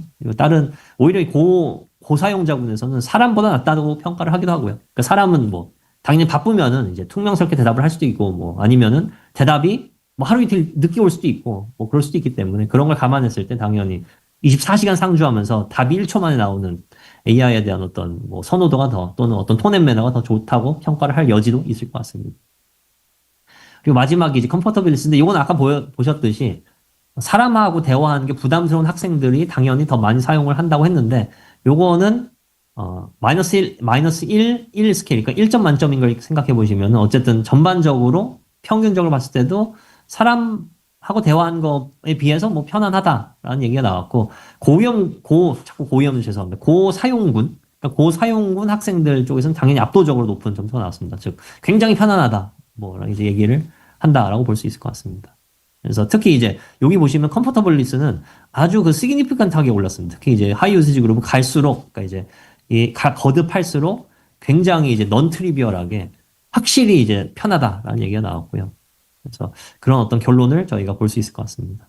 그리고 제가 이제 학기가 끝나고 설문조사 같은 거를 이제 마지막에 강의 평가하잖아요. 강의 평가할 때 이제 강의 평가들 중에서 저희가 강의 평가를 이제 쫙 모은 다음에 인공지능 조교에 대해서 언급을 한 커멘트들 쫙 모아가지고 그걸 이제 GPT한테 좀 요약을 해달라고 했더니 이제 이렇게 한 6꼭지 정도를 이제 크게 요약을 해줬습니다. 그래서 장단점이 있는데요. VTA, 즉 Virtual TA의 장단점인데, 장점은 당연히 언제든지 어떤 판단을 하지 않고, 그러니까 걱정 없이 물어보고 즉각 답변을 받아서 좋다. 그러니까 이제 압도적인 장점이라고 볼 수 있겠죠. 그러니까 인간 조교나 교수한테는 물어봐봤자 다 바쁘니까 제깍제깍 답을 안 해주잖아요. 그리고 답을 아예 안 해주는 경우도 있는데, 인공지능 조교는 제가 새벽에 일어나서 물어볼 수도 있고, 물어보면 무조건 이제 1초 만에 답을 해주고, 심지어 예의를 차릴 필요도 없죠. 그러니까 예의를 차리지 않고 그냥 반말로 물어보거나 짧게 그냥 퉁명스럽게 물어봐도 되기 때문에 인간하고 대화할 때 어떤 그런 오버헤드나 스트레스가 전혀 없지 않습니까? 그렇기 때문에 이제 그게 이제 제일 큰 장점이다라고 보실 수 있을 것 같고,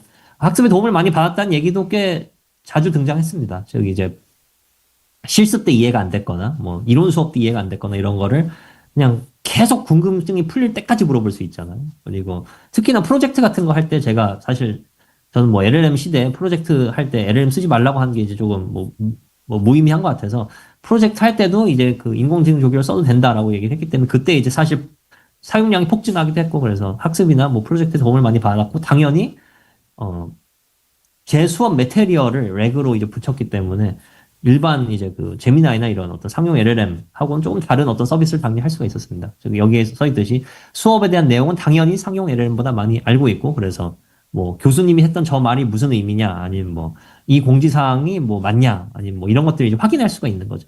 이제 이런 것들을 확인하기가 좋다. 뭐 데드라인, 뭐 프로젝트, 실스코드, 스펙 이런 것에서 물어보기 좋다라고 하고, 단점이나 뭐 어떤 리미테이션으로 치면은 당연히 이제 퓨어 널리지 어떤 이제 뭐랄까 순수 성능은 제가 GPT-4 미니를 썼기 때문에 당연히 성능이 떨어집니다. 즉 제미나 2.5나 GPT-4나 뭐 5나 아니면 뭐 클로드나 이런 애들에 비해서 정말 그 퓨어 성능은 떨어지기 때문에 뭐 이제 막 파고들면서 이제 뭐 어려운 걸 물어본다든지 정말 뭐 코드를 처음부터 다 끝까지 짜달라고 하든지 이런 거는 GPT-4 미니가 잘 할 수가 없기 때문에 그런 커멘트들 꽤 많이 있었습니다. 즉 뭐 상용 클로드나 뭐 제미나를 놔두고 인공지능 조교를 써야 될 이유를 잘 모르겠다. 뭐 이런 커멘트들도 꽤 보였고요. 네, 여기 써 있듯이 애초에 이걸 써야 될 이유를 모르겠다. 그리고 그런 학생들이 쓴 커멘트에는 아니 뭐 수업 운영이나 뭐 이런 것들은 다 어차피 그 KLMS가 저희 학교 그 수업 게시판 같은 거거든요. 그러니까 수업 플랫폼에 가면은 이미 다 QA 게시판 있고 이미 다 공지 게시판 있으니까 거기서 보면 되는데 왜 굳이 내가 이 인공지능 조교를 써야 될지 잘 모르겠다라고 했는데, 애초에 제가 이 인공지능 조교를 만든 이유는 이런 부지런한 학생들을 위해서 만든 게 전혀 아니고요. 핑거 프린세스들, 그러니까 공지도 안 보고 QA 게시판도 검색도 안 하고 수업도 안 들어오고 그냥 자기 궁금한 거 막 그냥 무지성으로 질문하는 게으름뱅이들 있잖아요. 그 게으름뱅이들에 대처하는 제 시간과 제 조교 학생들의 시간이 너무 아까워가지고 그거를 아끼려고 만든 거기 때문에 이런 학생들은 애초에 그 고객이 아닙니다. 주 고객은 이제 어떻게 보면 진상 학생들이 주 고객인 거죠. 그래서 이 학생들은 사실 사용 이유를 못 느끼는 게 맞습니다. 의도상. 이거 뭐 이제 심심치 않게 나왔던 코멘트는 뭐 다 잘 되는 것 같은데 그래도 할루시네이션에 대한 의심을 거둘 수가 없다. 즉 가끔씩 이제 아무리 GPT-4 미니가 뭐 이제 퓨어 성능이 떨어지기도 하고 그래서 뭐 전반적으로 잘한다 그래도 가끔씩 이제 다른 소리를 하는 경우가 없진 않거든요. 그래서 그런 거를 한두 번 목격했을 때, 얘가 이제 뭐 완벽하진 않구나. 그러니까 얘가 하는 말은 무조건 거짓말의 가능성이 있구나라는 걸 이제 인식하는 순간 이제 항상 이제 그게 머리에 남기 때문에 의심을 거두기 힘들다라고 했는데, 그럼에도 불구하고 사실 GPT-4 미니가 잘 되긴 했습니다. 근데 이제 제가 그 이유를 생각해 보면은 학생들이 물어보는 질문들의 수준이 사실 그렇게 높지가 않기 때문에 뭐 수업하나요? 뭐 스펙의 이 부분이 무슨 의미인가요? 아니면 뭐 패스 올 페일의 뭐 크라이테리언 어떤가, 이런 어떻게 보면 검색만 하면 바로 그냥 복붙해서, 그러니까 검색만 잘 되면은 복붙으로 답을 할 수 있는 그런 어떻게 보면 약간 좀 단순한 질문들 많이 하기 때문에 그런 것들은 GPT-4 미니가 사실 충분히 할 수 있잖아요. 그래서 생각보다 사용자 만족도는 전반적으로 되게 높았습니다. 그리고 좋은 거는 GPT-4 미니를 썼기 때문에 한 학기 내내 사용하는데도 비용이 그렇게 크지 않았어요. 제가 여기 있는데 한 학기 내내 저희가 그러니까 한 학기 내내 그 470명. 근데 실제 사용자 수는 230명 정도이니까 230명을 대상으로 서비스를 하는데 한 학기 내내 든 비용이 한 50만 원 정도 들었거든요. 그리고 그것도 이제 이 중에 많은 양은 그 학생들 사용 채팅 기록 저장하고 뭐 이러느라고 이제 조금 사용량이 나갔고, 그냥 순수 이제 LLM 돌리고 뭐 렉으로 가져오고 하는 거는 한 반 정도, 그러니까 한 25만 원, 30만 원이면 충분히 이제 돌릴 수가 있습니다. 물론 이제 이거는 GPT-4 미니가 워낙 싸기 때문에 그런 거긴 하지만 그래도 어쨌든 학생들한테도 이제 도움이 되고, 특히 이걸 사용했을 때 강사진한테 들어오는 질문의 수가 확실히 줄었습니다. 그러니까 저 같은 경우에는 23년도에 300명 대상으로 할 때 정말 그 게시판에 답을 많이 달고 막 이메일도 많이 받고 했는데, 뭐 전체적인 수는 뭐 몇 개인지 기억은 안 나는데 한 수십 회는 했었던 것 같고요. 근데 수백 회는 아니어도 수십 회에서 뭐 100회 정도 했던 것 같은데, 요 인공지능 조교를 도입한 다음에 이제 얘한테 물어보라고 시킨 이후에는 한 학기 내내 5번도 저한테 연락이 안 온 것 같아요. 그리고 조교한테 오는 연락도 자기들이 체감하기에 2023년도 대비 2024년도, 제가 대부분 같은 조교를 썼기 때문에 23년도 대비 24년도 때 인공지능 조교 도입하고 난 이후에 질문량이 한 40% 이상 줄은 것 같다. 최소한 40%는 줄은 것 같다라고 얘기를 하더라고요. 그래서 그 정도로 이제 어떻게 보면은 그 버든이 줄어드는데 한 학기 50만 원 정도는 충분히 쓸 수 있지 않을까 생각을 했습니다. 그래서 제가 미리 뭐 말씀드렸는데, 어쨌든 퓨처워크로는 이제 리미테이션, 이게 이제 어떻게 보면은 결과 및 리미테이션이고, 퓨처워크로는 인공지능 조교를 위한 평가셋을 만들어야겠다는 생각이 들었고요. 제가 이제 인공지능 조교를 24년도에 한 번 쓰고 마는 건 아니고 사실 25년도 지금도 쓰고 있거든요. 근데 이제 어쨌든 해가 갈수록 뭔가 발전을 해야 되잖아요. 뭐 새로운 LLM을 쓴다든지, 뭐 새로운 뭐 레그를 뭐 좀 더 강화한다든지, 아니면 뭐 여러 가지 기능들을 추가하고 빼고 할 텐데 그때마다 어떻게 하면 학생들한테 이제 도움이 될 건지를 저희가 미리 추측할 수는 없으니까 평가셋이 있으면은 인공지능 조교를 조금씩 바꿔가면서 그 평가셋에 대해서 성능을 계속 측정해 볼 수 있잖아요. 그래서 그런 거를 마련을 하면 좋겠다는 생각을 했고, 그래서 올해에는 약간 조그만 평가셋을 만들었는데, 그게 이제 작년에 사용 학생들이 여기는 없지만, 어쨌든 작년에 저희가 모은, 그러니까 24년도에 이 서비스를 하면서 학생들 채팅 기록을 모았잖아요. 그래서 그 채팅 기록을 기반으로 학생들이 어떤 질문을 하는지를 대충 알 수 있기 때문에 그 질문에 몇 개를 추려서 저희가 한 100상 정도의 질의응답상을 이제 모아서 그거를 평가셋처럼 만들었습니다. 그래서 그걸 가지고 저희가 이제, 올해에는 GPT-4 미니 대신에 GPT-5 나노나 뭐 이런 모델을 이제 테스트를 해봤는데, 이제, 그러니까 GPT-4 미니가 너무 약한 게 아니냐 생각이 있어서 좀 더 강한 모델로 바꿔가면서 그 평가셋에 대해서 평가를 측정해보고 이제 얘가 몇 점 정도 받는구나 그걸 가지고 이제 저희가 올해에는 GPT-5 나노를 쓰기로 결정을 했습니다. GPT-4 미니가 저희 평가셋에서 한 70 몇 점 정도 받는데 5 나노가 한 80 몇 점 정도 받더라고요. 그래서 뭐 이 정도 가격 대비 성능을 생각해보면 5 나노 정도는 한번 투자를 해볼 만하다 해가지고 저희가 올해는 5 나노를 쓰고 있습니다. 그리고 아까 말씀드렸듯이 사실 학생마다 저희가 그 학번별로 다 기록을 저장을 하고 있기 때문에 개인화된 경험을 이제 하려면 할 수 있는데, 그러니까 말씀드렸듯이 이제 이 학생이 과거에 나눴던 기록도 전부 다 어떻게 보면은 렉으로 저장을 해가지고 이 학생이 대화할 때 그 과거 대화 기록도 같이 이제 프롬프트에 넣으면서 대화를 하면 조금 더 이제 퍼스널라이즈가 되긴 하겠지만 그것도 다 비용이래 가지고 결국에는. 그래서 저희가 뭐 어차피 이거 다 연구비로 이렇게 땜빵 하는 건데 뭐 무한정한 어떤 자원을 투입할 수는 없어 가지고 조금씩 이제 어떻게 보면 매년 조금씩 바꿔가면서 어떤 기능을 뭐 조금 추가해보고 하면서 이제 어떻게 하면 인공지능 조교에 학생들 만족도를 올릴 수 있을지 고민을 하고 이제 그런 것들을 이제 장기적으로 한번 가져가려고 생각을 하고 있습니다. 네, 그럼 여기까지 제 발표를 마치도록 하겠고요. 들어주셔서 감사하고 질문 있으시면은 예, 질문 있으시면 해주시죠.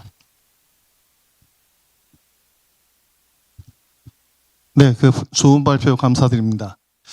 제가 듣다가 보니까 좀 궁금한 부분이 좀 생겼는데요. 네. 예를 들면 이제 라그를 갖다 이제 사용을 하게 되면 LLM을 API 서비스를 갖다 이제 이용을 해서 사용을 하는 거고, 상용 방식은 이제 계정형으로 이제 쓰게 되잖아요.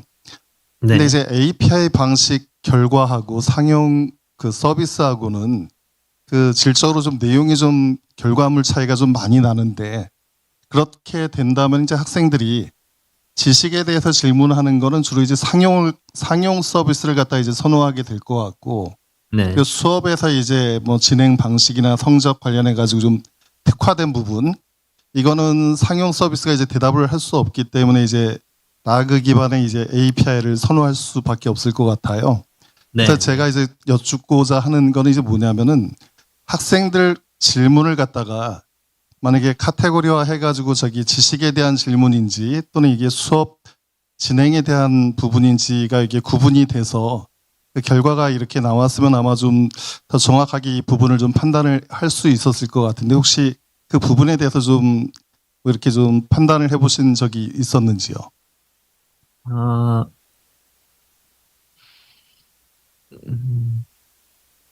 저희가 애초에 근데 이제 학생들의 지식적 질문을 답변해주기 위해서 만든 시스템은 아니어가지고요. 그러니까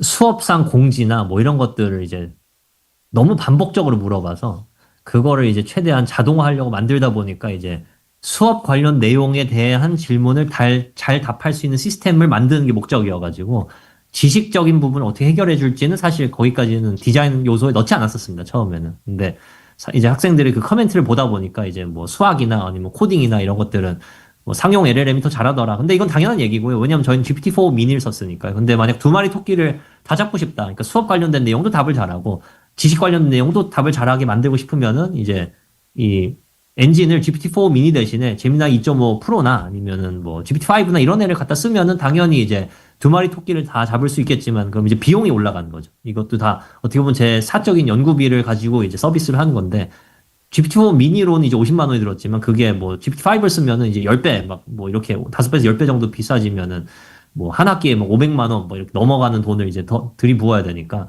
그것까지 해야 될지는 잘 모르겠고요. 그거 이제 어디까지 자기가 이제 학생들한테 어떻게 보면 이게 제가 재미나 2.5%를 가지고 이 인공지능 조교를 만든다는 거는 학생들한테 재미나 2.5% 무한 사용권을 주는 거나 마찬가지이기 때문에 그래서 굳이 그렇게까지 할 필요는 없을 것 같습니다. 그래서 수업 관련된 것만 그러니까 수업 운영이나 뭐 이런 것들에 대한 것만 잘 답할 수 있는 아주 소형 조교를 만들고 더 궁금한 전문적인 지식은 어차피 학생들 개개인이 그냥 뭐 GPT한테 가서 물어보든 뭐 제미나한테 가서 물어보든 할 수 있기 때문에 아예 롤을 분리하는 것도 괜찮을 것 같습니다. 네, 감사합니다. 제가 질문을 드린 이유는 아까 보니까 이제 학생 몇 명이 지속적으로 엄청나게 이제 많은 질문을 했다라고 해서 그래서 네. 이거는 분명히 이제 지식 관련된 질문일 거다라고 제가 생각을 해가지고 제가 네. 여쭤봤습니다. 네, 감사합니다. 네네. 예, 또 질문 있으신 분 계신가요? 예, 제가 사실 질문이 하나 있는데요. 그 교수님의 다른 과목이나 아니면은 그 다른 교수님의 교과목에 적용을 할 계획이 없으시면은 이유라도 좀 설명을 해줄 수 있을까요? 그러니까 제가 맡는 수업이 두 개인데 하나는 이제 요 수업이고요. 그 대형 수업이고 다른 하나는 사실 한 40명짜리 수업이어서 인공지능 조교를 쓸 그 어떤 모티베이션이 별로 없습니다. 그러니까 이제 학생이 적으면은 어차피 질문하는 횟수도 적고 클레임하는 횟수도 적고 그러니까 이제 다 핸들을 할 수 있는데 이게 300명, 400명 넘어가면 이제 이상한 학생들이 끼기 시작하면서 이제 그 강사진의 스트레스가 늘어나는 거라고 생각을 해가지고요. 그래서 저는 이 인공지능 조교를 사실 그러니까 학교에서도 이게 애초에 인공지능 조교를 만들 때 학교에 보조를 받아서 만들었거든요. 그러니까 다시 엄밀히 말하면 이 돈을 제가 쓴 건 아니에요. 학교에서 이제 보조비를 줬기 때문에 교수 학습 혁신 센터라는 그 팀이 있어가지고 그 팀이랑 같이 이제 합작을 했거든요. 그래서 그 팀이 이제 제가 요 연구 끝나고 나서 연락을 해가지고 이거를 학교에 전체적으로 다 쓰게 할 수가 있겠느냐 뭐 이런 논의를 한번 한 적이 있는데 근데 이제 그거를 학교에 전체적으로 다 뿌리려면 당연히 이제 여러 가지 학교의 그 KLMS 같은 그 수업 플랫폼하고 연동을 하고 막 이래야 되니까 이제 품이 늘어나는 문제도 있지만 모든 수업에 다 유용할 거라 생각하지 않는 게 말씀드렸듯이 소형 수업은 이걸 쓸 필요가 별로 없거든요. 그냥 대형 수업이어야지 이제 이거를 쓰면서 이 돈을 들이는 효용이 이제 나타난다고 생각을 하거든요. 그래서 물론 뭐 학생들이야 뭐 소형 수업이든 대형 수업이든 학생들 입장에서야 24시간 답해주는 조교가 있으면은 뭐 좋을 것 같긴 한데 뭐 들어가는 투자 대비 이제 어떤 효용을 생각하면은 굳이 뭐 모든 수업에 다 이거를 뭐 런칭을 해야 될지는 잘 모르겠습니다. 예, 뭐 더 질문 없으시죠? 예, 최윤재 교수님 수고 많이 하셨습니다. 감사합니다. 네, 감사합니다. 예, 이 세 번째 세션은 이걸로 마치고요. 오늘 전체 클로징 하는 거를 저한테 적어주셨던데 그 준비위원장님께서 아니면 원장님께서 클로징을 좀 해주시겠어요?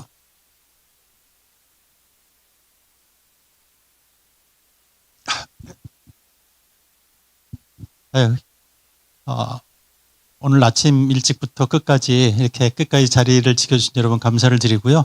저희가 처음 하는 켈리 워크숍인데 특별히 멀리 독일에서 비행기 타고 와주신 우리 샌더 교수님 감사드리고 이제 많이들 가셨지만은 앞으로도 저희가 최대한 노력을 해서 여러분들과 좋은 공유를 성과할 수 있도록 최대한 노력하겠습니다. 끝까지 자리를 지켜주신 여러분께 감사를 드립니다.